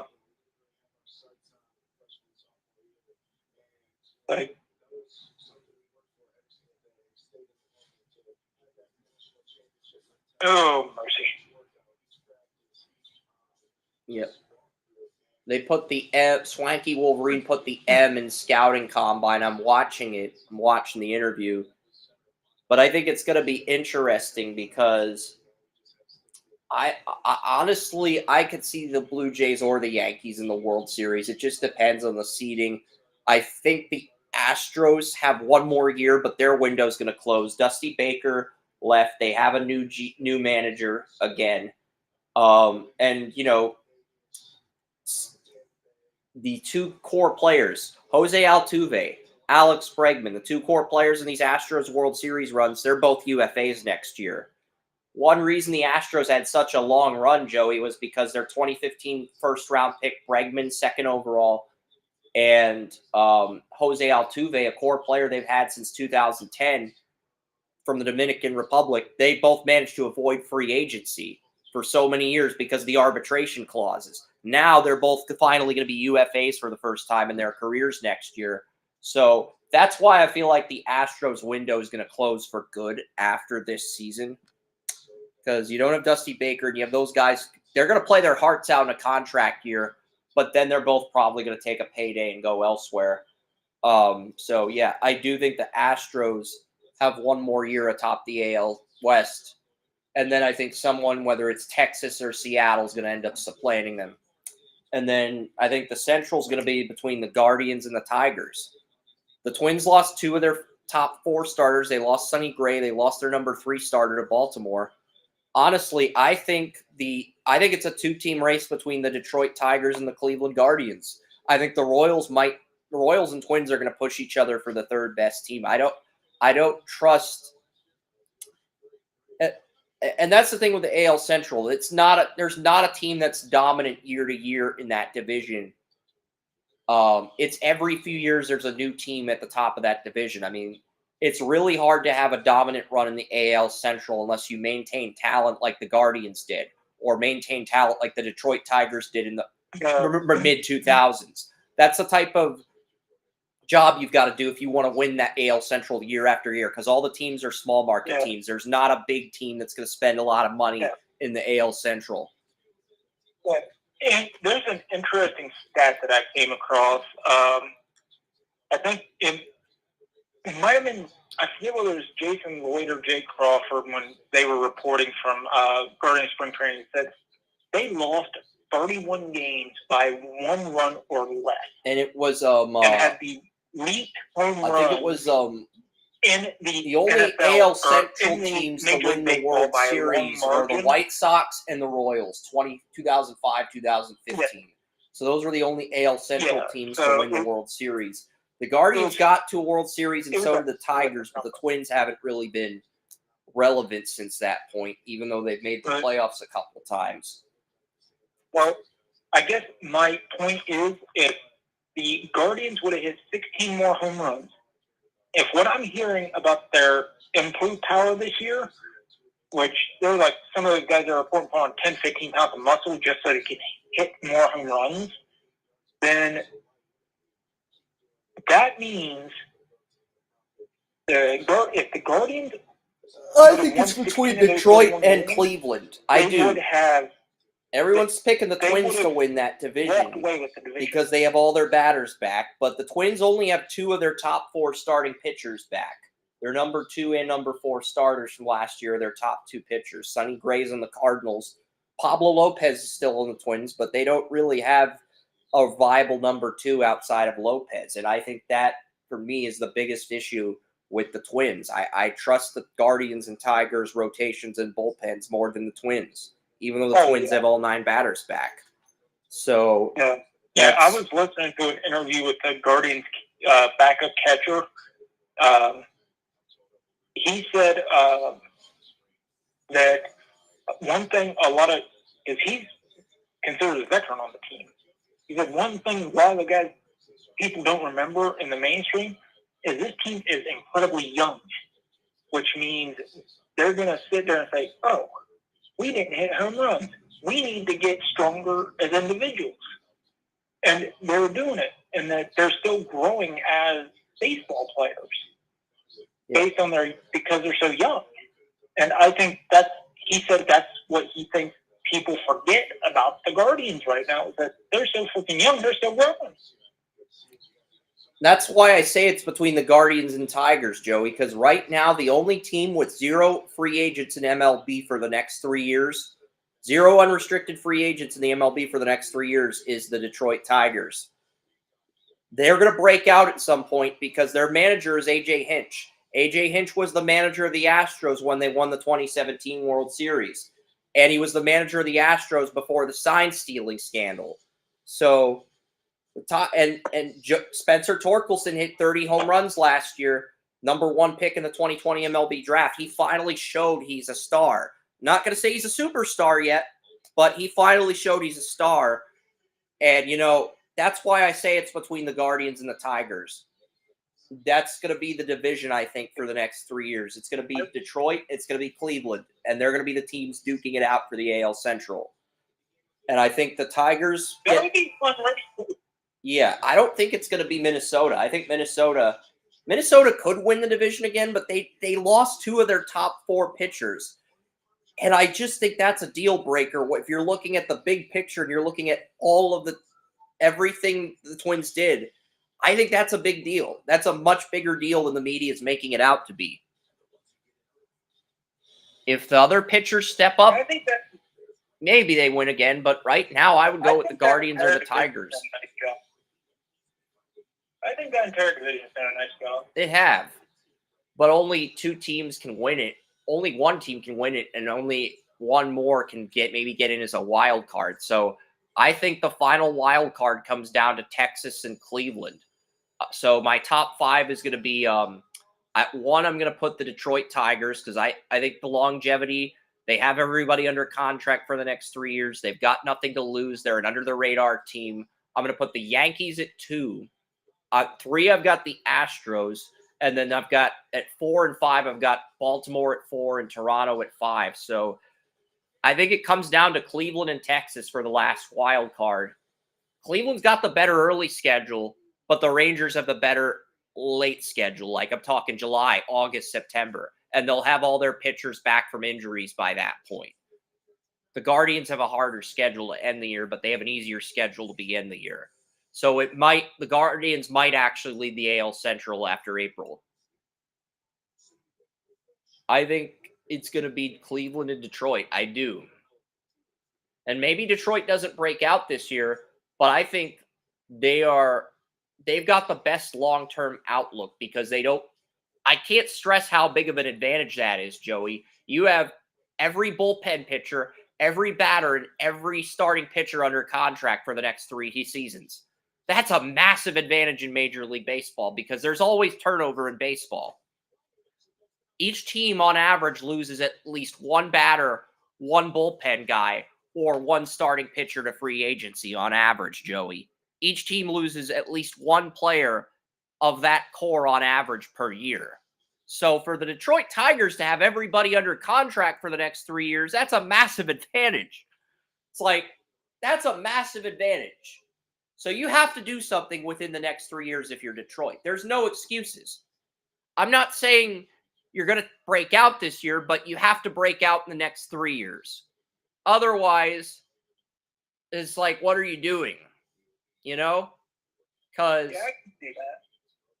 that's a massive advantage. Have all 9 batters, all 5 starting pitchers, and all 8 of your bullpen pitchers under contract for the next 3 years. Your closer, your setup, your 4 middle relievers, your 2 long relievers, to have all of those guys back for the next 3 years. That's a massive advantage. And you've got a good manager in A.J. Hinch, who won the World Series with the 2017 Astros. So there's no more excuses if you're Detroit. You have to step up at some point and deliver. So I'm going to put... I originally had the Guardians at 6, but I ended up giving the last wild card to the Rangers because the Rangers do have... I think their rotation, their batters are more experienced in Cleveland, but I could see Cleveland getting that last wild card. And then I've got the Dodgers at 1, the Braves at 2. I've got the Cubs at 3. I've got the Padres at 4. And then I've got the Phillies at 5 and the Reds at 6. So that's my National League. And I think the Marlins and Diamondbacks are both on the outside looking in. But make it very competitive. And if the Reds slip up, the Diamondbacks or Marlins could end up stealing that last wild card. But that's kind of what I've got for the National League right now. I like the Pirates gave Mitch Keller, their number 1 starter, a 5-year extension, $202 million, I think, over 5 years. It's going to pay him like 44 million per year or something, 40 to 44 million. So yeah. They gave Keller a 5-year extension because there was The Athletic. They released this report, Bob Nutting's too cheap. And, the rest of it is history. And then they pay their pitcher to put that report to bed the next day. So, I think the Pirates could be competitive down the road, but they're not there yet. They've got some good draft picks, but they're still in AA, AAA. They're still developing.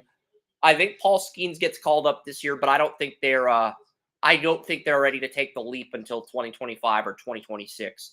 I think for the next year or two, I think the Cubs get the division for the year. I think the Reds get the division for the year. And then I think in 2026 or 2027, it'll be the Pirates' turn. So I think we will see some rotation in the NL Central, very similar to the AL Central, because the Cubs did poach away the Brewers manager. So I think the Cubs this year, the Reds next year, and then maybe the Pirates the year after that. Because I do like what the Pirates are doing, but I just don't think they're ready to take that leap yet. And that's fair. But, they're showing Penix. They're showing these bucket throws on NFL Network. I think They're showing a lot of Caleb Williams. Yeah, Caleb Williams. They showed Caleb Williams. No, but he's staring at the camera a lot. Yeah, Penix, he is staring at the camera a lot. You're right. Yeah, and something I do like about Penix is his pocket awareness. He does a really nice job of, as they're highlighting here, of moving in the pocket and keeping his eyes downfield. So that I like about him. I do think that, as I've highlighted before, he has a lot of work to do. But as a pocket passer, I think he is well on his way to being very good. Yeah. And the medicals came back positive for Michael Penix. So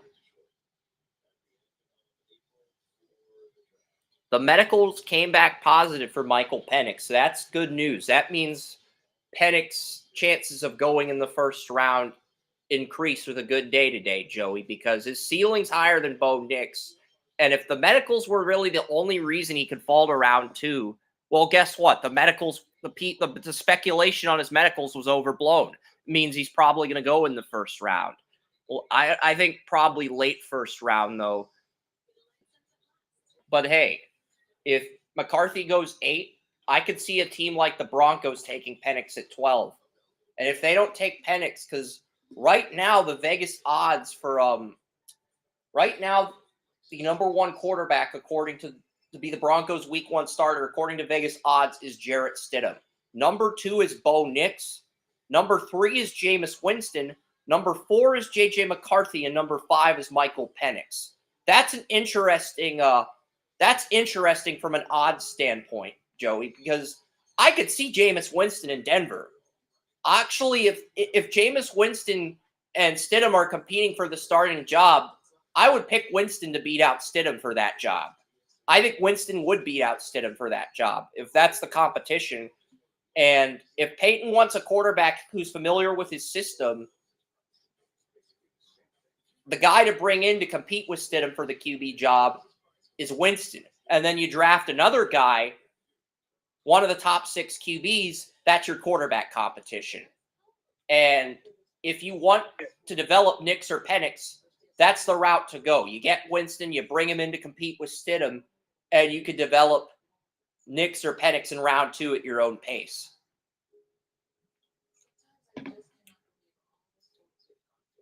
Yeah, the thing is, with one of the things I noticed with Penix was what I noticed with his teammates and the combine today, and hopefully Penix can show that he did make the difference, was that he was underwhelming when it came to natural ability.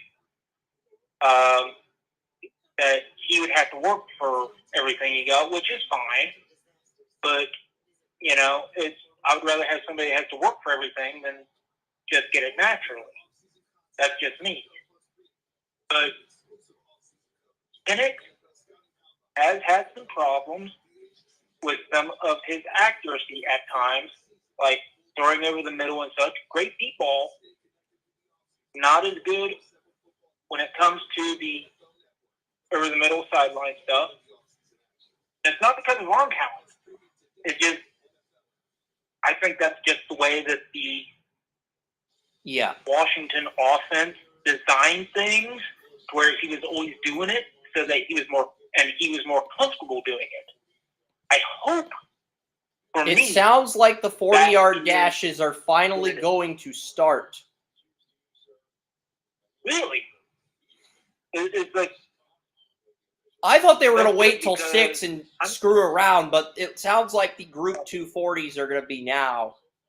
Because you have to take into account... I'm just glad that I no longer have to try to remember reports that I did a month ago to fill time while NFL Network does its whatever it's doing. So... It sounds like Michael Pratt's going to run the first 40 time, which means Penix is not running the 40-yard dash. Because Penix is the first QB on the list. I think he'll I wish he participate would. in the on the field drills.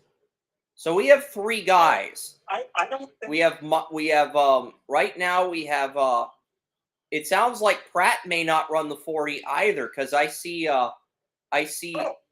maybe we will see Pratt run. I don't know, because at first it looked like Pratt was going to run the 40, but now I see Spencer Rattler lining up to do the 40. So I don't know what's going to happen here. So Spencer Rattler, Austin Reed, and Kadon Slovis could be the 40 guys, or Pratt may be involved in the mix. I don't know, but it's going to be some combination of those 3 for the second group. Penix is not going to run the 40. And that's smart, because some players have gotten injured running the 40. So last year, Voorhees got injured, tore his ACL running the 40, and Penix, something unfortunate like that were to happen to Penix at the combine, it would just it would put a dagger in his draft stock. He can always run the 40 at his pro day. Rattler is going to go first, so that means Pratt's not running the 40. So that means it's going to be Austin Reed, Slovis, and Rattler. Think it's a big deal.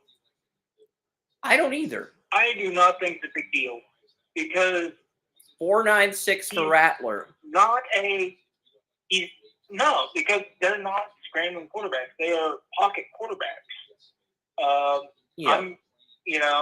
Great. You can run a 4.85 40. Congratulations. How many times are you going to do it? None. Well, Rattler ran a 4.96. Okay, There are offensive linemen that are going to run better 40 times than that tomorrow. The 4.96 for Rattler. So that's the first official. Yeah, I don't know why Rattler ran.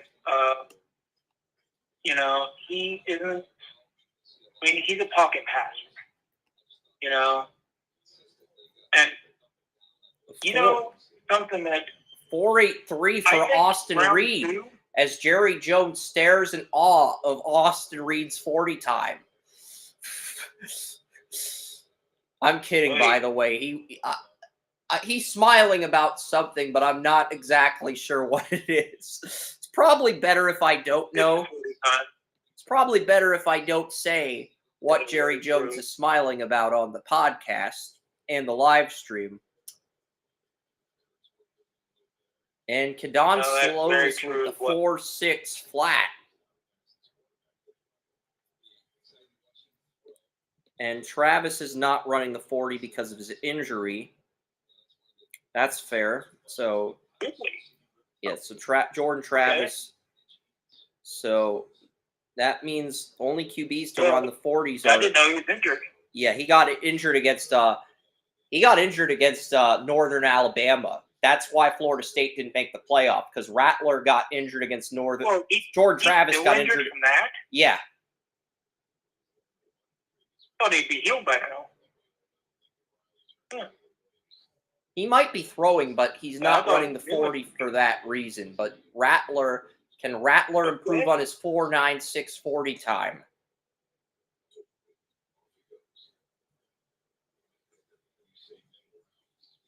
.497, and he was puffing during the 40. Well, running like that does take a lot of energy, so I guess that's natural. But yeah, Rattler. Yeah, well, what surprised me is Slovis' 40 time. I did not expect him to run that fast.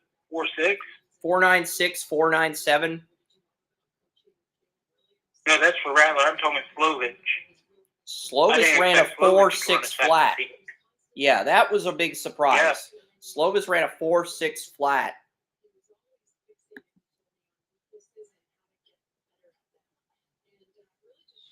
.487 for Austin Reed, so that averages out to a 4.85. And then we'll have the receiver 40s, I believe. Yeah. So really only 4 quarterbacks out of this entire group ran the 40-yard dash. And which doesn't bother me any. Not really does it bother me. And the last 2 years, no quarterbacks have competed in the bench press. The last 2 years, no quarterbacks have done the bench press. I expect that trend to continue. I've already put DNP under the bench press reps for the quarterbacks. But if any quarterbacks do attempt the bench press, I'll update your bench press scores tomorrow before day 3 of the combine. Slovis, 4.56. Second 40s, 4.56. So that averages out to a 4.58 for Kenan Slovis. Kenan Slovis had a better 40 time than Keon Coleman. That's nuts. If you had told me that today, I would have told you you're crazy. And Dave Canale's got it. Why don't you tell us what you really feel like? Dave Canale's got a 6-year contract. The only other offensive coordinators to get 6-year contracts at head coach were Sean McVay and Kyle Shanahan. Those are the only other coaches to get a 6-year contract as head coach after being an offensive coordinator, Joey. So Canales is the third first-time head coach to get a 6-year contract. So that means Tepper probably can't fire him until year 3 or 4. 4.47 for Romo Dunes. So 4.47 for Romo Dunze, the Washington receiver.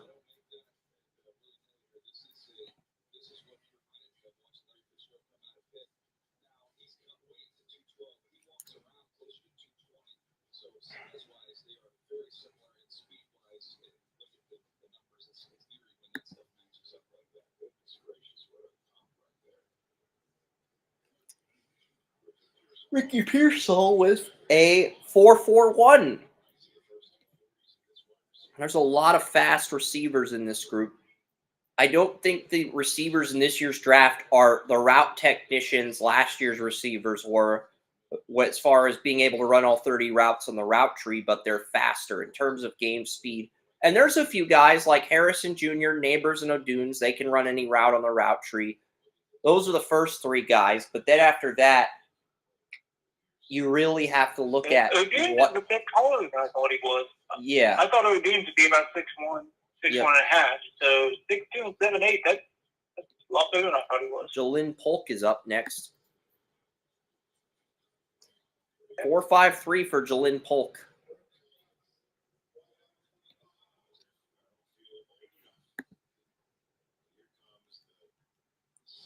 Brendan Rice.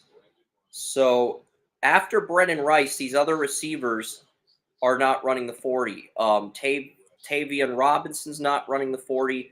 Neither is Marcus Rosemny Jack Saint out of Georgia. So Anis Smith's not running the 40 for medical reasons. They found out there were some medicals with Anis Smith, the Texas A&M receiver that you like. So because of that. Now, Chris, I got a question for you here. Is Washington going to have a football team next year? Because it seems like every offensive player they have combine today.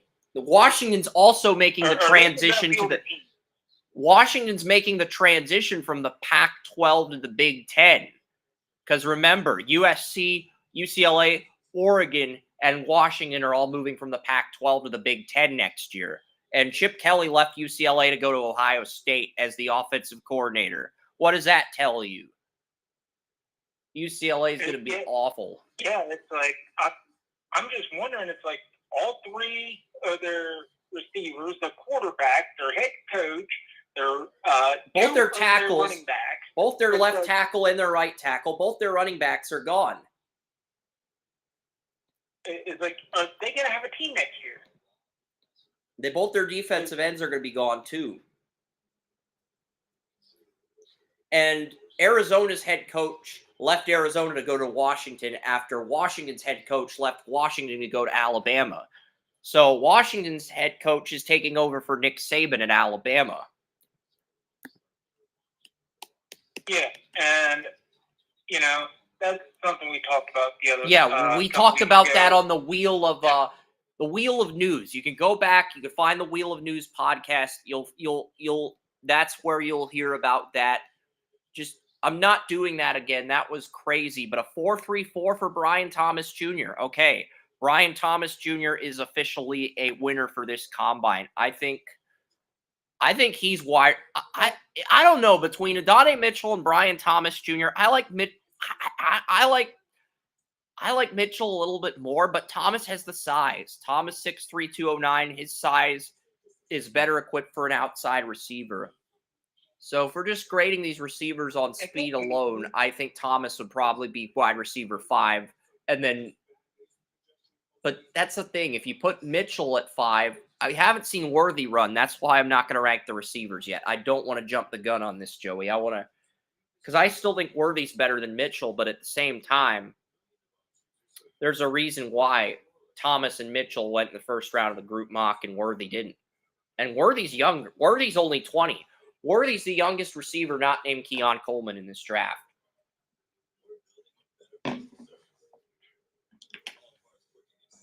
So, yeah. Brash.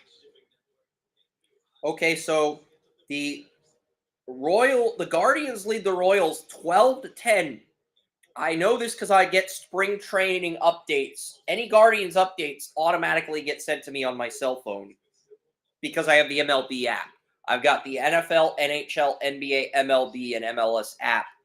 The only app of those, the NFL and MLB bombard me with app updates. The NHL app, cool. They give me the option of picking my favorite team, but they respect my privacy. NBA, cool. They do the same thing as the NHL. MLS does the same thing as those apps, but the NFL and MLB bombard me with app updates. Definition of app holes. Apps that are assholes. But yeah, I know Joey gets some Browns notifications. I don't think he gets as many. Spencer Rattler's relative athletic score is a 258. It's in the red. His composite size grade very poor. His composite speed grade poor. His composite explosive grade okay. But his relative... He's a pure pocket quarterback. Yeah, I mean, the relative athletic score should not apply to quarterbacks, but Kent Lee Plate, a.k.a. MathBomb on Twitter, that's his username, MathBomb. MathBomb is the creator of the relative athletic score, which has become the standard for measuring athletic traits in players. I don't think it's as applicable to quarterback as other positions, but some people want dual threats over pocket passers. Jamari Thrash, 4.46. Unless you're like Lamar Jackson or something, then no, it has no bearing on the quarterback position. Vele, he ran a 4.54.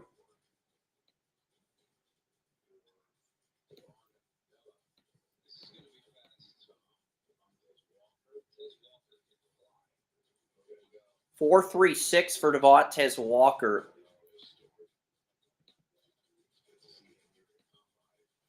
Malik Washington,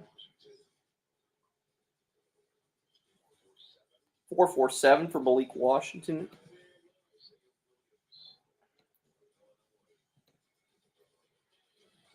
So Taj Washington not running the 40. Neither is Xavier Weaver. Neither is Whittington.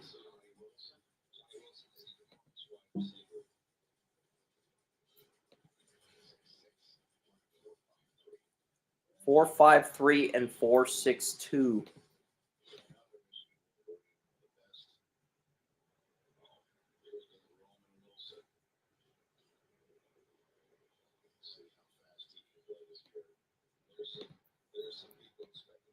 Yeah, 4.62.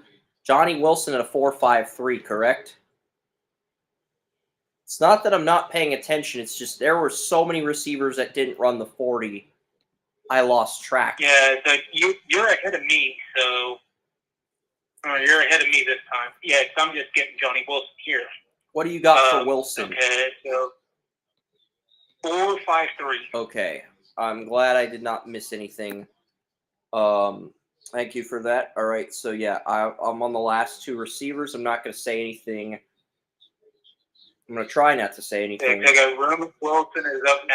Yeah, Roman Wilson's up now, and then Xavier Worthy, and then that's it. Then the receivers run the 40s again, try to improve their times, and then we're on to the throwing drills. Group 2 of the quarterbacks. Thank goodness for that.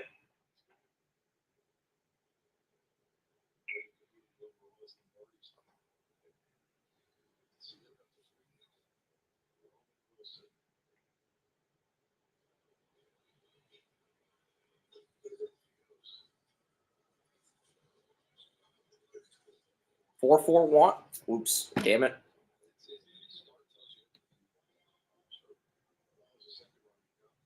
Okay, Roman, will you please get a good takeoff?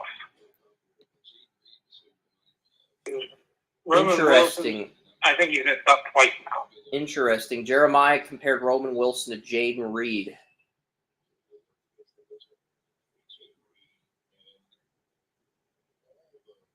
Interesting.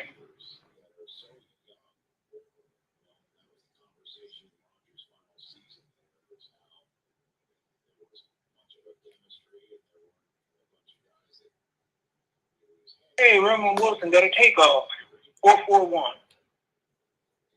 Yeah, because day one, heading into day one of the combine, top D line was Jerzon Newton, top edge was Verse, and top linebacker was Jeremiah Trotter Jr. Nothing changed.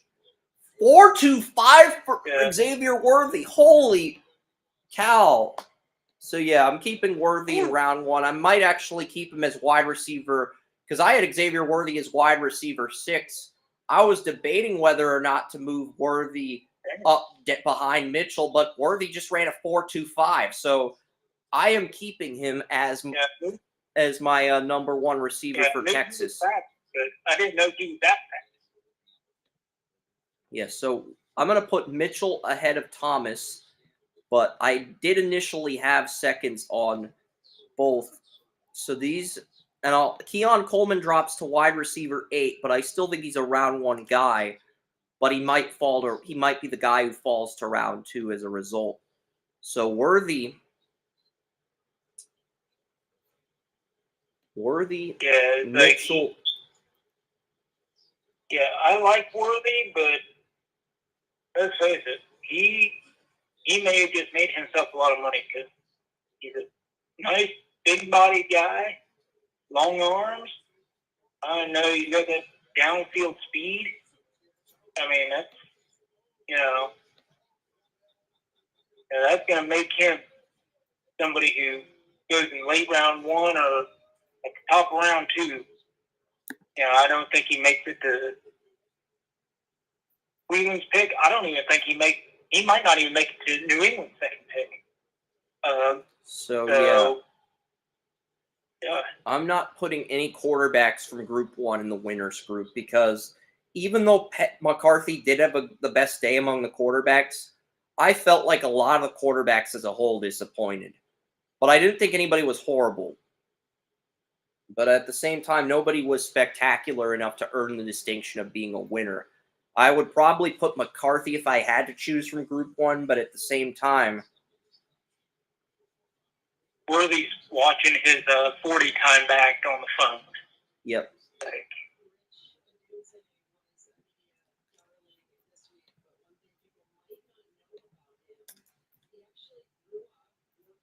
You think he's going to run a second one? No, he shouldn't.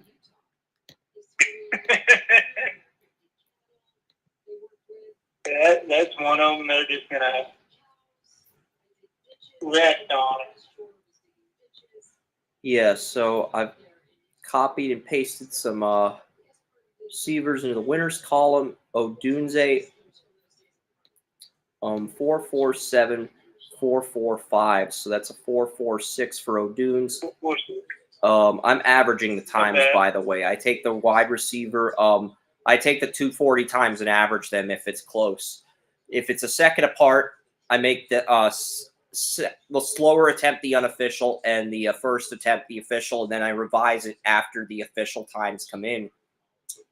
So that's kind of what I do. Jolyn Polk. So Lynn Polk's not as fast as McMillan, but he was the number 2 receiver on that Washington team last year. And, you know. Yeah, and none of the Washington guys really. I think the expectations of them were a lot higher than what I'm seeing on here. But I think, yeah, after thinking about it, because I was thinking they underperformed, as I said earlier, I'm thinking. O'Dunes didn't underperform. He ran a 4.47 and a 4.45. O'Dunes has lived up to the billing. Yeah. Polk. Maybe it's not that they're McMillan was the number 3 receiver. How Washington played. McMillan was the number 3 receiver. Polk was the number 2. But neither one of those guys has blown you away like O'Dunes has, and you're sort of disappointed by that. Yeah, and and after I saw that, I'm thinking, you know, maybe it's just how well Washington played last year. Yeah. That I was expecting all of them to come out and just, you know, race the entire combine.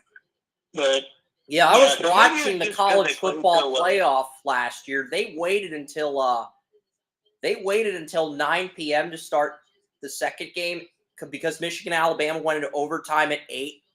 They waited until 9 p.m. to start the Texas game, and that game was I think it was 12:30 or 1 a.m. when that game ended. A lot of people were complaining about that.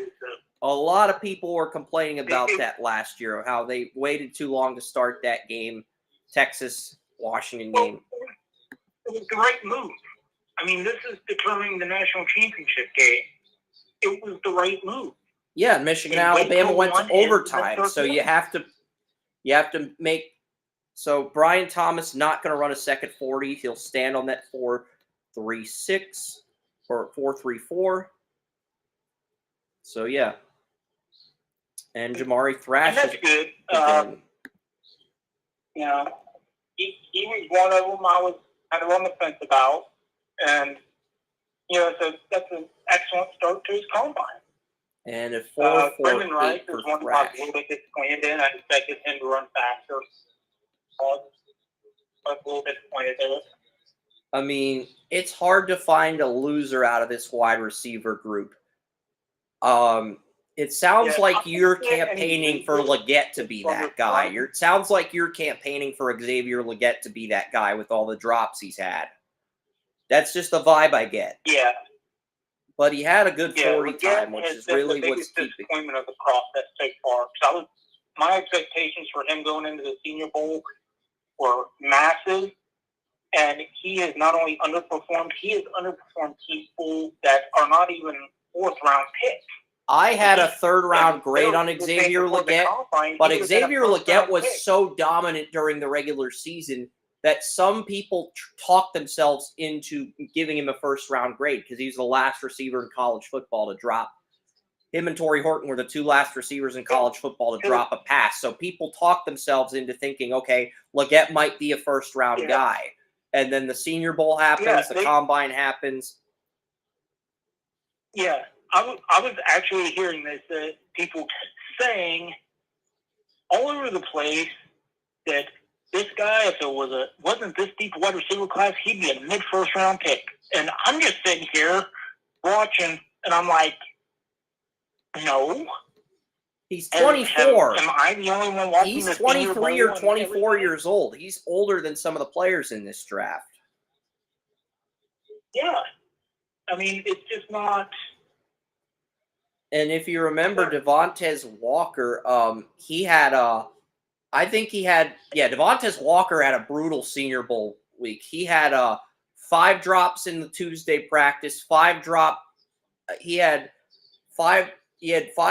the Tuesday practice, 3 in the Wednesday practice, 1 in the Thursday practice, and 5 more in the Senior Bowl game, or 6 in the Senior Bowl game. So he had 15 drops for the week, Devontae Walker. So as bad as Leggett is, I don't think he's worse than Walker, but I think they're both in the same range as far as. I think they're in the same range as well. Now, the thing is, though, Walker still has a chance to redeem himself here, where Leggett had his shot missed. So I've I'm got- interested to see what I've got Corley in round 2, but Corley might fall to round 3. Roman Wilson did enough to stay in round 2, as did Jalen Polk might fall to round 3. Corley might fall to round 3 simply because of the 40 times. Because it's just such a deep receiver class. I've got Keon Coleman as wide receiver 8, Lad McConkey at 9. I had Corley at 10, but Corley didn't run in the 40. We don't know what his status is. I don't know if he's injured or what the deal is, but I really would have liked to see more from Corley. I don't want to put him in the losers category, but at the same time, I do feel like we could have saw a little bit more from him.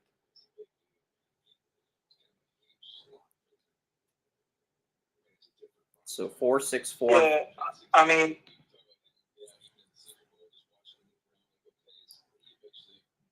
Yeah, I'm gonna type in Malachi Corley and find out what's happening here on Twitter. And a 4.58 for Johnny Wilson. And the Johnny Wilson might be the most polarizing receiver in the draft because Bill doesn't have him in his top 175, but Ken LeBlanc has him as his number 1 receiver in the entire draft. The spectrum for Wilson's that deep as far as the debate on Wilson, where he should go. So,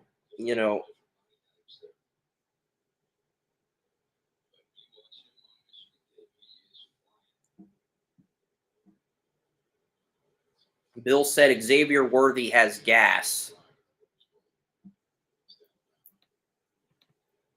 Can't argue that. I mean, Pepto-Bismol, I mean, that would help.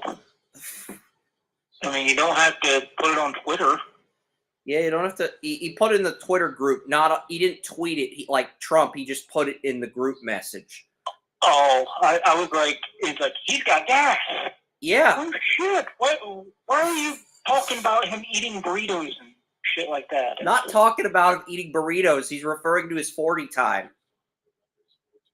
Oh, 4.25 is apparently farting a lot. gas. 4.25 is apparently gas. Apparently. It's the new term. Okay. Yeah, because when it said he's got gas, I'm just thinking, why does that matter? Why, Look, why does and in he Bill's have gas? defense, he texted this to the group. He didn't tweet it like Donald Trump would have.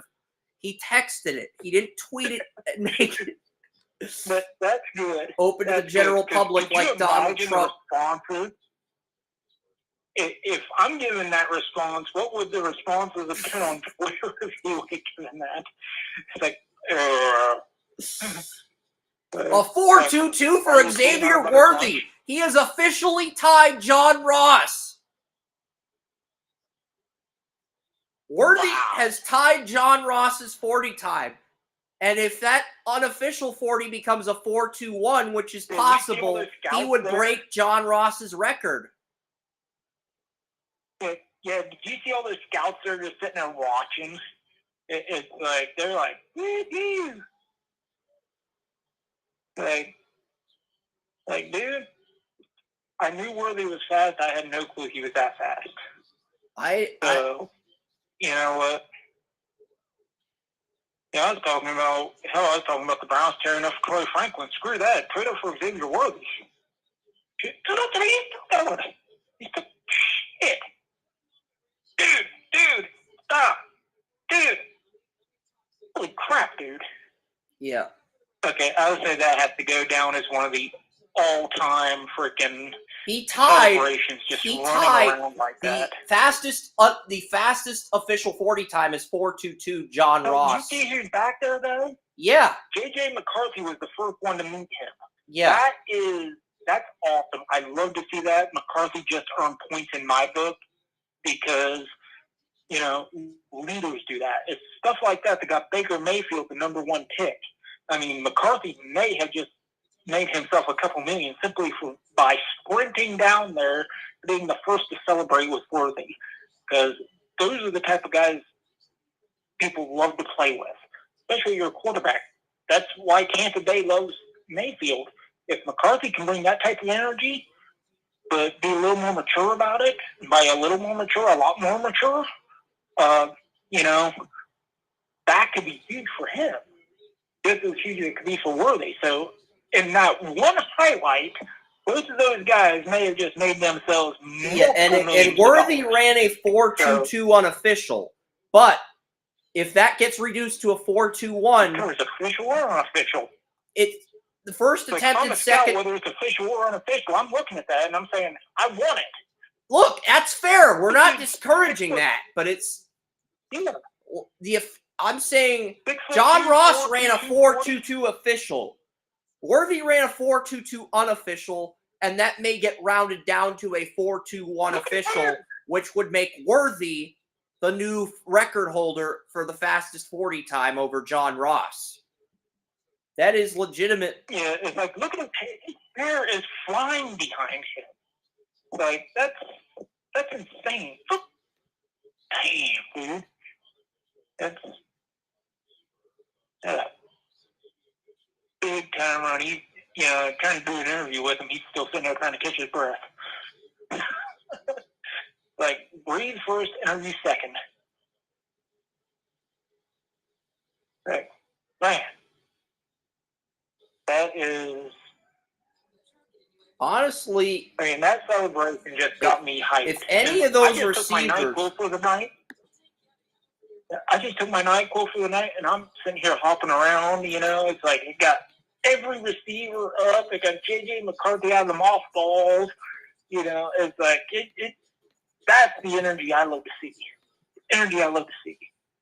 Yeah, it's going to be a great receiver draft. I think I have 10 receivers. Oh, yeah, I think... I've got Roman Wilson. I'm moving Roman Wilson ahead of Corley. Because I have Corley at 10 and Roman Wilson at 11, but I'm going to flip those two right now and put Wilson at 10 and Corley at 11. I'm not going to move Corley out of round 2. I'm starting to think Polk is closer to round 3 than round 2, Joey, because I've had Polk as my 12th receiver in round 2. I think Polk is closer to round 3. Because I know you weren't blown away by either Washington receiver, and that's fair. I have Xavier Legette and Devontae Walker at 17 and 18 on my receiver rankings, and they're both the final 2 round 3 guys on my board. I have both guys ahead of Jamari Thrash, but I think Thrash may have moved ahead of those guys, So, I mean, just saying. And I have Cowing in round 4 as well. So you can make an argument that both Cowing and Thrash moved ahead of those guys. What do you think on that? Do you think both Thrash and Cowing moved ahead of Walker and Legette based on what's happened today? Based on the Senior Bowl and the Combine? Because those are the next... Well, I did like Thrash. Cowing, I had kind of expected to run fast because I was big on him during the season. Yeah, so was I. I expected that out of him, but it's Thrash, such a deep receiver class that some of these round 3 guys... Fast, so these are round 3. These are borderline round 3 guys, but it's such a deep receiver class they might drop to round 4. That's the thing. It is. It's like I think we could get as many as 20 in the first 2 rounds. So, it is a really deep class. It's a really good class. Yeah, I have... and I think we could get a lot of stars out of it. I have 40 receivers in my wide receiver rankings, and I have 18 of those 40 receivers in the first 3 rounds. And then you got Jamari Thrash and Cowing at 19 and 20, trailing Legette and Walker on my receiver rankings, but I'm open to swapping those 2. Like, I'm legitimately open to putting Thrash and Cowing ahead of Legette and Walker.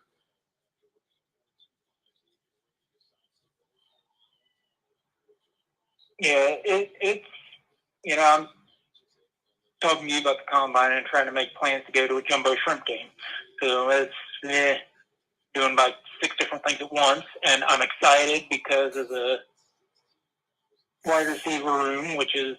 Somebody texted me, what if Antonio Brown ran that 40-time Worthy just ran and then stormed off the field? Oh, God. You see the celebration on that one. Yeah. And Worthy gets bonus points for being mature about it. Yeah, because Worthy's already more mature than Brown. Yeah, I'm thinking I was just thinking about what I would think about some of these wide receivers. I think the top 15 receivers, the floor may be as high as Hollywood Brown, for these receivers. Yeah. That's a pretty damn good floor, Yep. don't you think? Yep. Hollywood Brown, a really good receiver. He's probably going to be one of the top receivers on the market. Yeah. This year. So, I mean, if you could draft in the first 2 rounds, Hollywood Brown, you could cost Hollywood Brown some money. And I think Worley just cost Hollywood Brown a lot of money. Yep. Just saying. I think every receiver in this draft costs Yeah. Hollywood Brown money. Yeah, it's. I mean, Patrick Mahomes is. It's like, I have a feeling there are going to be a lot of guys in the NFL tweeting about that 40 time. Because this isn't a small guy like John Ross doing it. This is a 6 foot, 6'1", 6'2" guy. Well, Worthy's 5'11". Going in there and rocking and rolling. Worthy weighed in at 5'11", 165. I thought he was 6'1". No. Still, he looks big. He does. Yeah, so, I mean, Brian Thomas Jr. is one that I'm really interested in. Because I like him. I liked him coming out. I liked him at LSU, but I'm just wondering. Yeah, because we're in the over-the-top drill. Over the shoulder. Brendan Rice, Brian Thomas Jr., Devontae Walker have all stood out in the over-the-top drill. Malik Washington there. That's what I'm watching now. It seems like they're not putting much effort into it, but considering the 40 times, if they put effort into it, they'd probably overrun it by about 25 yards. So the H comes before the J in Taj Washington, by the way. So I thought the J came before the H. The H comes before the J in Taj Washington.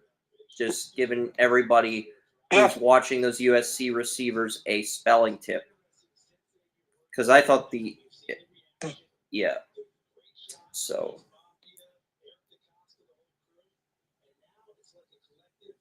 Isaiah Williams is an interesting one. Roman Wilson. Yeah. Johnny Wilson.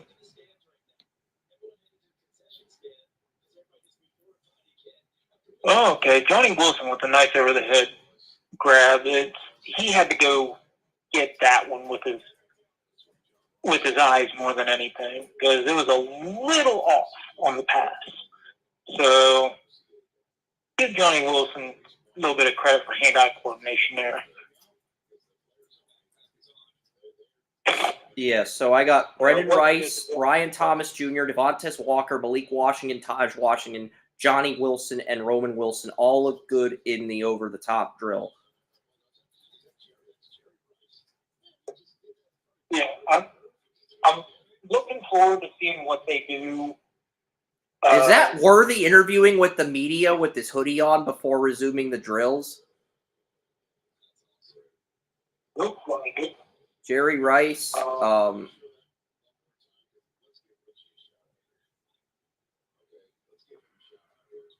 Yeah, that's heavy. He's got backpack on and everything. I don't know. He might be done. I mean, I wouldn't blame him if he called it a day. He can always do the other receiver drills. Rome Odunze. But let's face it. Rome Odunze dominates the gauntlet. They're being done to help his stop at that point. He doesn't do any more of the drills. I mean, he did the over the shoulder, I think. So outside of that, personally, I would do the gauntlet, which O'Dunes is starting out. So we got time. We'll see if he does it. Yeah. Okay. O'Dunes with a nice one of the things I've liked about the receivers so far is that we haven't seen them just barely touch it and flip it this year. They've actually been catching it and throwing it behind them. So, that was a way off pass. Who the hell threw that? At least it wasn't as bad as that quarterback a couple years ago that threw a pass and nearly knocked out, somebody way behind the frickin' one of the coaches. It's like, at least it wasn't that far off, but it wasn't. How the hell do you miss the first one on? Okay, Jack Saint. My big issue with Brian Thomas Jr. was the drops versus Alabama. 0 drops in 2 drills so far. So that's a very encouraging sign for Brian Thomas Jr. to have 2 really strong drills. Yeah, Brian Thomas has had a really good confidence. I saw 1 drop for Walker during the gauntlet, but I could be wrong on that. All right. Malik Washington. Everything. Yeah, so that's Malik Washington just ran through the gauntlet.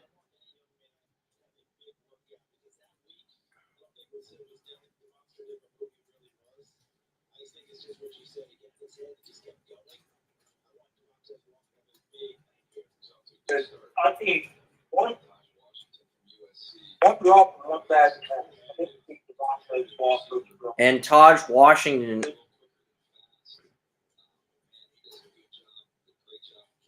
Washington had it pretty good. There. Yeah, I'm here.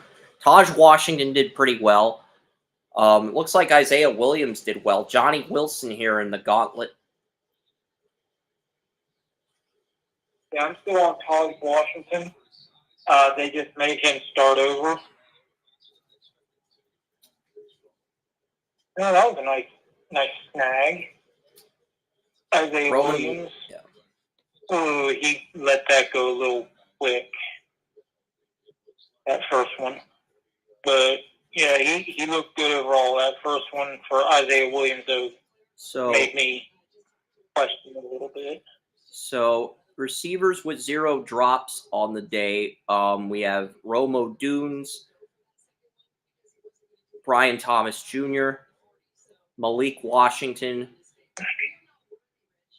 and Johnny Wilson. Johnny Wilson dropped 1? I saw 0 drops from Wilson. No, not Johnny Wilson. Roman Wilson. Roman Wilson. Yeah, I saw a couple of drops from Roman Wilson. Yeah, Johnny Wilson looked really comfortable, really effortless. Yeah, I mean, there's like 4 or 5 receivers that have 0 drops through 2 drills. Yeah, it looks like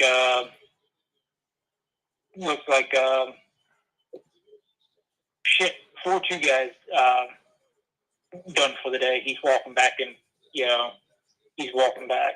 Sounds like Worthy's done for the day. Yeah, Worthy. Yeah. Yeah, it's like his name just up the side of the head. We're not worthy of seeing him in the gauntlet drill because he was so dominant in 40. We're not worthy. Yeah, I would have done it either way. It's like, holy shit. Who the hell was that trying to butt bump him and missed? Like, shit, it'll fly onto the screen.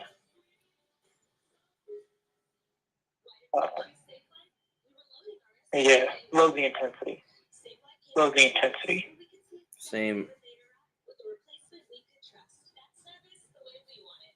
Something I can say about not only the receivers, but the DBs this year, all really enthusiastic. Yeah, Bill basically replied, what the hell was Quinn Ewers doing at quarterback? Should have been throwing vertical passes on every play. Yeah, just throw it up to Xavier Worthy and just get out of the way. That's what they did versus Alabama, and it worked, but they stopped doing that. Yeah, it's like Larry Bird used to tell his head coach Casey Jones all the time. It's like, Coach, why don't you just give me the ball and tell everybody to get out of the way? It's like, that's what Worley should be doing. It's like, dude, just tell him to throw me the ball, and everybody else just, go over to the side. Oh my gosh. Get out of the way. I'll take care Oh of my it. gosh. Mark Suba just tweeted, if Brandon Beane doesn't leave the draft with Adonai Mitchell, Brian Thomas, or Xavier Worthy, he should be gone. No more holding on to day 3 picks that do not end up making the team. Trade up if you have to. Who's that? Mark Suba.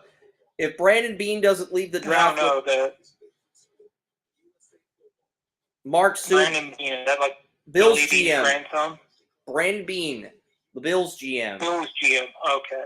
If the Bills GM doesn't leave the draft with Mitchell, Brian Thomas, or Worthy as a number 2 to Diggs, with Gabe Davis set to be a UFA, he should be gone. Yeah. No more day 3 picks that end up not making the team. Trade up if you have to. That's Mark tweeting that. Yeah, and this year's a perfect year to do it. You want to trade up this year, and you want a receiver, you trade up to round 2, and you're almost guaranteed a number 2 receiver in this draft. You just have to go get him. Penix did pass all the medical tests. Season to need a receiver. Yeah, this is the perfect season to need a receiver. I mean, I see no downside. It's like, I don't think he'd go to the extreme that Mark went, but at the same time, I can see his point. This is the perfect year for that. It's like, why wouldn't you? If that is what you need, and that's what the Bills need, that's what the Browns need, that's what the Patriots need. Patriots need a 1 and 2. I could see the Patriots doubling up at some point. So, it's like, why not trade up if you're one of these teams? Why not? And that's the thing, is that if they do, this is the perfect draft to do it. And I wouldn't be upset with any team for trading up for one of these receivers. Not a single one. But I can see where Mark's coming from. Even though I don't agree with the extreme of, draft 1 and you're gone, I can still say, yeah, I get it. I get it, dude.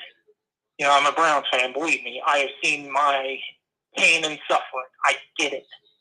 You need a receiver, trade up, go get your guy, perfect draft, do it. Go get him. So, Yep. Group 2 quarterbacks are underway. We've Got Michael Penix and Rattler both looking good so far. It's like I definitely want to see. And that's a drop pass by I got a bunch of highlights. I 29. didn't get to see Penix or Rattler. I'm on Pratt right now, so I don't know if you're still ahead of me or. I'm on Austin Reed. Reed. Here's Rattler. Yeah, I'm on Austin Reed now. Okay, so you're way ahead of me. Slovis is now dropping back. Rattler showing off his gun. And, dude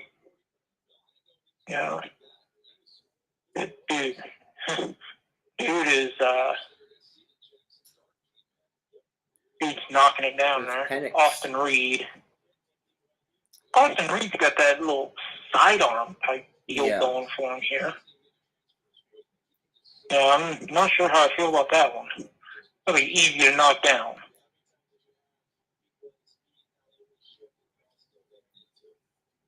Slovis has a nice release. Yep. I like that. It goes right down. It goes right past the ear, real quick. Boom. I wish you would shorten it up a little bit, but for the most part, it's nice. Penix, okay, because he's a lefty, so it's a little weird coming off, and I think that'd be a little bit more difficult. I'll give him credit for that throw because he's a lefty. He's throwing it to the left side. It's never easy. And he was pretty accurate for that throw. So I'll do So there were only 3 quarterbacks that got through the slant drill without an incompletion. Penix, Pratt, and Austin Reed. Really? Rattler threw Who a is that drop. 29? Rattler and Slovis both threw a drop pass. I don't think it's their fault they threw incompletions, but they did throw incompletions because of the it's like- drops. Who It's is receiver 29? I have no clue. I wish I knew. Because he's dropped 2 balls in this drill And I from think 2 different quarterbacks. I think one of them was Austin Reed and the other was one of them was Slovis and the other was Slovis, and Rattler. yeah, Slovis was Slovis and one. Rattler. Slovis and Rattler. Rattler. Yeah, because he's dropped 2 of them so far, and they were right in his hands. I mean, What drill is this? Is this the out route? Yeah. now this is coming into the out route. This was the fuck. It's like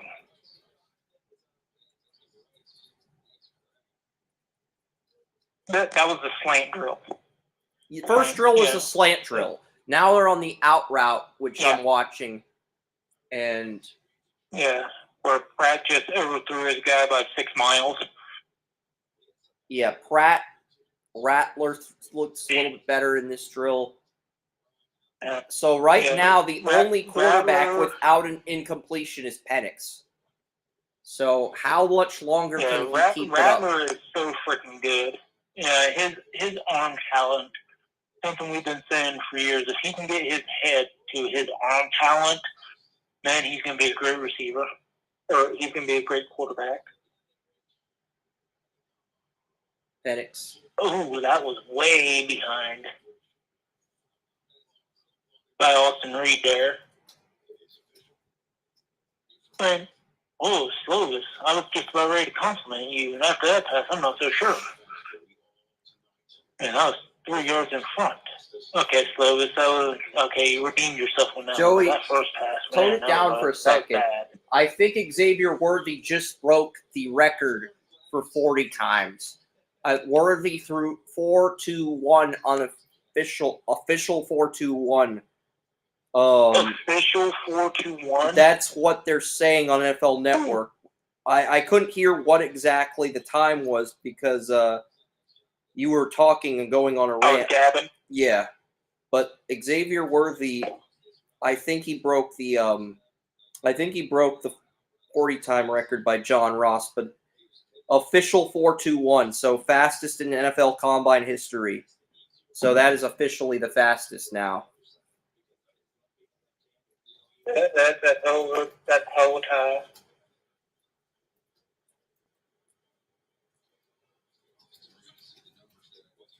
Only quarterback without an incompletion at this point is Penix. I think Pratt has 1, Austin Reed has 2, Kedon Slovis has 1 incompletion, and Rattler has 1 incompletion. So Worthy did surpass John Ross as the fastest 40 time in history. So just hearing that is, and that's hell of a record. I mean, they say records are meant to be broken, but man, that's one I think is going to stand for a while. Yeah. I mean, John Ross held the combine record for not 13 years. John Ross was in the 2017 11. draft. 7? 7 years. 7 years, yeah. I was thinking he was in the 2011 draft at first, too, but then I was like, yeah, John Ross was in the same draft as Mahomes. The Bengals took John Ross over Patrick Mahomes. And now John Ross has more Super Bowl rings. John Ross was on the Chiefs as a practice squad player, so he gets a Super Bowl ring because he was on the practice squad this year. He might have 2 rings. I don't know if he was on the Chiefs practice squad last year. He was this year, though. So John Ross will have more Super Bowl rings than the Bengals. Simulcane. They're going to have to do it simulcane with Ross. Yeah. Yeah, they're doing it with Ross. I agree. You got to have a stronger... Xavier Worthy. Worthy had a stronger... Yeah, it's like Rich Eisen, Jeremiah, they want to roast Christian McCaffrey, roast Patrick Mahomes, but they don't want to put John Ross and Xavier Worthy on a simulcam. Truly historic stuff that we got to see. But they want to roast Patrick Mahomes and McCaffrey.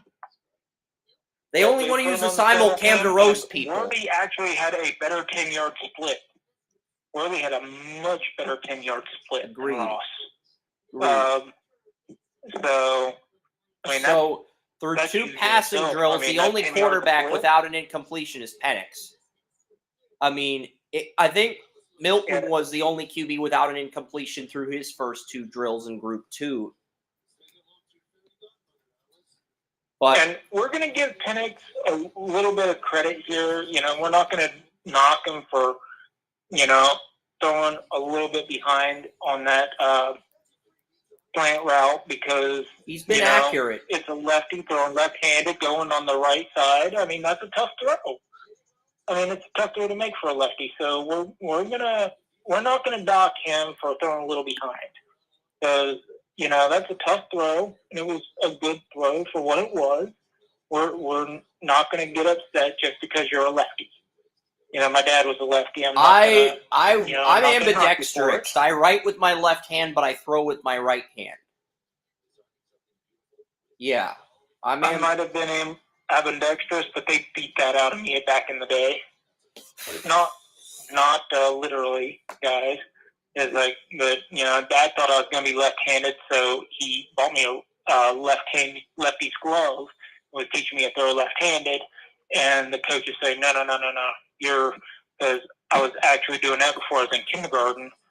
So the coaches and others are like, no, you're going to throw right-handed, and you know, I can still shoot basketball left-handed, but I can't throw left-handed anymore. I can't throw left-handed. I can write a little bit left-handed, but I you know, they knocked that one out on me a little bit.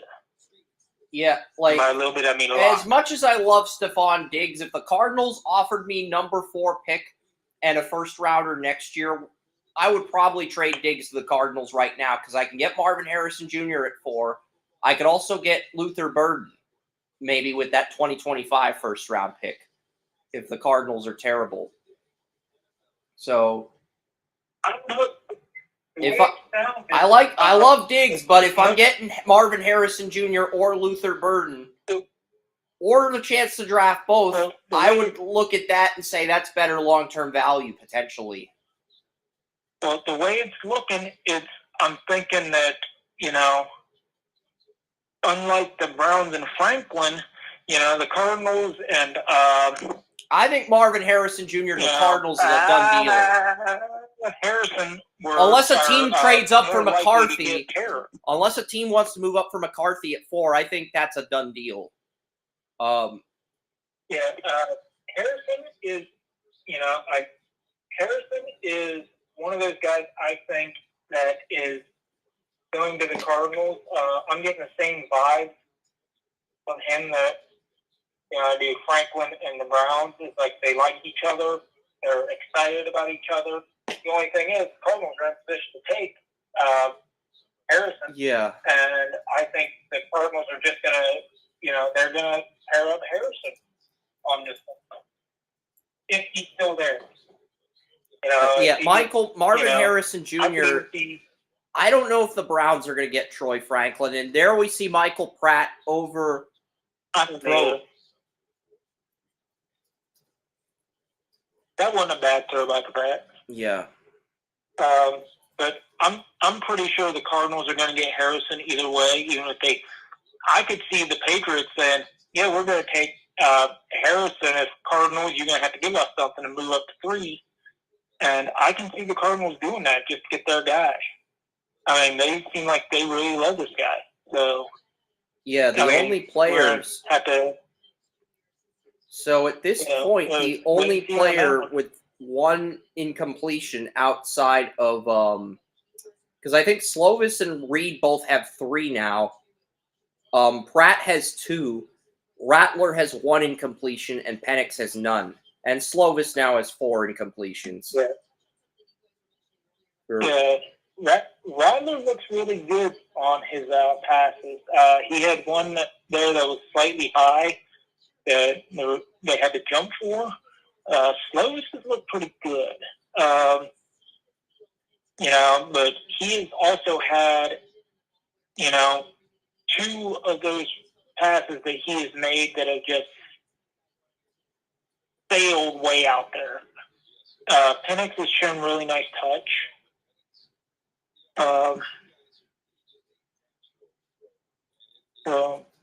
Pratt's been a little all over the place on his accuracy, but it's been within acceptable distance. So, he needs to work a little bit on his accuracy, but he's not bad. Austin Reed, he's shown that he has a good arm, but his accuracy has been much to be desired. Yep.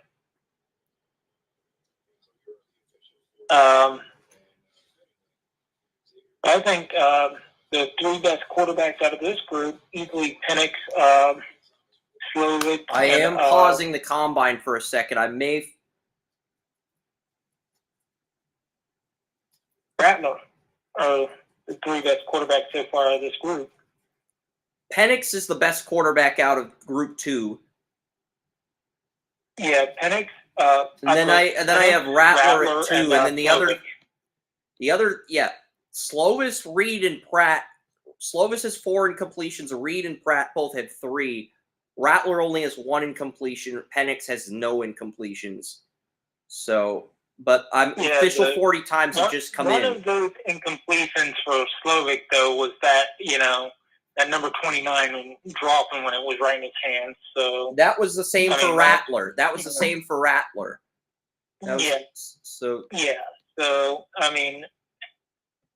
So with those, that's where the drops is like, let's just take one away. I'm not giving quarterbacks a mulligan for drops by the receiver. I should. Which is the fastest, speed of light or Xavier Worthy? And speed of light got 3%. Xavier Worthy 21%. Xavier Worthy's faster than the speed of light. He's faster than Olympus. I don't know why. Oh, mercy. What? Yeah, Adonai 4.33 for Brian Thomas. I don't know. 4.34 for Mitchell. 4.36 for Devontae Walker. I'm just proofreading the 40 times and double checking them. 4.38 for Cowan. Gives me a chance to making sure everything on the site. Anthony Gold with a 4.39. Lad McConkey also with a 4.39. Leggett with a 4.39.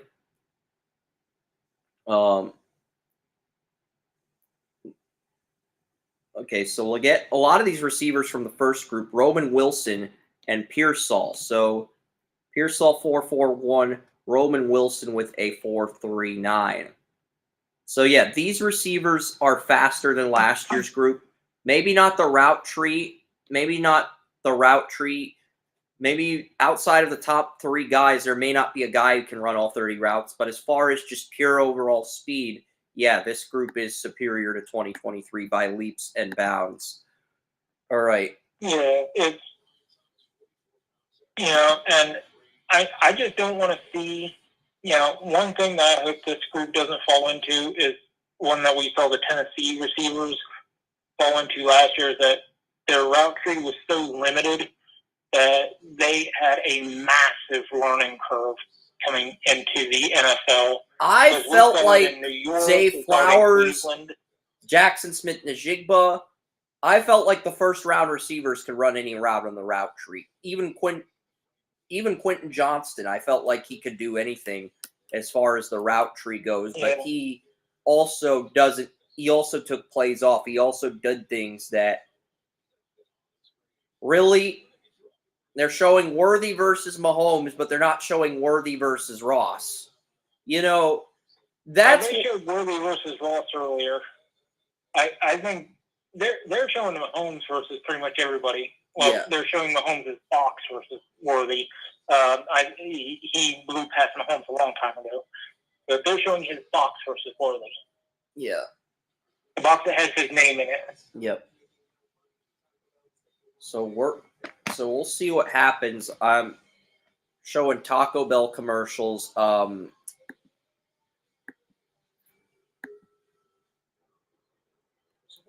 Yeah, so Penix is just continuing to dominate. We'll see what happens. I got a feeling the combine's probably going to be closer to 8 than 9, but yeah. Worthy now owns the combine record.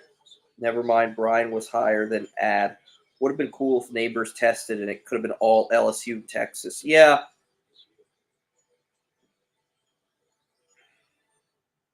dad was a farmer. The guy was bigger than life. He wasn't someone that liked to show his emotion. Worthy does not have weak game film. He was dominant against Alabama. I disagree with Daniel Kelly on that. Respectfully disagree. I mean, Worthy did vanish against Oklahoma, but against Alabama, he was very dominant in that game. To the point where he was taking over the game. Worthy had some good teammates, and other guys were playing, and they were the focal points of that offense. I mean, I saw that game. Other people were the focal point of the offense, and Worthy wasn't. Yeah, okay, so looking back on the group mock, the Falcons got Xavier Worthy over Troy Franklin in round 2. That pick was criticized at the time before the combine. Now that pick probably getting universal praise, and I don't think... I think that pick was justified. I think the owner was justified in that pick right now. Yeah, but is Worthy going to make it to round 2? I know for a fact Mark's either going to go with one of those 3 receivers in the second group mock. It's too early to say. I have not set a date for the group mock I'm wondering if Worthy or Franklin make it to round 2. I think right now we could be looking at as many as 6 or 7. I've got 8 receivers in round 1 with round 1 grades. I don't think 8 receivers go in round 1, but I've got 8 with round 1 grades at the moment. What receivers do you think go in round 1? Not have grades, but actually go in round 1. I think Franklin, based on what we've seen so far. Franklin goes in round 1, and then you get to. I have Worthy as wide receiver 5. My number 6 receiver is Mitchell, and Thomas is my number 7 receiver.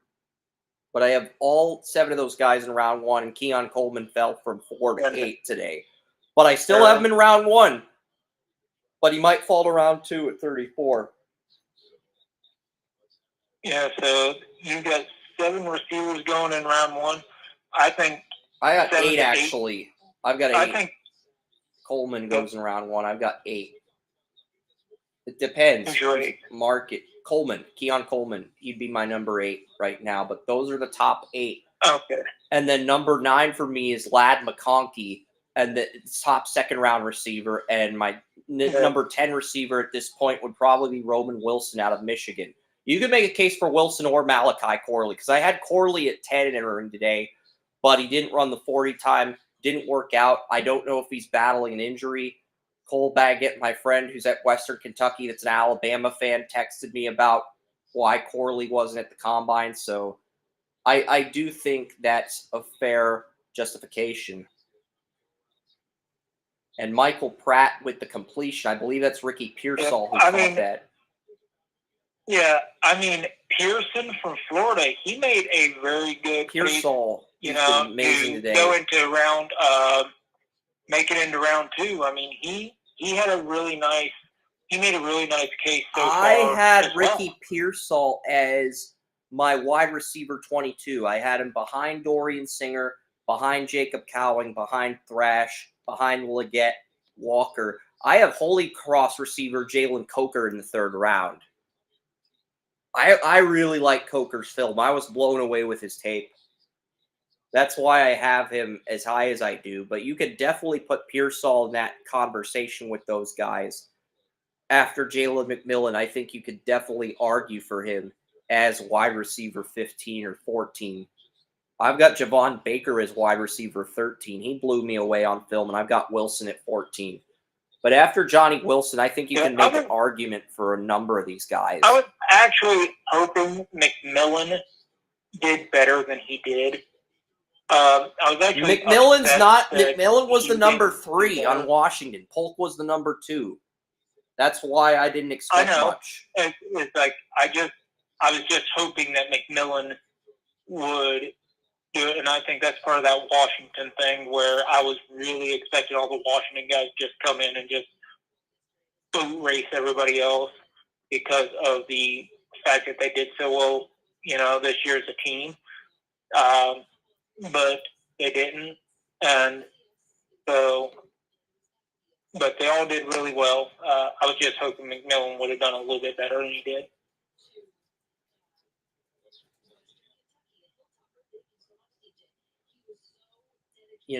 This is going to be interesting here.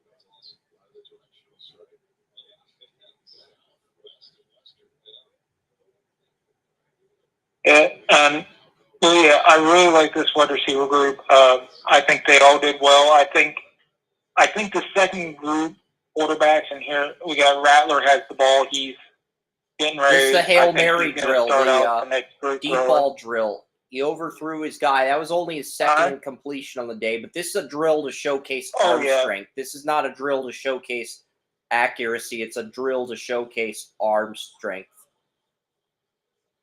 Yeah, it's like I haven't started the drill yet, but you were quiet, so I was just going through what I'm seeing on my screen.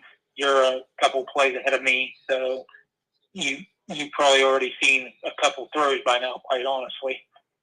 So I'm getting the first throw here, and Rattler just flat overthrows his guy by like 2 yards.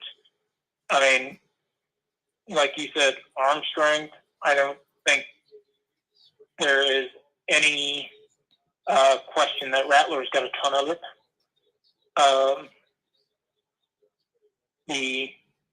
So I'm really Austin Reed. That was pretty accurate. That was really accurate on that pass. I like that, but the receiver had to slow down and for it, but still, still a really accurate pass.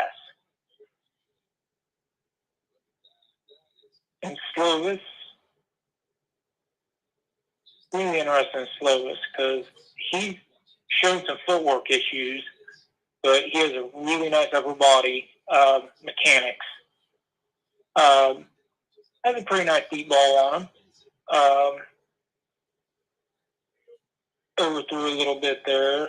A very nice pass, accurate pass. Receiver barely had to slow down. Here comes Penix. So here is the guy. Holy, that was a cannon. Not very accurate, but a cannon nonetheless. I mean, he's got to get some touch on that ball. Show us some touch, big fella. I think Rattler's that done looks like a it has little a lot bit more touch better. right there. I would say Rattler's shown the most deep ball, like throwing power. I think Rattler has a little bit more throwing power than Penix, just based on what I've seen from the combine. Yeah. Yeah, I thought they were pretty even. But they were pretty even. You're right, Rattler Joey. But I had touch. 59, 61, and 60 for Rattler. I had 59 and 58 for Penix. They were pretty even, like you said. But Rattler wins by the slimmest of margins, if that makes sense, Joey. Yeah, good. So we're not taking anything away from Penix, but Rattler, his arm strength is better than Penix by the slimmest of margins, and I cannot emphasize the importance of when I say the anything to take away from Penix on that, it would be because Penix did not have touch on his deep ball. It was like a pure laser going through there. And that's been the big knock with Penix from the national title against Michigan to the Senior Bowl to the Combine is that he lacks that touch on his deep ball. Richardson, Stroud, they had touch on their deep balls. Penix, not so much. Yeah. But he does everything Yeah, else relatively it's, well. Some of the, if I know anything about first-round quarterbacks, it's almost every single one of them, not named Ryan Leaf, because I'm still trying to figure out how he went number 2, had a very nice touch on their deep ball. Yeah, so that is one thing he's going to have to work on. Personally, I would suggest him going to the Palmer QB camp that they have every year. Go there, because if you're a top quarterback, if you don't go to that Palmer QB camp, I'm looking at you, and Chris, you know me, I have knocked quarterbacks down a couple spots simply because they did not go to that camp, and they were supposed to be a top quarterback. That guy, he is the quarterback whisperer. Get your butt to that camp. Yeah, I'd say Carson was easily the best player out of the brothers. Man, his brother, he knows his shit. I think he was a quarterback coach in the NFL or college football or something last year or the year before. Yep. For a year, you know. So, but yeah, his brother knows his shit. Get down to that camp, and if Penix has problems with touch, after a week there, he won't have trouble with touch anymore. And I'll go to the Palmer QB camp, then I turn around and go to the Manning camp. Like, I would just hit both camps ASAP, and, and I'd notch my ticket into early first round territory. Yeah, those two camps, you're bound and determined to come out of their first round pick.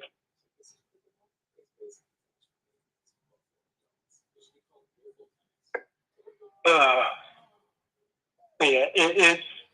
I really think this second group, all the way around was just awesome. Awesome to see. It was fun. Yeah, this has been fun. Pratt threw it 54, 50, and 44 yards on his 3 throws. I don't have the distance for the other QBs, Austin Reed and Slovis. But I think those are the least appealing or the least likely of these 5 to get drafted. They could get picked. I think Reed could go in like the 6th or 7th round, but I think Penix, Rattler, and Pratt are the 3 that are guaranteed to get drafted at this point. So those are the 3 I'll probably emphasize talking about. But yeah, I mean, Penix had no incompletions up until the deep ball drill. I mean, last year, Malik Cunningham went the entire combine without an incompletion, and the year before that, it was Kenny Pickett. So Pickett did not have the velocity on the deep ball that Rattler or Penix had. Both of those quarterbacks did outthrow Pickett on the deep ball as far as distance goes. Maybe not accuracy, but as far as distance goes, both QBs outthrew Pickett in terms of distance.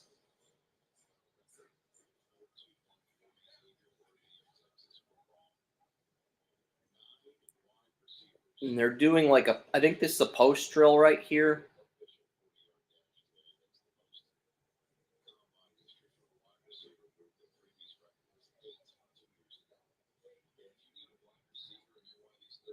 Yeah, I'm in commercial right now, so NFL Network stuff.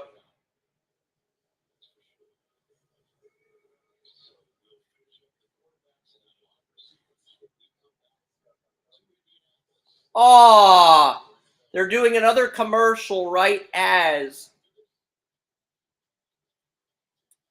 And the way this is going, I'm actually thinking this might be over by 8, Joey. I was thinking this would be over by 9, but this might be over by 8. Okay, so we're at 6 hours, 2 minutes on Restream, and it has not cut us off yet. Yeah, The limit for streaming on Restream is 6 hours, but they haven't cut us off yet. So I'm going to keep going. Yeah. I'm not going to make a part 2 if they are like, you know what? I think it's over by 7:30. I really do. That's kind of, Just based on how quick they're going through everything. yeah. Last year it was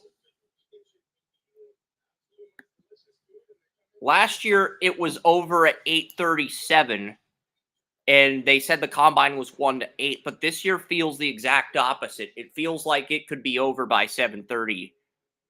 The way this is going, Yeah, it feels like everything. The yeah, media, last year was NFL absolutely Network disgusting. might air until 8 before pivoting to Total Access, but it feels like the individual drills are going to be over by 7:30 from what I've seen.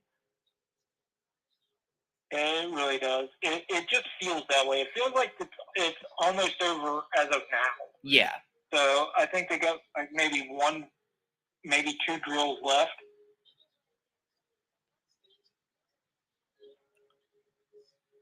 And it's strange because it feels like it's been more laid back this year as to there was more intensity last year, but it feels like it's been more laid back as far as the quality goes this year. But Yeah. Well, Restream I only gives think you 6 what hours, and we're at happens is 6 it was hours 4 kinda- minutes, which is cool. That Yeah, Restream hasn't cut us off yet.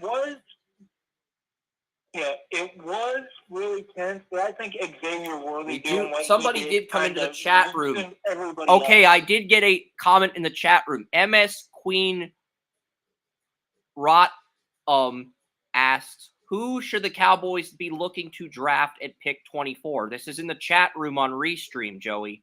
So, you know, what does overlay do? Does overlay display like the chat in the show?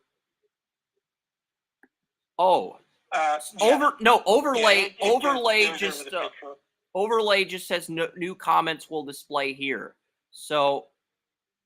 Oh, okay. Well, that's a little bit different, but it works. Okay. Yeah, who will the Cowboys? So if somebody asks a question in the chat room, I can show it using overlay and then answer the question. Who should the Cowboys draft at 24? You know, I'm looking at Latham. I'm looking at I'm Guyton. looking at left tackle. Yep, obviously we're on the same left list. tackle because they did release their left tackle. I mocked Jordan Morgan to the they're Cowboys going to. at 24 in my first mock. I mocked Jordan Morgan, the Arizona left tackle. That's who I'm going to go with here, Joey. Patrick Paul out of Houston could be another guy, but I'm leaning Jordan Morgan if he's there. I mean, you could go with Latham or Guyton, but I don't like the idea of plugging them from right tackle to left tackle. Give me a second to pop my big butt down in here. I've got a list, pulled up already.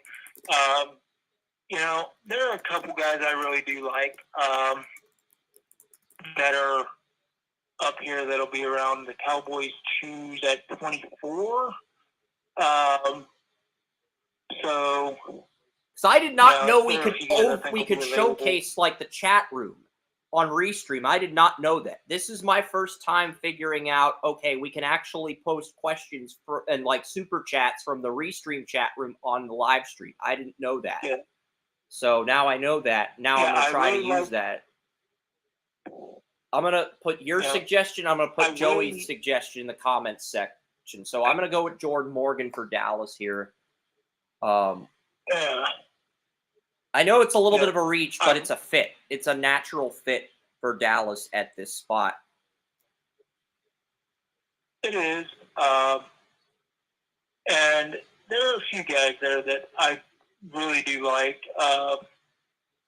And, they're, let me try to find the one I'm really looking for here. Okay, we have another I really question. Like the best offensive tackle from Yale, Kirana Magaji. Kirana Magaji. A little bit of a reach, but I definitely could see him if he aces the process. I could definitely see him rising up the boards. Yeah. Amagaji has long arms, 35-inch arms, and he's 22, which is about the right age for a left tackle in terms of maturity, in terms of longevity and maturity. 22 and a 3-year starter, that's about the right age. That's a sweet spot. And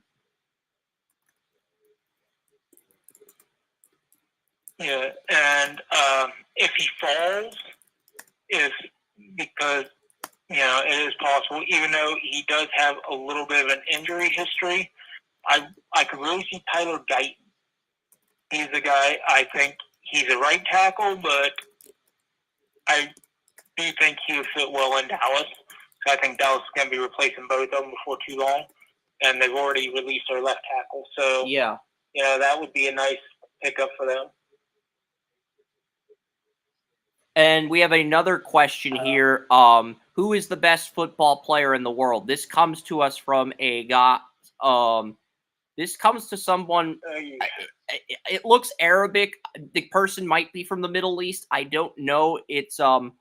I don't know. But who's the best football player in the world? I would say Patrick Mahomes, number 15 on the Chiefs.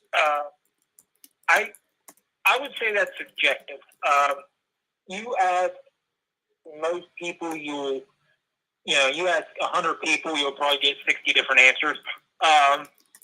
So it's really a, personal question.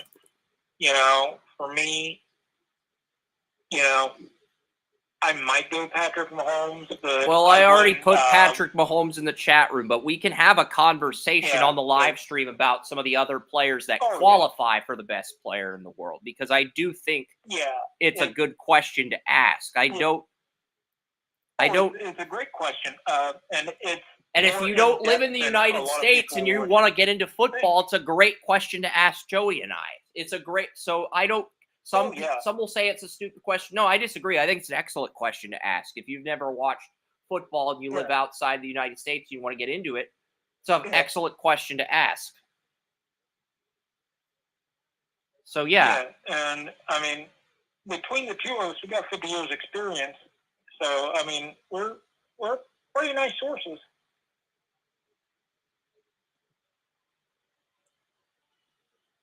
So I think that's going to be it for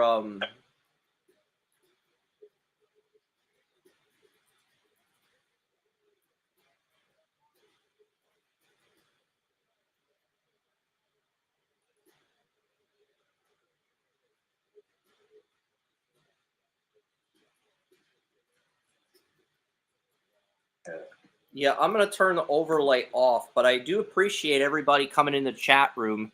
And yeah, but that's a pretty cool feature that we can sort of show questions, show stuff in the chat room on Restream. I didn't know we had the power to do that. Now I know, but that's something I do want to try. Everybody's doing backflips and such, so I think it's all over. Yeah, I saw some guys doing some backflips as well. 22, O'Dunes did a backflip. And for the receiver ranking, for the receiver combine results, I'm going to say Romo Zunze went the entire day without a drop. He celebrated by doing a backflip.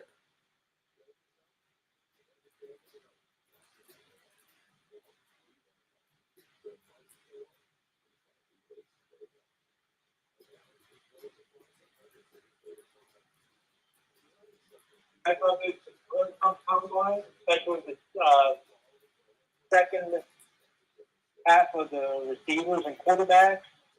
So, I can't really complain. Yeah, so all my notes for the quarterbacks, receivers, I know my receiver notes are shorter than usual, but the quarterbacks and receivers are in different drills. It's hard to keep track of both the receivers and the quarterbacks, and the NFL Network's only showing us the quarterbacks once the quarterbacks get into the drill. They're not showing the receiver numbers. So my receiver notes are shorter than usual this year because of that. But yeah, 6 minutes, 12 seconds. Restream gave us an extra 12 minutes. They didn't have to do that, but I appreciate it. I appreciate the questions in the chat room. Appreciate Joey calling into TalkShoe. And I'm going to end the live stream on Restream. We can stick around for a few minutes on TalkShoe before they go to Total Access, but I'm guessing as soon as Joey signs off on TalkShoe, we're pretty much going to call it a day. But I'll be back for the final day of the Combine tomorrow at 1, and then mock draft time. Just for the first, I'll do some editing for the first round. I'm not sure. Until the comp picks come out, I probably won't do a mock draft. I'll probably code other sections of the site. Like, I wanted to code the NBA G League up, update the team web pages for the NBA G League, maybe start coding it for the WNBA. Just get some other stuff up, but once the comp picks come in, I'll start the 7-round mock draft. But yeah, thank you guys for tuning in to day 3 of the Combine. Day 4, offensive line, Joey's position, tomorrow here on Restream.